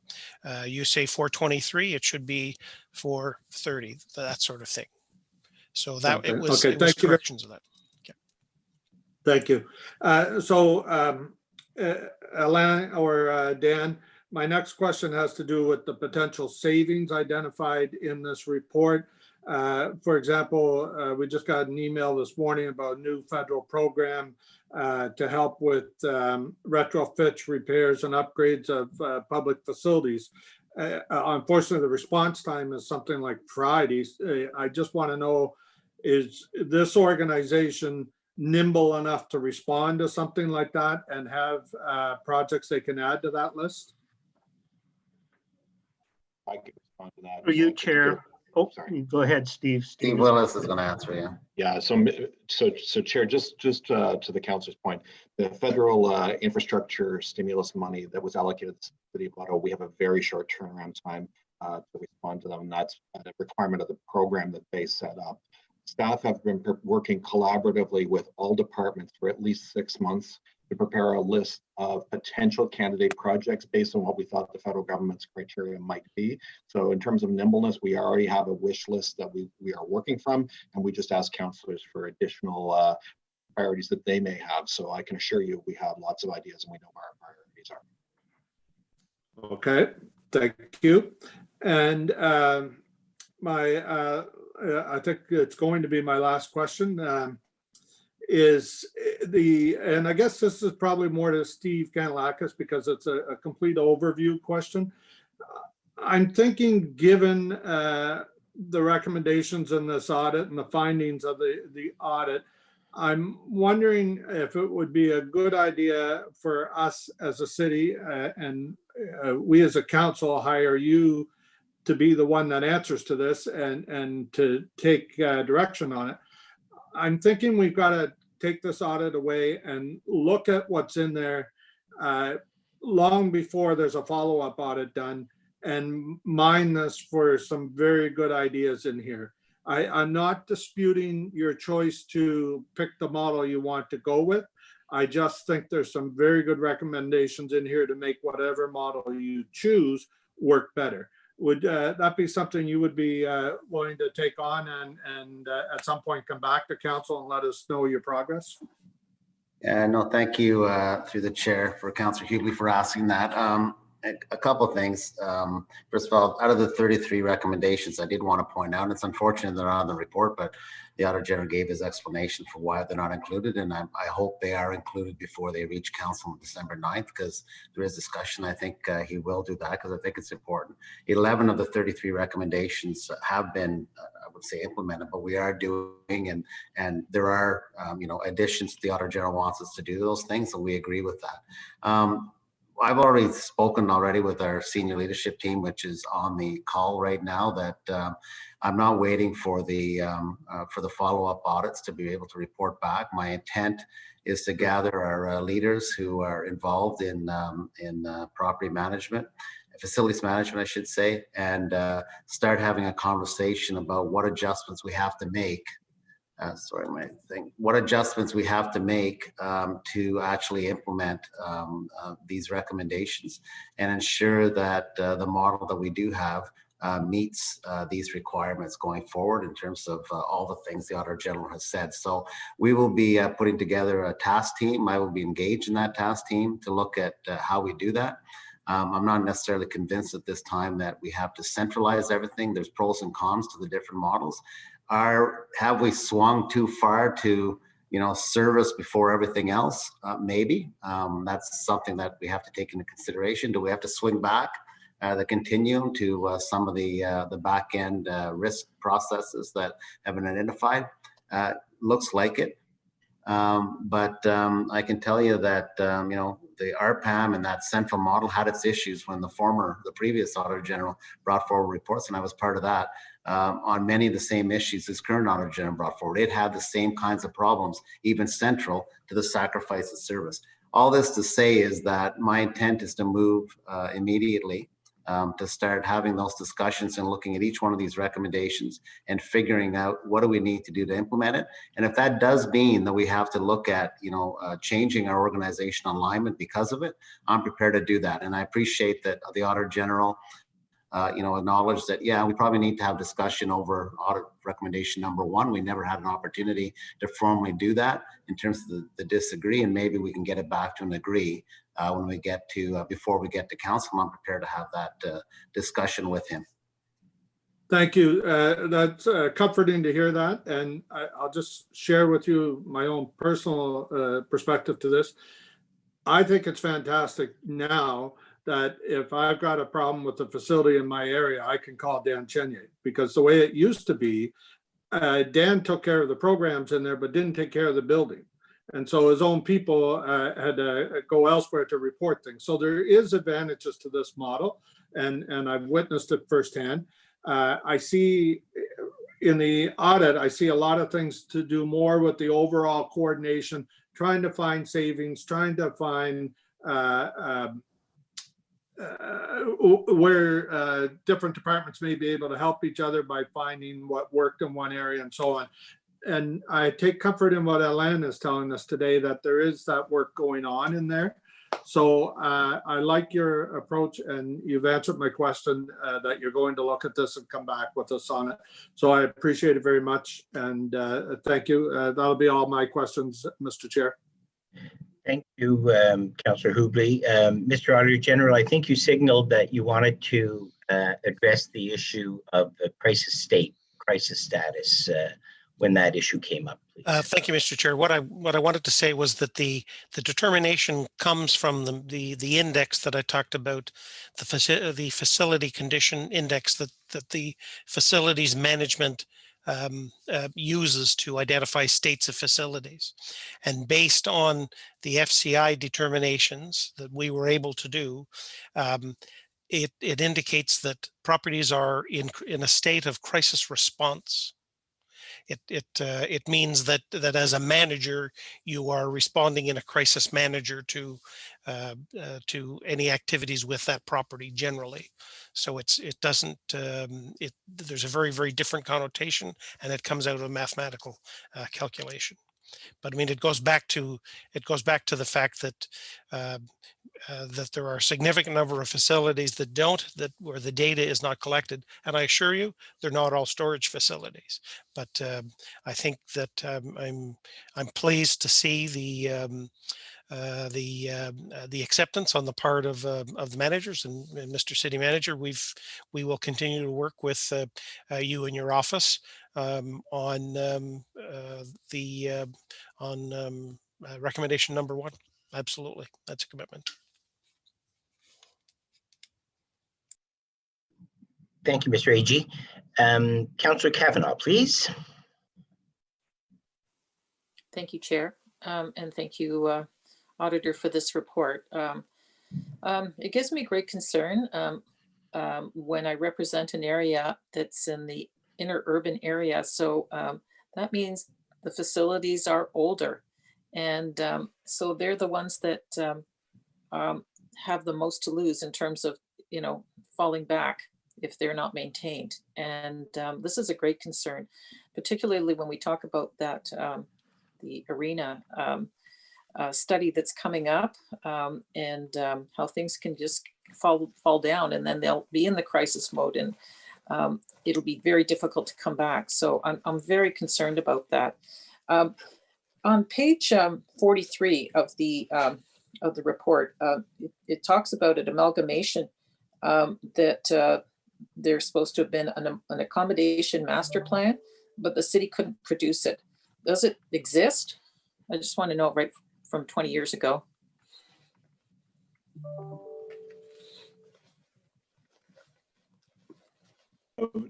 Chair, I'll start answering, and Mr. Chenier may wish to add. At the time of amalgamation, which goes back a long time, I can't speak that it wasn't here. There was an intention for a broader accommodations master plan, and there have been various efforts at various points, particularly after major reorganizations, to look at our accommodation strategy. While there isn't a master plan, we review the accommodations on a continual basis. As every leased property comes up for renewal, we reassess the need and we do an evaluation of that in conjunction with the client department who's involved. We're also looking at our own the facilities we own as well. At this stage of the game, that we continue to need all of those. There is a good correlation of the space we occupy and what we need for programmatic operations. But it's a continuous improvement piece, and we don't exactly. Let me restart that. We don't have the resources at this time for an extensive consulting study for review, but we take each facility at each renewal opportunity and update and review it. Thank you. Mr. Hughes, this whole study is about fixing up what we have, the management of the facilities, but it's at status quo, right? Like it's, an arena is, it's about the management to keep it an arena, or as it is.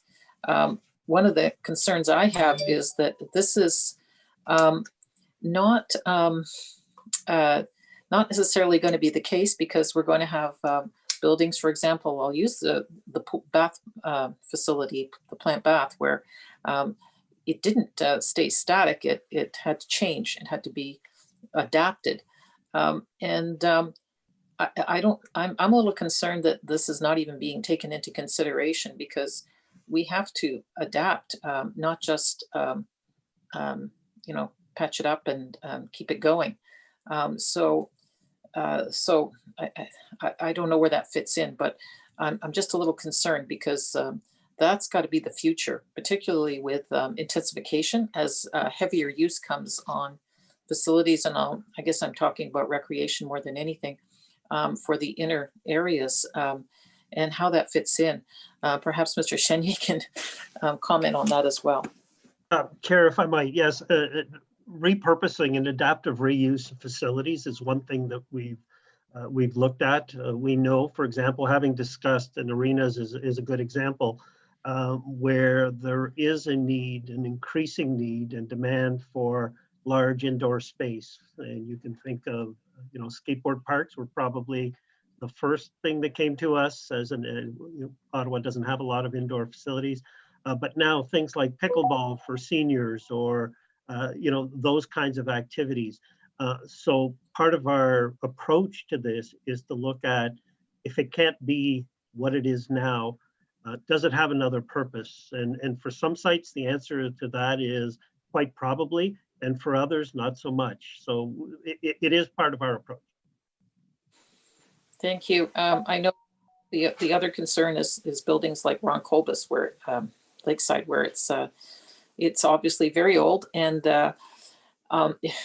it needs to move on to some other purposes, and it sort of has an identity crisis.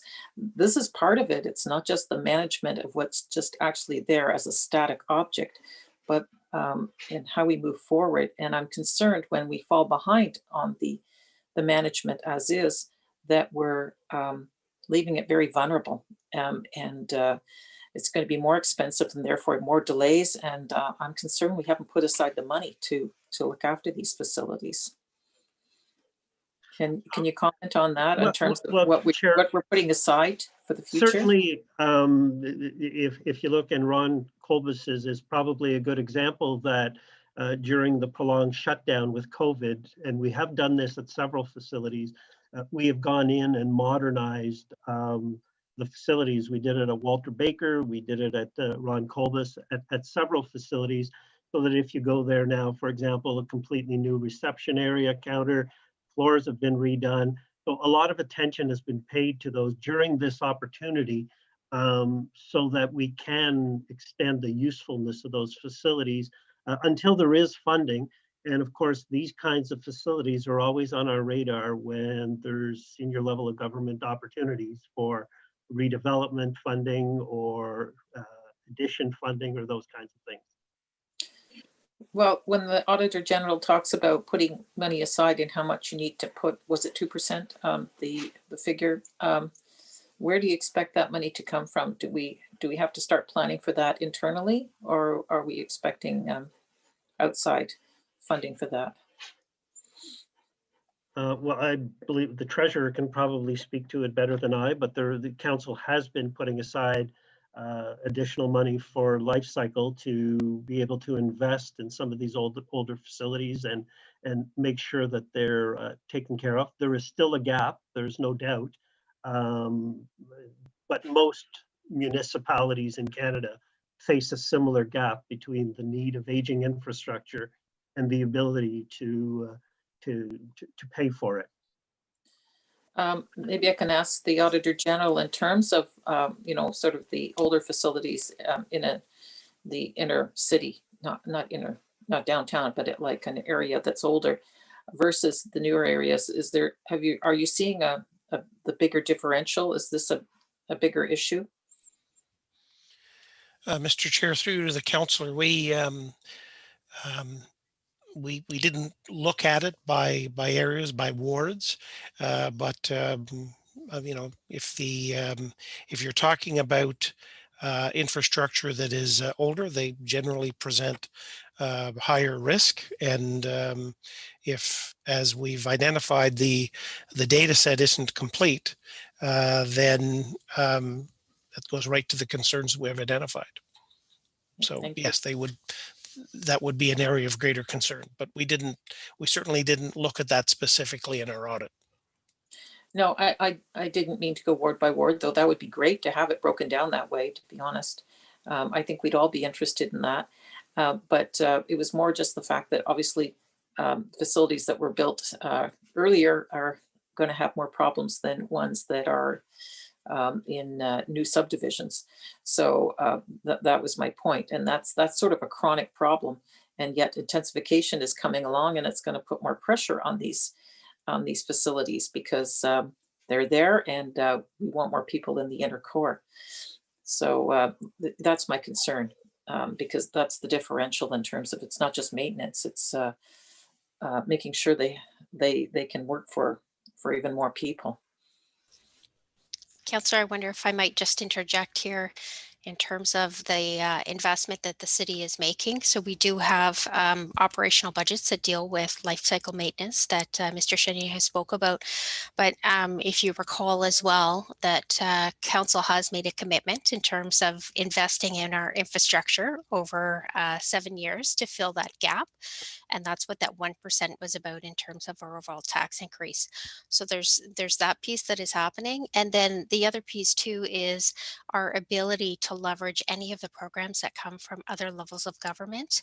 Mr. Willis spoke about that earlier, always taking that opportunity to make sure that we can apply and receive funds so we can make these investments. So do these funds come on the capital side or on the operational side when we're talking about older buildings? It would be both, Councillor. Okay, so so it's a blend of the both. Okay, well, I can tell you, well, we definitely need to look at that if we're working with intensification, because we won't reach our goals of if people don't have facilities to go to. Thank you. Thank you, Councillor Kavanaugh. Vice Chair Meehan, please. Thank you very much, everyone. Thank you, Chair. Wow. Doesn't give me any pleasure to actually talk about this this audit. I'm really disappointed. I'm disappointed and dismayed, actually, because of the amount of the investments that we are talking about here. And quite frankly, I think that the last audit that was as bad as this one was the real estate audit. And at that time, I recall holding up the document and saying, does anybody in this department know what they're doing? And I seriously, when I read this, I had a pit in my stomach and thinking the same thing. You know, some of the things I'm saying, lack of management, lack of oversight, no framework in order to implement the much needed changes and the repairs that are needed for, you know, our much needed facilities. You know, it's like 95 pages of horror stories. We put so much faith in the people who are supposed to be looking after the assets that we pay good money for. I'm just really, really dismayed by this, and it gives me pause, and it makes me wonder if some of the reports that we get from facilities management are, if we can put any credence in what we're hearing, especially when, as Teresa, our councillor colleague Teresa was talking about some of the downtown facilities and the state that they're in, and we're expecting a report, but I'm not sure how much validity we can have in that report, given what we're seeing in this audit today.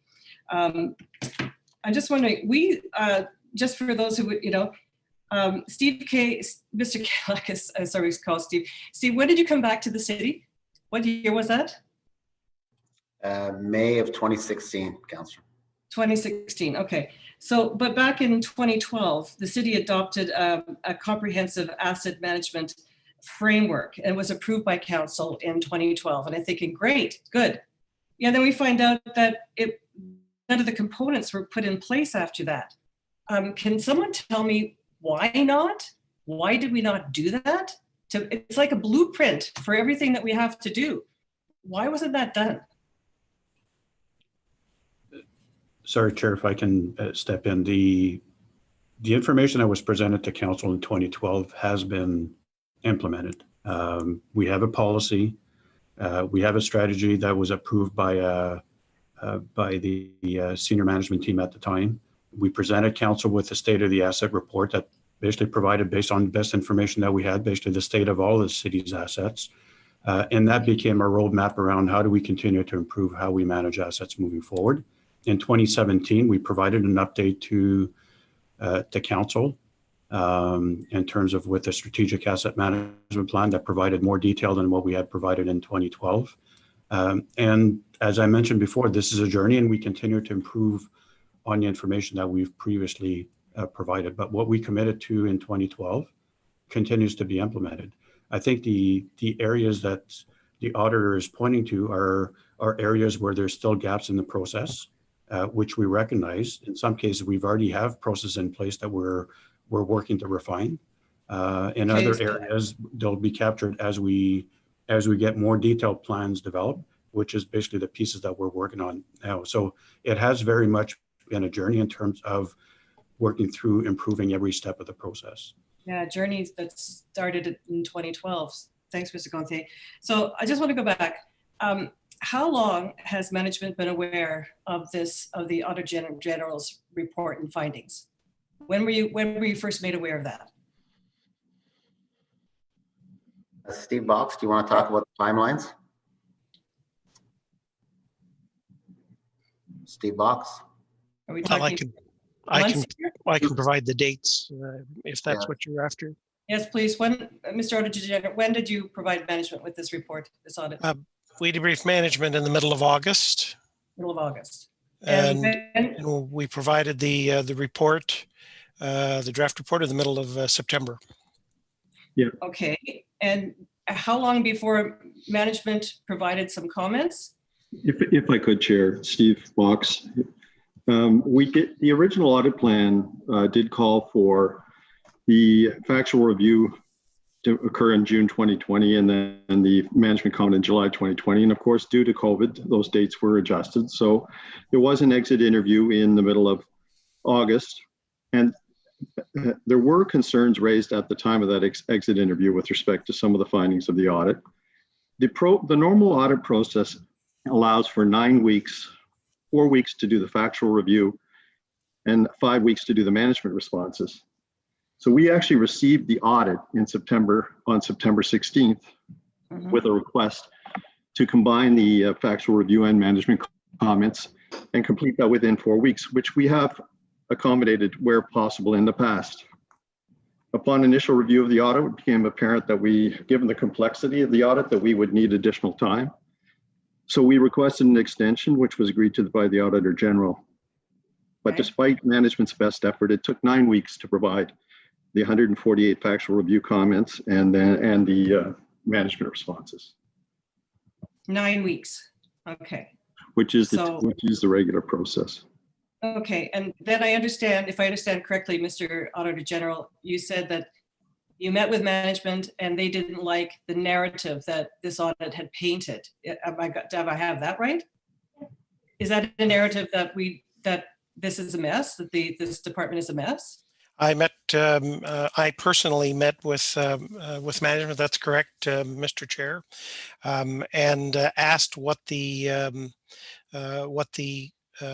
issues were, if there are any factual errors, and to a person that we were told that it was the narrative that they didn't like. I asked where did we get it wrong, and there was nothing that was provided to counter that. Okay, so how would you describe the narrative? What are we to take from that? That this department is a bit of a mess, right? It's chaos. I don't. I as an auditor, when we say something, we have evidence to support it, and there are significant components missing that any facilities management organization, no matter what model you follow, would have in place. Okay. So management now says that they agree with 33 of 34 recommendations. Who is taking responsibility for implementing the Auditor General's recommendations? Is that you, Mr. Kanellakis, as the city manager? Well, the recommendations that, Mr. Chair, that the auditor says the city manager, all of his recommendations reference me. However, I will, as I said earlier, my answer to Councillor Hubley, I will be bringing together the general managers responsible for the various areas and developing a plan to deal with the recommendations and enhance our system. Okay. Do you need outside help? Do you need, because I may, that's something we talked about, that we might have to bring in someone, because we're like right now, we're friggin' busy right now. Like we're running hard with the COVID and all the other work, and we're in budget, and try and get people to do this, from the corner of their desk, plus all their other responsibilities. I may need to bring in some help just to get us over the top. Okay, I'm suggesting though, I think that help has to be ongoing. I mean, it's obvious that we don't have the expertise on the ground to look after our facilities. Well, I can't agree with that. I think there's some gaps in how we're looking after our facilities. As I said, and it was said earlier, I think the issue is going to be, can we accommodate these recommendations within the existing model? And if we can't, then we have to look at the model and say, is there anything we need to do about the model and adjust it? So we'll go through that review to do that. There's some positive things about the model that we have that has been spoken about, and the auditors pointed out some gaps and things that we need to work on. So we're going to take all those and see what's the best output to make sure we keep a balance between what the Auditor General thinks in terms of risk management, et cetera, and what we need to do in terms of frontline service. Well, Mr. Kanalakis, I understand that, but I mean, some gaps. Project Works identified 37 facilities where the value of the work exceeds the cost to replace the facility. But over the past 6 years, 467 projects have been unplanned. To me, that says that these are emergency repairs that were done. And I know as the homeowner, the emergency repairs always cost us more, but 467, that's a lot. But as you heard in terms of the expenditure in some of these facilities, here's the dilemma, and Councillor Kavanaugh was going there. The dilemma is we have a number of facilities which are end of life, which we can't take out of service. We can't take them out of service because the community goes crazy, as do the ward councillors, without coming back to council to get approval to shut down those facilities. And the problem that you have on top of it is when you shut down the facility, especially in the inner core, unlike the suburbs, we don't have any funding source to replace those facilities with comparable buildings or even larger ones as you're getting more intensification downtown.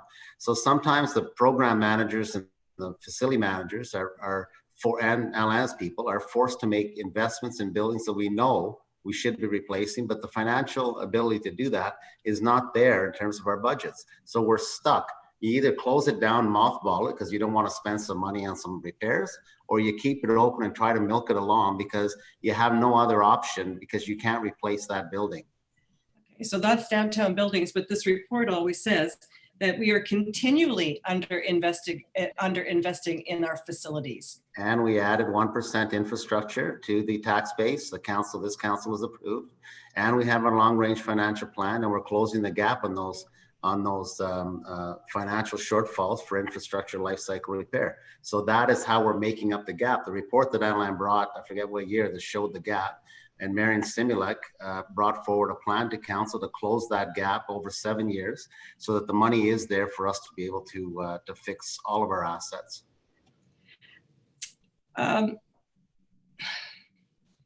Well, we know that deferring maintenance will cost us more in the long run. So I think keeping up with the maintenance, and I think maybe, I can't remember who it was that said, if we had one person in each of the facilities who's responsible for it, like a homeowner, that we would do a better job of keeping up with the amount of work that's required, and it would save us money in the long run.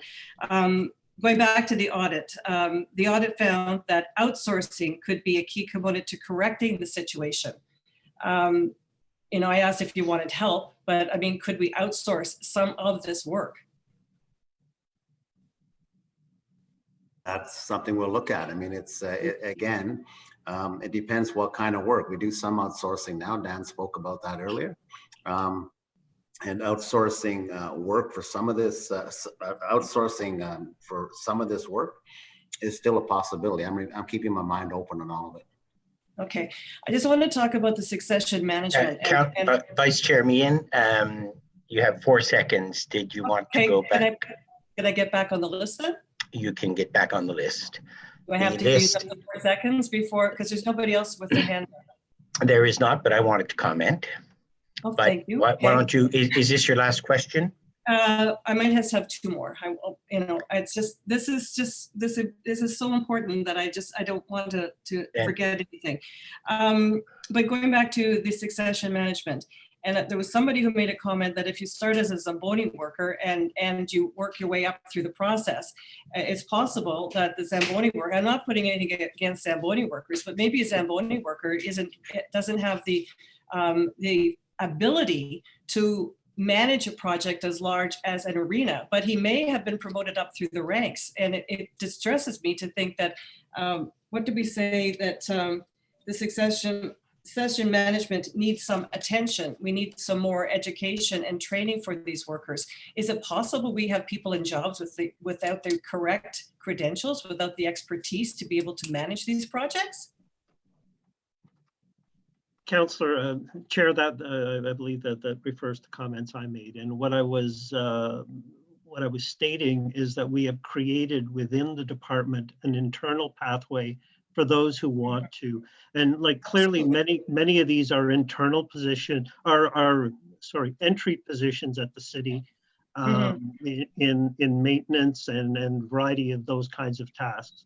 Some people that work for us at those levels do want to stick around and see themselves aspiring to supervisory or even management roles. In the past, there wasn't a lot internally to support them in ways of a clear career path. If you want to go from this job to this job, you need these qualifications, you need these types of things.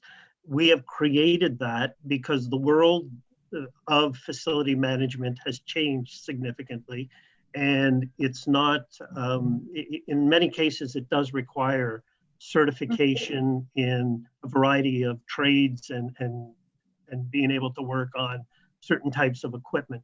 So we've created that. Not everyone that comes into entry level will end up a supervisor, but at least now as an employer, we can say that we're taking care of our people, and that if they want to grow with us, if they want to stay with us, we're there to provide the supports that they need and a clear career path for them if they want to stay in that line of business. And I certainly would promote that. I certainly would promote that, but I just want to make sure that there's people who have the right qualifications and expertise in maintaining our facilities, that these are the people that are in control. So do you want this committee to continue to have oversight over your department? Would that help you out? Madam Vice Chair, we do not have oversight over parks and recreation. But no, I'm just saying we are the audit committee. That would be community and protective services. We will see to it that the recommendations by the Office of the Auditor General are implemented. Okay. Would you agree though that we have a big problem here? Anyone? I don't know who that's addressed to. Well, let's address it to the boss, Steve. Well, Is this under control? Well, like all audits, right? There's a standard that's being presented that we should be achieving, and there's never been an audit that I've participated in the last 12 years that I'm involved in where we've actually met all the standards that couldn't find some things to improve. That's the nature of audits, because they're going to an analysis and data, and they find things were improved. That's the purpose of it. Our facilities, we're managing all these facilities. Do we have gaps? Do we have issues? Of course. I didn't expect that we wouldn't have any. We have problems. Every audit identifies problems with how we run. And I think any organization that's subject to an audit of this type from an auditor general, you'd find some issues that an organization would have. So I accept there's problems. I accept that our job is to fix them. I accept Mr. Hughes' role is to identify them. So we're not running from that. That's how we improve. We open our facilities every day. 1,000 facilities open up every day. We run them. The public's in them. Our staff are using them. We're going to get better. That's the whole purpose. Every audit we've ever done has been about getting better and implementing these recommendations. We'll do that again. One of the things that concerns me is that, this is the Auditor General's final report to Council today. And I'm sorry, Mr. Hughes, what did you say? You were distressed that you had to present an audit that was not, it was problematic, in that you didn't have the manager's comments in enough time. You had meant to put it in today, but there was something, you had never done this before in your career, so it was the first time on your last day. And I'm just wondering, what can you just characterize how you view this audit today? Like the amount of work that went into this and some of the things that you found. And you're obviously clearly distressed by what you've found.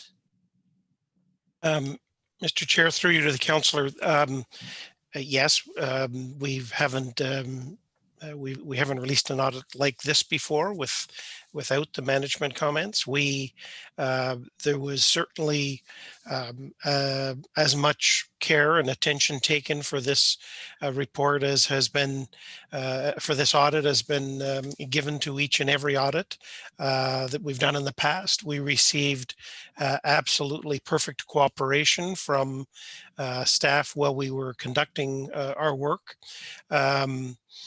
There is, the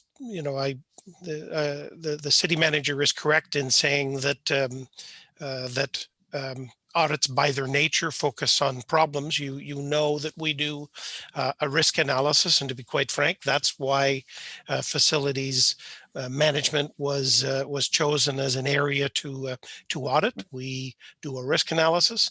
We talk to councillors. We talk to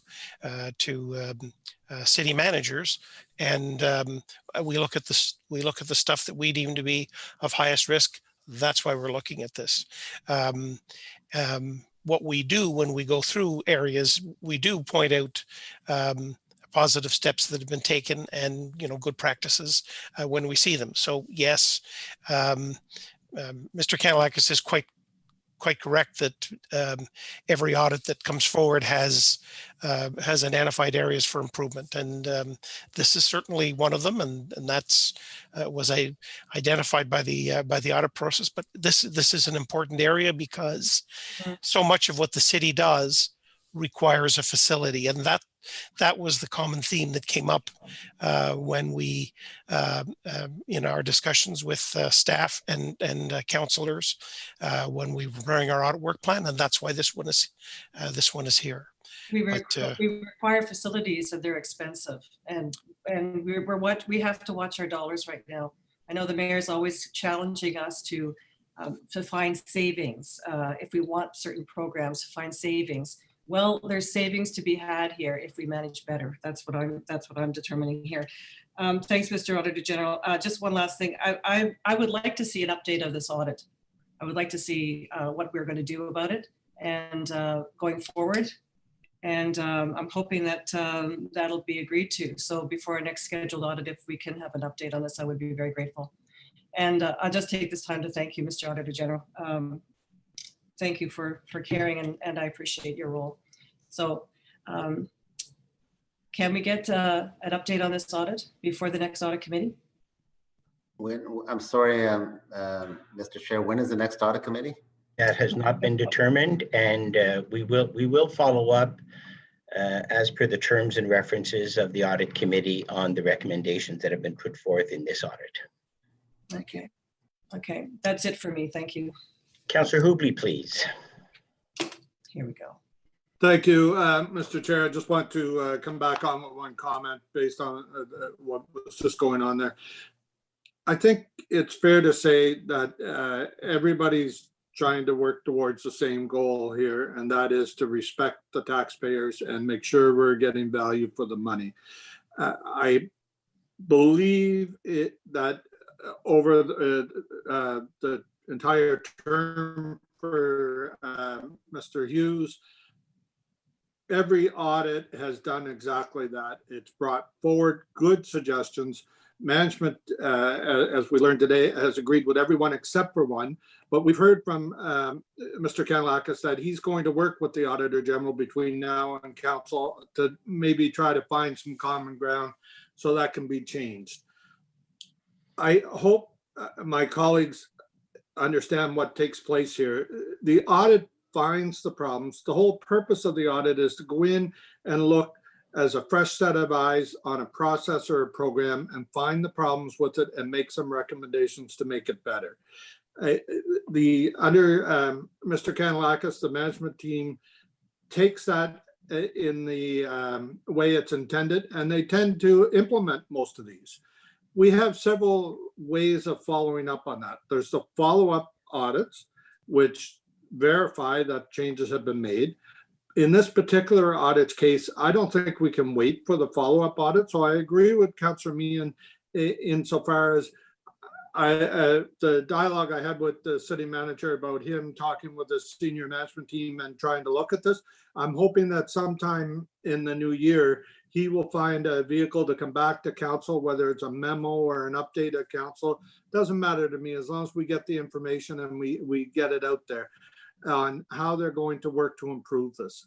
I'm hoping that he will, I'm sure as a matter of fact, that he will remember to do that. He's never let me down yet. So I just want to clarify that this is the process working the way it's supposed to work.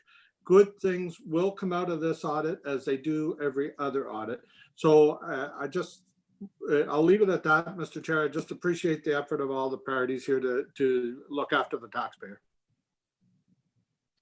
Thank you. Thank you very much, Councillor Hubley. I appreciate it. And thank you very much to all my colleagues. And yes, certainly, it's an upsetting audit. It's a very upsetting audit. The Parks and Rec and facilities are important parts. And I thank staff for the work they do day in and day out in providing the services that our community needs. And I thank the Office of the Auditor General for their work in always looking for improvements. And I can see why city staff perhaps did not like what's been called the narrative on this. And what we've heard in the past, Councillor Meehan alluded to it. Does the Zamboni driver become an arena manager? Does the plow driver become the roads manager? There are different skills. They're completely different skills. And Mr. Kanalakis has to make note of that in succession planning, the skills needed for different elements in keeping our city move forward are necessary. And I appreciate what he said, that we implement, we consider, we city staff look at the recommendations, implement them, and move on. And here we have a segment of our city that's over 1,000 buildings. They are aging. Many were built in '67 as part of the centennial year. Budgets mean choices with respect to maintenance, limited funding, and that's on us. That's on council. Those are decisions that we make. But the structures of decision making, Parks and Rec versus planning versus infrastructure, and how all that comes together, those are things that can be streamlined so that decisions are integrated, so that we look ahead, so that there's a good comprehensive assessment. And all of that is in the Auditor General's report. And Dan Chenier said it at one point. I think he used the term, I'm on one side, and Angonsi's on the other. And so we're on opposite sides. And so I think that's an important point. We need to make sure that we're coordinated. With respect to the Auditor General's comments at the top, I appreciate them very much, and I take them. He delivered the audit to management in August, and limited or no concerns, no significant concerns, I think, and only then did some issues come forth with respect, as he said, to the number of buildings or FTE. I didn't hear anything else from management with respect to other issues they had with the findings, the substantive findings of the audit. So I have made note of that. And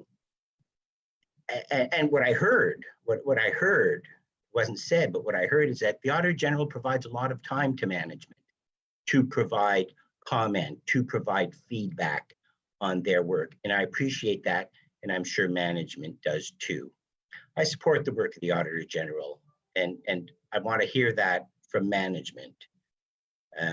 I support the office, the function. We allocated $2 million to that office today, and we want to see recommendations implemented. We want to see action from staff on those. And a recurring theme that we've heard is that sometimes management doesn't respond in a timely manner. Sometimes recommendations are not implemented, and we dealt with that at the end of October, and we're going to try to improve where we will improve that process. So we need a commitment to implementing recommendations respectfully, quickly, not delaying, not half measures, with respect to making sure that we provide value for the taxpayers, value in terms of the services we provide, and how we spend taxpayers' money. That is my objective. That is the thrust of what I will work for as part of this committee. You know, a commitment to improve, a commitment to ensure that we are not wasting resources, and a commitment from management to make sure that the feedback they provide to the Office of the Auditor General is relevant, is substantive, is not sending back, as the Auditor General said, a stack of reports that they need to weed through to get the substantive things. And so those are my comment. I want us to move forward together on this audit, on the Lansdowne, on all the audits, so that we can provide that to those services and that good financial management to the residents of the city. So that's my comments. And with that, I think that we are not done. We still have another audit, the Schenkman and Centerpoint Theatre audits. With that, I will turn it over to you, Mr. Auditor General, for your continuing presentation, please. Mr. Chair, Yes. sorry, it's Councillor I Kavanaugh. apologize, Councillor Kavanaugh. I did not see your hand up there. It wasn't That's up when I okay. started talking. I just want to say. Was it? Just as you after you started talking, I thought I would just ask one more thing. And when we get reports back from the city, can we also make sure that they look at the environmental angle? Because we know that one of the biggest losses of greenhouse gases is in building repairs and updating. So can that be taken into consideration? I just want to ask that when they. Thank you. We both participate. I don't remember if you remember the Environment Committee and the efforts that have been done there. But duly noted, the recommendations of the Office of the Auditor General in all its assets are important, and so I'm sure the office has heard your comments. Thank you very much. Is that satisfactory? Okay, thank you. Yeah, thank you. Mr. Auditor General and your colleagues, over to you, please. OK, merci. La ville exploite deux théâtres, le théâtre Meridian à Centerpoint et le centre de désert Schenkman, qui font tous deux parties de la Direction générale des loisirs, de la culture et des installations. Pour les vérifications de théâtre, on a 14 recommandations. Toutes sont approuvées par la ville. Ed?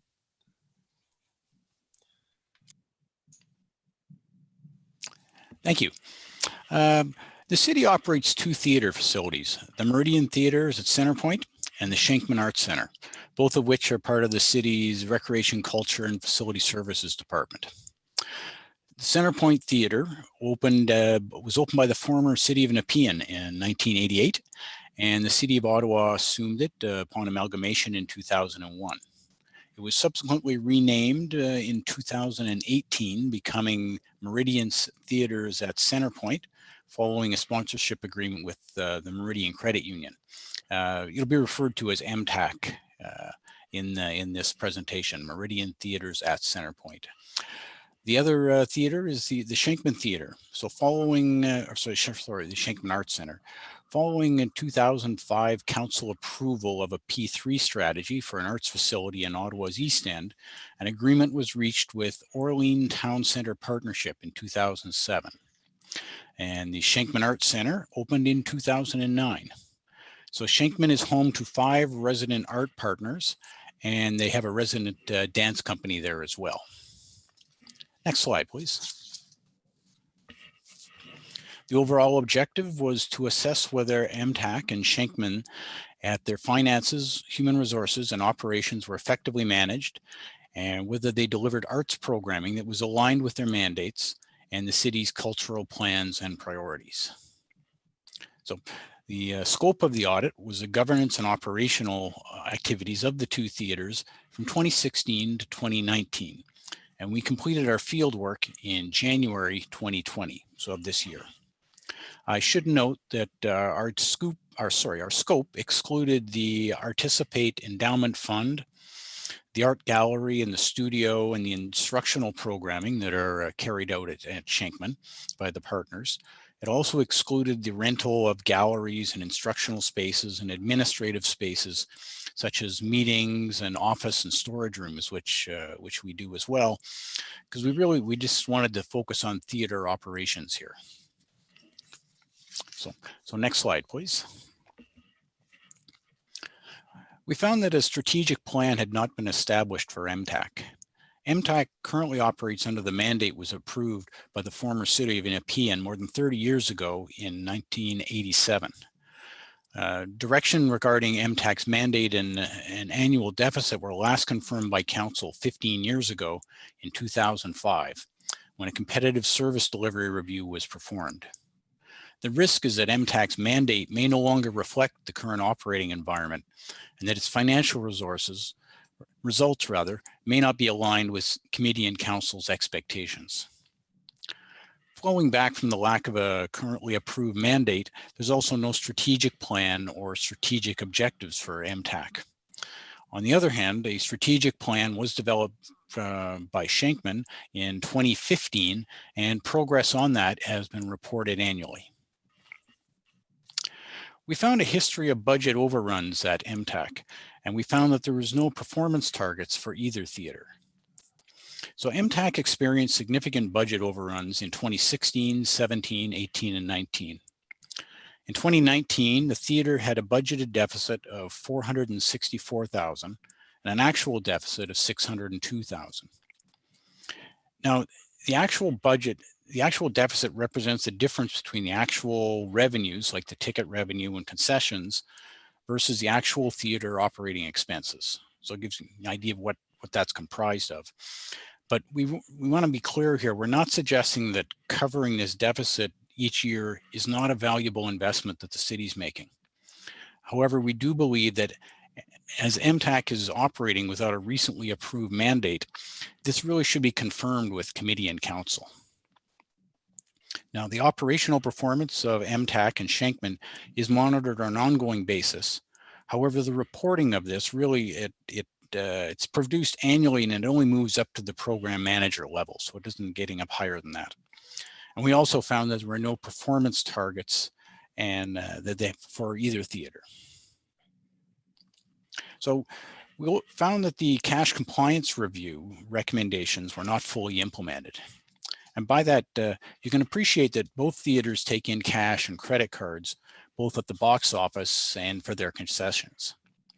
Now, the city's financial services department performed a cash compliance review at MTAC in June of 2018 and at Schenkman in February 2019. And both reviews yielded a number of recommendations to improve compliance with the city's cash handling policies and procedures. At the time of our audit, neither MTAC or Schenkman had completed all of the recommendations from these reviews. And one significant recommendation for MTAC that had not been implemented was to ensure that deposits were prepared in a secure environment with restricted access. Now, both theaters enter into agreements with performing artists. So what happens is staff estimate the cost of running the shows in advance, and these are put onto estimates that end up in agreements that are signed with the artist and the organization or the organization, and then the city representative. So we come to an agreement up front and we sort of say, okay, this is likely going to cost you somewhere around here based on revenues of such and such. So when the actual revenues and costs for the shows are known, this is usually after the show has occurred, MTAC and Schenkman prepare settlements to calculate the amounts either owing to or owing by the city. So we reviewed a sample of 24 of these settlements that were processed by MTAC and Schenkman. And what we found was there were some discrepancies between the contracts themselves that were signed up front and the settlements. We found some incorrect application of rates that occurred. And we found some unexplained waivers of fees. So where we agreed to not charge someone for something, there was no explanation as to why that had been taken off. And we also noted that the rates that the theaters are charging for certain unionized resources do not allow the city to recover the full cost.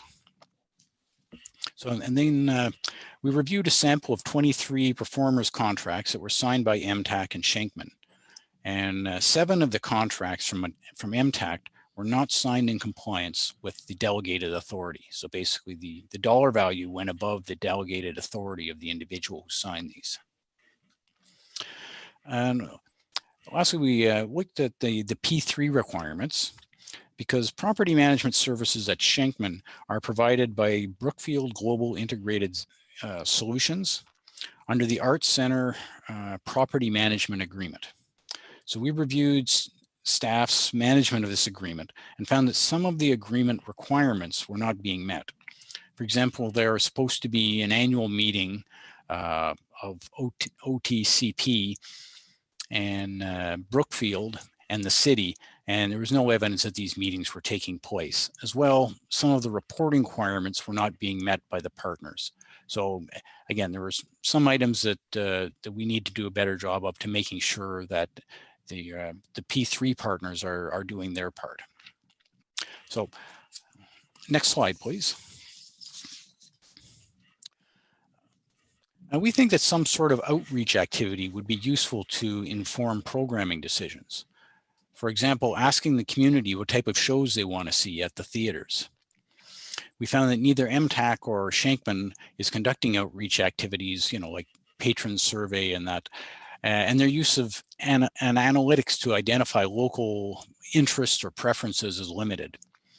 And again, not to say that they don't have a sense of what should be, what they think should be performed at the theater, but it would help if there was a little more, we think, of a little more outreach and a little more science behind perhaps that to see what the community wants to see.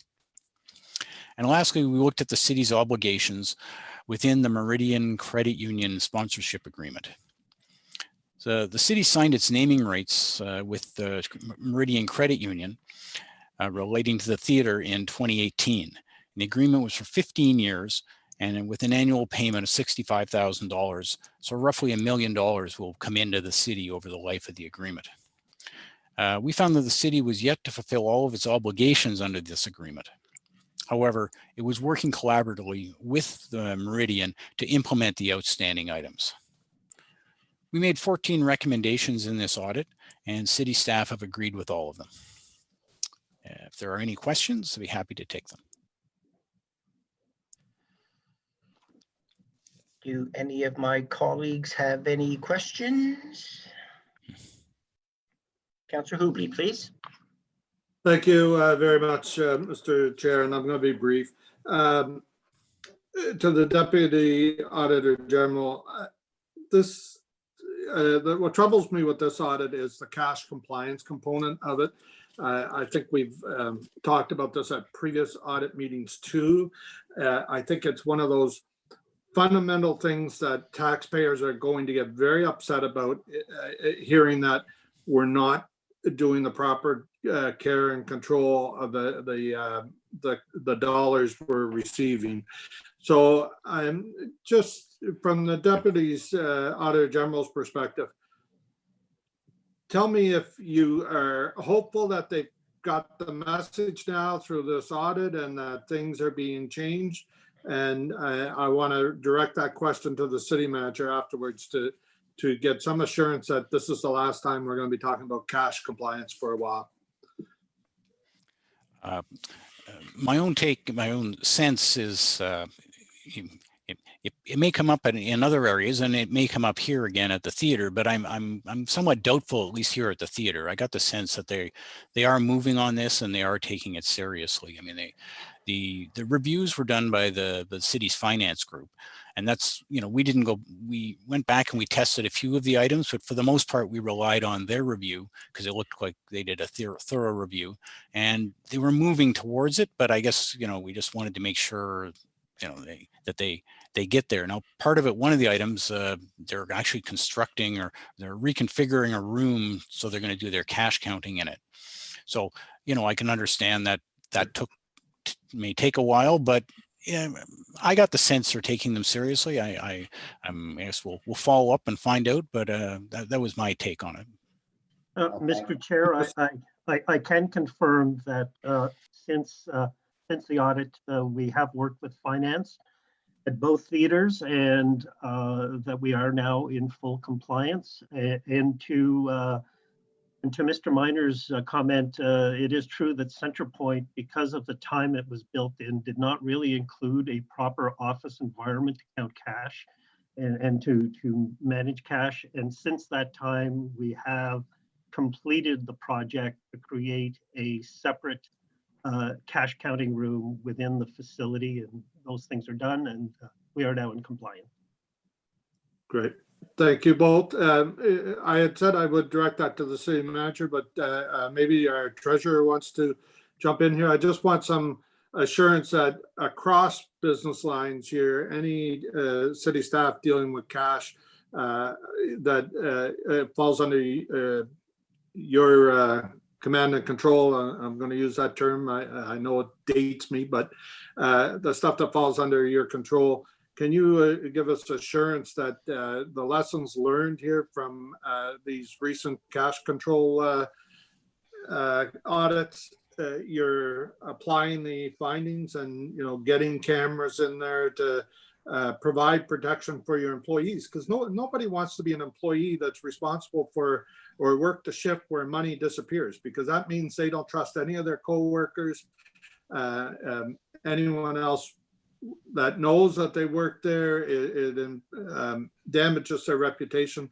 So I think it's not just to the taxpayer here, but we also owe it to our employees to try to do everything we can here to make sure that these things don't happen.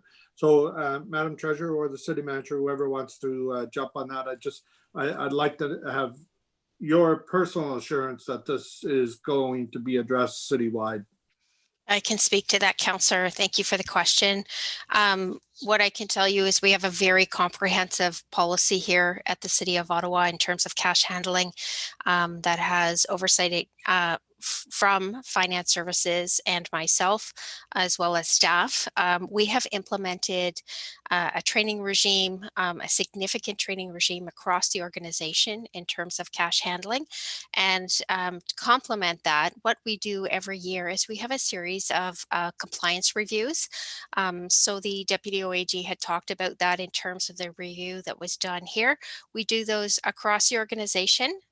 We do them on a risk-based approach, looking at each area of the city and pick sort of those high-risk areas, and then go through a multitude of them throughout the year to make sure that folks are compliant.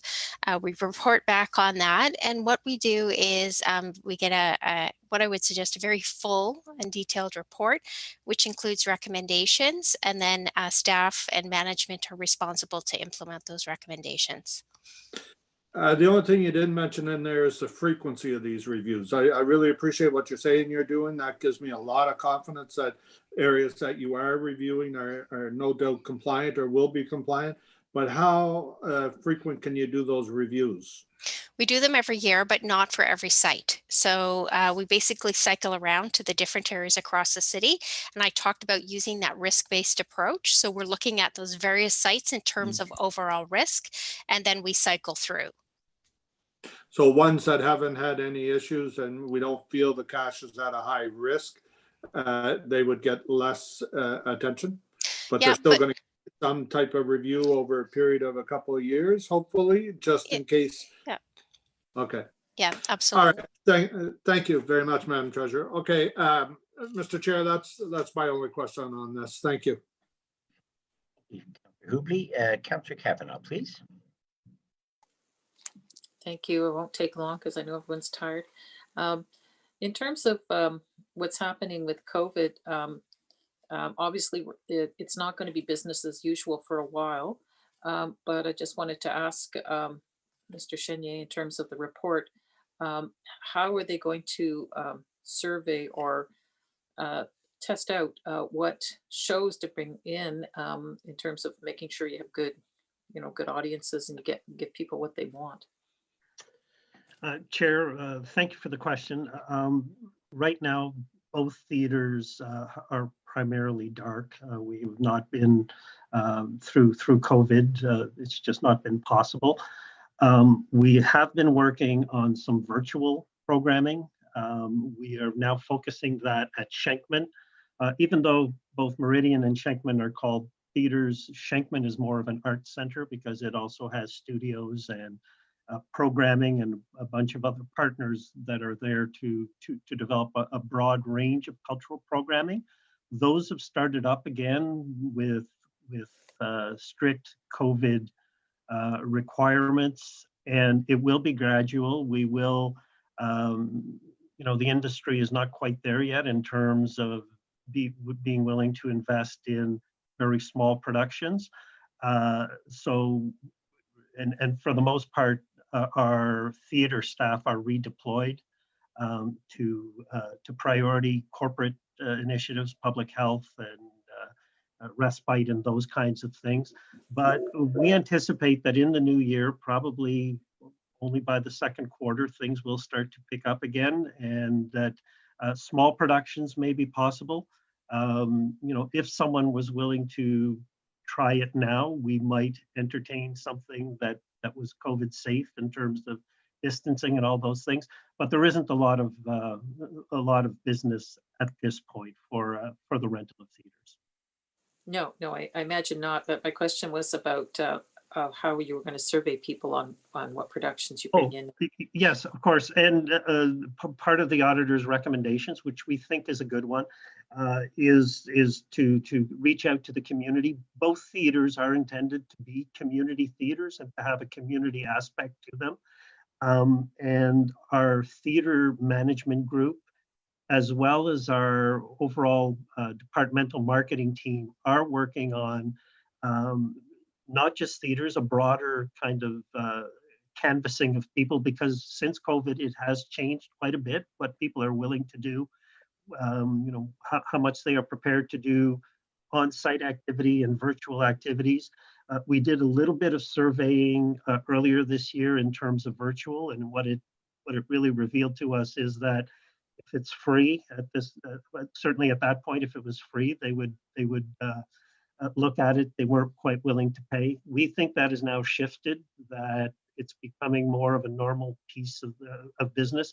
So we do have a team of theater and as well as marketing staff looking at canvassing the community in terms of what they would like to see, as I said, at the theaters, but beyond the theaters into other types of facilities as well. Good to hear. And I hope you'll look at making efforts to diversify and have reach out to many different groups in terms of diversity as well, because there's many communities out there. Yes, Councillor, and we will certainly, as we work on the development of some strategic direction for the theaters, applying those lenses, the gender lens, the ethnic lens, all of those things will be top of mind. Already in 2001, when the department looked at the expansion of Centrepoint Theatre, there was already a notion of becoming more inclusive as an institution in the city, and we will continue to build on that. Thank you. Thank you, Councillor Kavanagh. There's no other questions. Just very quickly, on recommendation number 1, Mr. Chenier, and I apologize for not introducing you as the staff member that was going to take questions at the beginning of this item. I apologize to my colleagues and to you. On recommendation number 1, why is it going to take till 2024, 3.5 years, to accomplish the recommendation, a segment of the recommendation? I'm referring to the strategic plan annual report.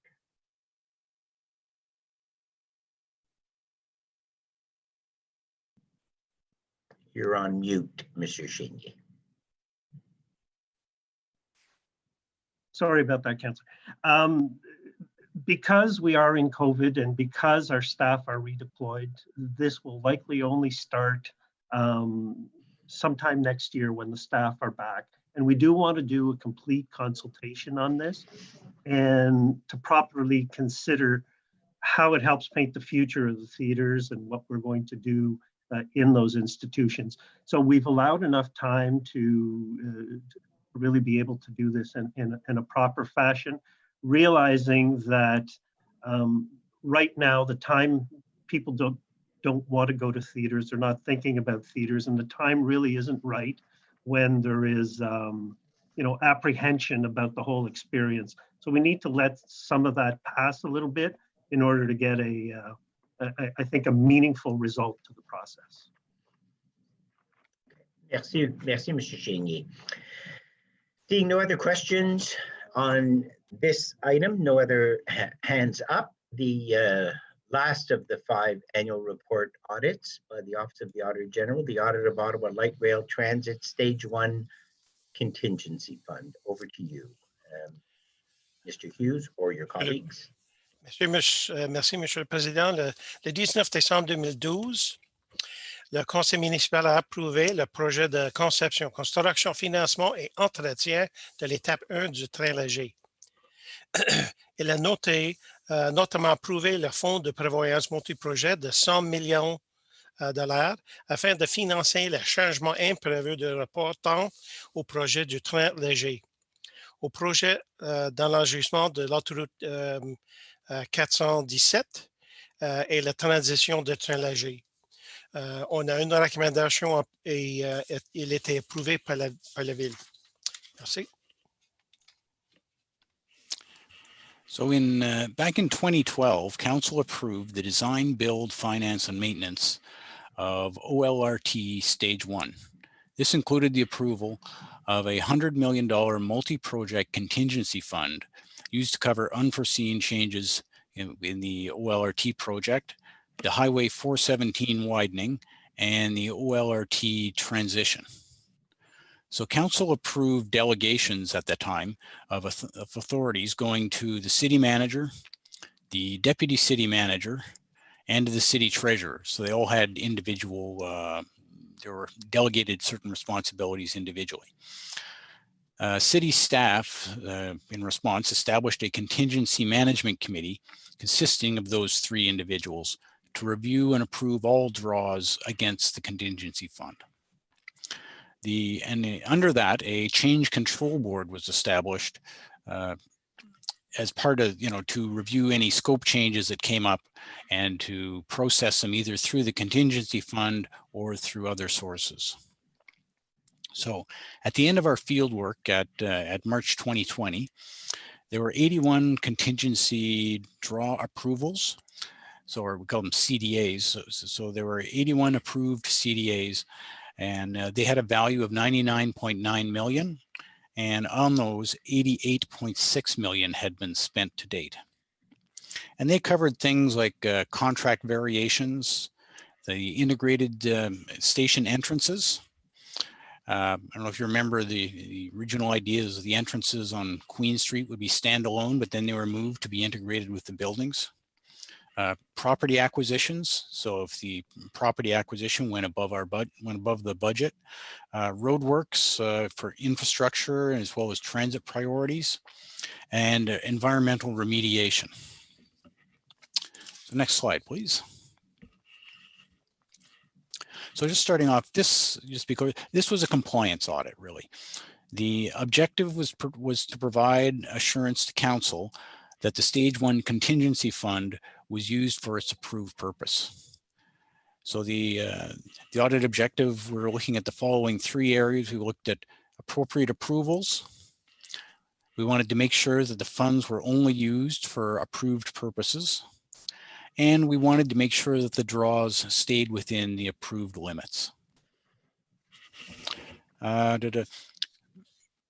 should point out here, though, that there were a lot of other projects, related to that may have been somewhat related to transit that were not funded out of the contingency fund, and they were outside of the scope of this audit. So if it didn't come through the contingency fund, we weren't assessing those. Next slide, please. So first off, we found that appropriate approvals were obtained for draws against the contingency fund. So as I mentioned, the city treasurer had been delegated the authority to approve all draws against the fund. And we found that this had taken place, that the treasurer, as part of being part of that committee, had approved all draws against the fund. So those were in place. To test that, what we did is we took a sample of 16 draws, but due to the sampling approach that we use, focus on higher dollar value items. So those 16 covered 83% of the value of the draws. So we had we've covered off most of the money going out here. And we found that all the CDAs in our sample were properly reviewed and approved by members of the Contingency Management Committee. Now, some of the draws on the contingency fund were used for project changes. And while we were testing the draws that happened to relate to project changes, we also wanted to confirm that where required, consent was obtained from the mayor and the ward councillors. So included in council's delegation to the deputy city manager was the authority to approve significant changes to the council approved designs with the consent of the mayor and the ward councillor. And from our sample, we identified 2 draws that we believe were significant design changes. One was for the integrated station entrances, and the other was to add an extra elevator at the Pimisi station. And we found that the mayor and ward councillor granted consent to both of these changes.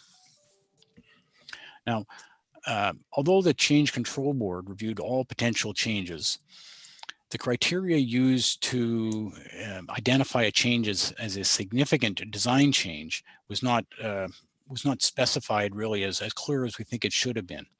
And this is important because it was those that were significant that needed the approval of the mayor and ward councillor.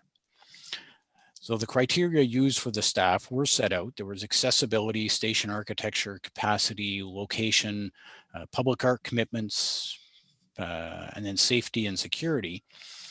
However, the challenge was that the original designs that were set out by council, were approved by council rather, were really very conceptual and were broad. And so it's difficult to say specifically, was this a significant design change when what was approved was very conceptual. So we think that, if we're using the same process for stage 2, the further definition of the criteria that they're going to use could be useful. We all look to confirm that the monies and the commitments drawn against the contingency fund were actually used for the purpose that were approved. The contingency fund was allowed, as I mentioned, was established for possible cost changes, including property and relocation matters related to the project, the highway widening, and to the transition. And this included unforeseen changes. We observed that they all pertain to these types of things. So unforeseen changes like contract variations, the integrated station entrances, settlements and injurious affections. So that's when for property, the property acquisition costs that were higher than originally budgeted. In other words, the CDAs all fell within the original purpose of the fund. And then we tested the supporting billing information to make sure the contracts that were actually paid out of those CDAs were consistent with what had been approved. And we found that they all had been. So in other words, they didn't get approval to, say, move a sidewalk and then use the funds for a Zamboni or something like that. It was, it was consistent with the purpose that they were approved for. And lastly, we checked that the actual amounts spent and committed were both within the fund limit. Now, because council approved a limit of $100 million for the fund. And we found that the total spending by the end of March, our field work, had been 89 million. So spending was under that limit. So there was compliance there. As well, the total commitments were budgeted at that point were 99.9, and including commitments. So again, that was under the limit. We did observe evidence that the costs were being monitored and reviewed on a consistent basis. So there was a reason they stayed within. They actually, they had a pretty strict process in place. We only made one recommendation in this audit, and the city staff agreed with it. Happy to take any questions. Thank you, Mr. Deputy Auditor General. So any of my colleagues have any questions? And again, I was remiss in not advising that Michael Morgan and John Manconi are available to answer questions.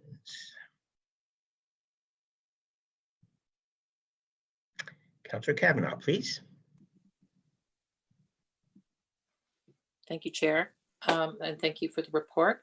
I just want to know if this is a question, I guess, to Mr. Morgan and Mr. Manconi. What is being put in place for stage 2, and will it be following similar processes? And is there any lessons learned here?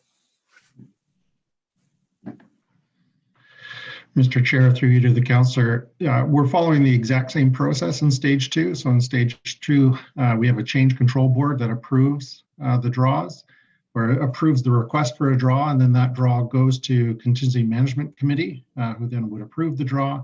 And where there is a significant change, we would then further take that to the mayor's office and the ward councillor for their concurrence with the change.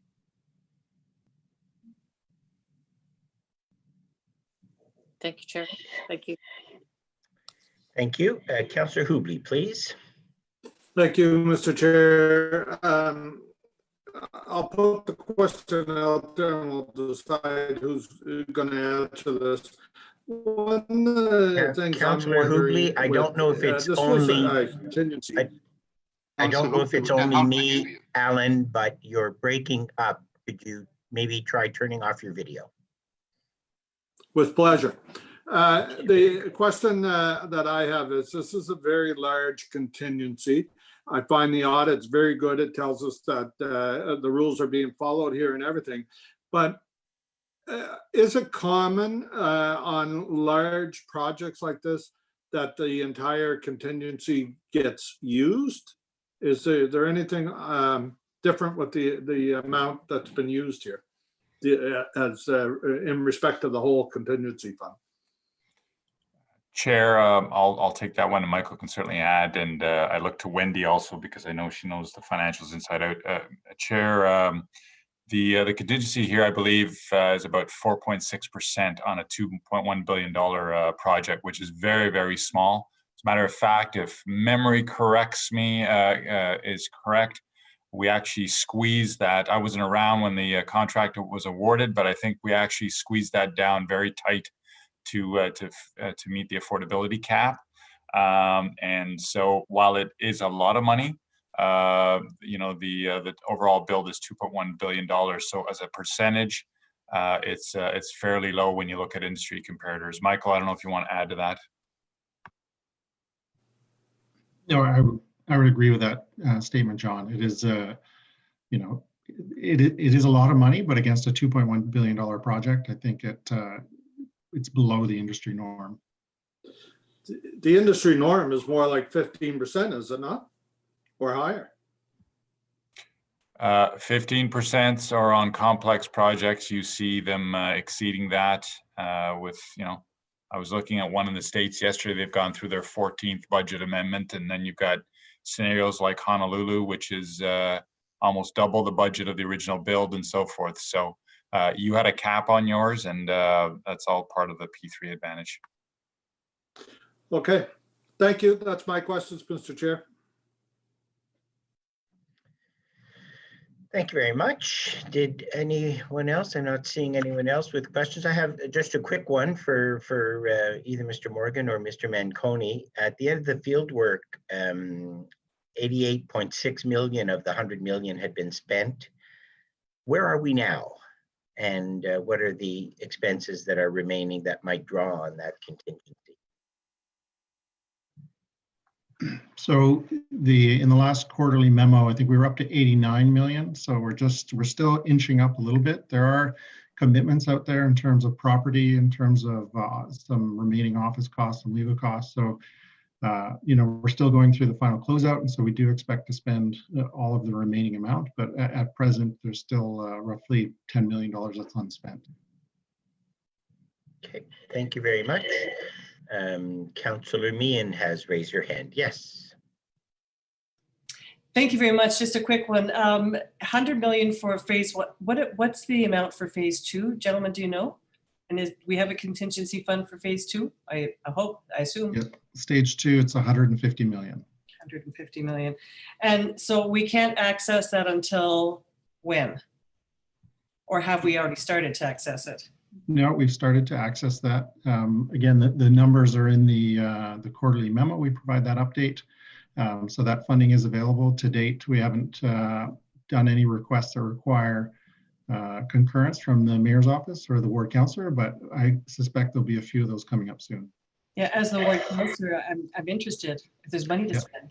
Okay, thank you so much. Okay. Okay, thank you, Councillor Meehan. I was about to draw you back into this audit as opposed to funding on stage 2, but thank you. At FEDCO, perhaps there are some of those questions that you could get more details on. Thank you very much. I'm seeing no other questions on this portion, and a reminder that we are on item 3 of the agenda, the annual report. We have gone through the 5 items, and so seeing no other comments or questions from anyone, that the audit committee received the Office of the Auditor General's annual report and detailed audit reports on November 24th, 2020, and recommend that council consider and approve the audit recommendations. Is that carried? Chair, before you vote Yes. on it, the Auditor General has his hands up. I apologize. No problem. It was a question. Since the rest of the slides are in the annual report, do you want to wait till those are finished, or there are sorry, you have other slides in the annual report? Just a few. Over to you. Almost I apologize. Normalement, on terminait avec mes thèmes communs dans les vérifications. Et aujourd'hui, j'ai 2 thèmes communs, contrat et attente, et le déroulement des activités. Selon moi, c'est chaque année, j'ai trouvé continuellement dans le monde de contrats. C'est nécessaire pour les gestionnaires d'assurer, de continuer, de gérer avec une œil plus critique et ne pas abandonner l'objectif en vue, parce que c'est plus important pour assurer qu'on donne d'argent pour les contribuables. Et dans le monde de déroulement des activités, il faut constamment tout remettre en question, vraiment faire preuve d'ingéniosité, surtout aujourd'hui. Two common themes, and one you've heard me say this before. In the area of contracts and agreements, manage with a more critical eye. When you see that a contractor is doing something out of the ordinary, be critical. Remember that the funds that you're managing are funds that come from individuals who work very, very hard to pay their taxes. Remember to factor in all of the internal costs when you're looking at various city activities. We talked about in facilities management, where there's a lot of cost data that is missing. And when we look at the way that staff are currently doing things, I think staff have to keep challenging, and in fact, challenging themselves. And we hear in this office from staff who are challenging their managers, and we hear that through the fraud and waste hotline as we go about our audits. So sometimes the ideas reside with the employees in your own section. Next slide, please. So maintenant, les rapports qu'on a présenté. C'est nécessaire pour la prochaine vérificateur générale de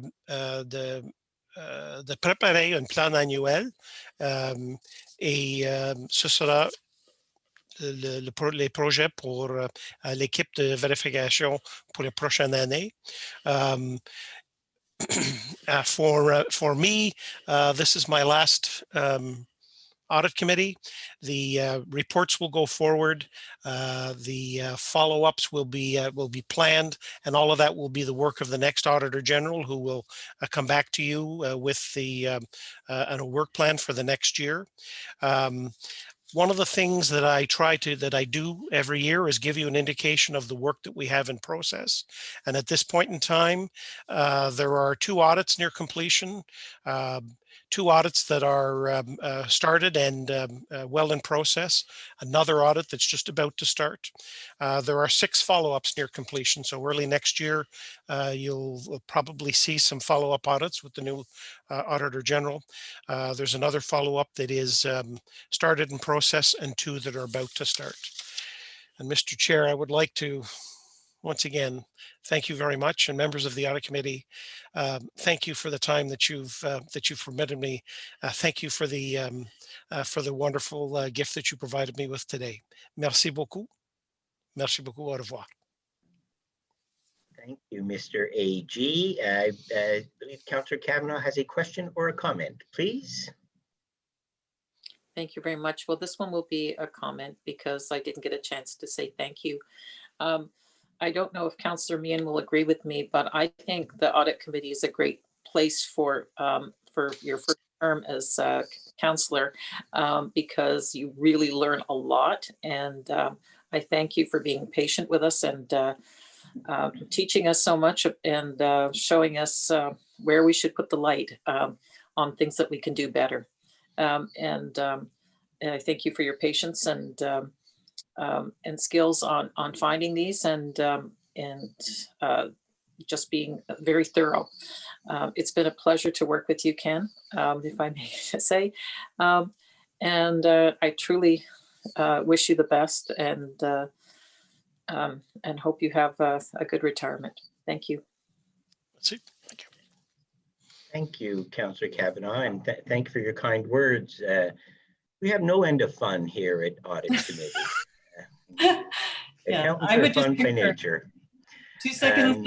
2 seconds, Jean. I would just like to say thank you too. Sure. I was kind of dismayed when I would say I got stuck on Audit Committee. Wasn't a choice. But I found it extremely interesting, and I've learned a lot. And thank you for Ken for always being available if I had a question. I'll miss working with you, but thanks. I echo Teresa's comments. So thank you and all the very best. I wish you all the best. Thanks. Thank you. Thanks, Chair. Councillor Hubley, please. Thank you very much, Mr. Chair. I'll differ from Councillor Meehan in that I never felt like I was stuck on audit. I've always felt that it was a privilege and an honor to get to work with Ken and in the efforts to protect taxpayers across the city. And I'm going to miss you, Ken. I think we've become good friends over the term. And I wish you well in what you do next. And I really want to thank you for the service to the taxpayers. And Mr. Chair, I'm going to stop there. Thank you. Okay. Thank you, Councillor Hubley. Appreciate it very much. And yes, Ken, it is a pleasure to work with you. It is a privilege to work with you. As I said at the beginning, you are fair, you are tough, you know your stuff. You've been at the city for a long time, and I think that has advanced the value that the Office of the Auditor General and the Audit Committee provides to the residents of the city, and staff appreciate it. They won't always say it in those words because there are always improvements to be made, and that's not easy. That's change, and that's not easy. And I understand that. And senior management, I don't pretend to speak for them. They understand that also. that they see and appreciate the insight that you yourself have given in the last 7 years as the Auditor General, and that the office provides. And so I hope that I'm certain that we'll be able to continue. So to you and your colleagues, thank you very much. And to my colleagues on Audit Committee and other members who participate, there are long reports, there's a lot to read, there's a lot of detail. We saw in Lansdowne Park that it's complex, because we too have to understand exactly the machinations and the motivations and the way things get done. And so I thank the Office of the Auditor General. I thank our staff at the city for the work that they do in providing, as I've said in the past, the services that our residents rely on. And again, we've never seen it like we've seen it during COVID. So thank you very much, all, for your work today and for your work at the Audit Committee. And so Carol, I am reading that the Audit Committee received the OAG's annual report and detailed audit reports on November 24th, 2020, and recommend that Council consider and approve the audit recommendations. Is that carried? Carried. No objections. Thank you very much. And again, as I'd said earlier, these reports will rise to Council as per the usual timeline on December 9th. And I refer you to the memo that went out yesterday. Are there any in-camera items? Seeing none, any notices of motion? Seeing none, inquiries, other business. Can we please entertain a motion to adjourn 6 hours into our little committee meeting? Carried. Carried. Motion to adjourn. Thank you all. Thank you very much. Ken, thank you very much. Have a good day, everyone. Thank you, Ken. Thank you, Ken.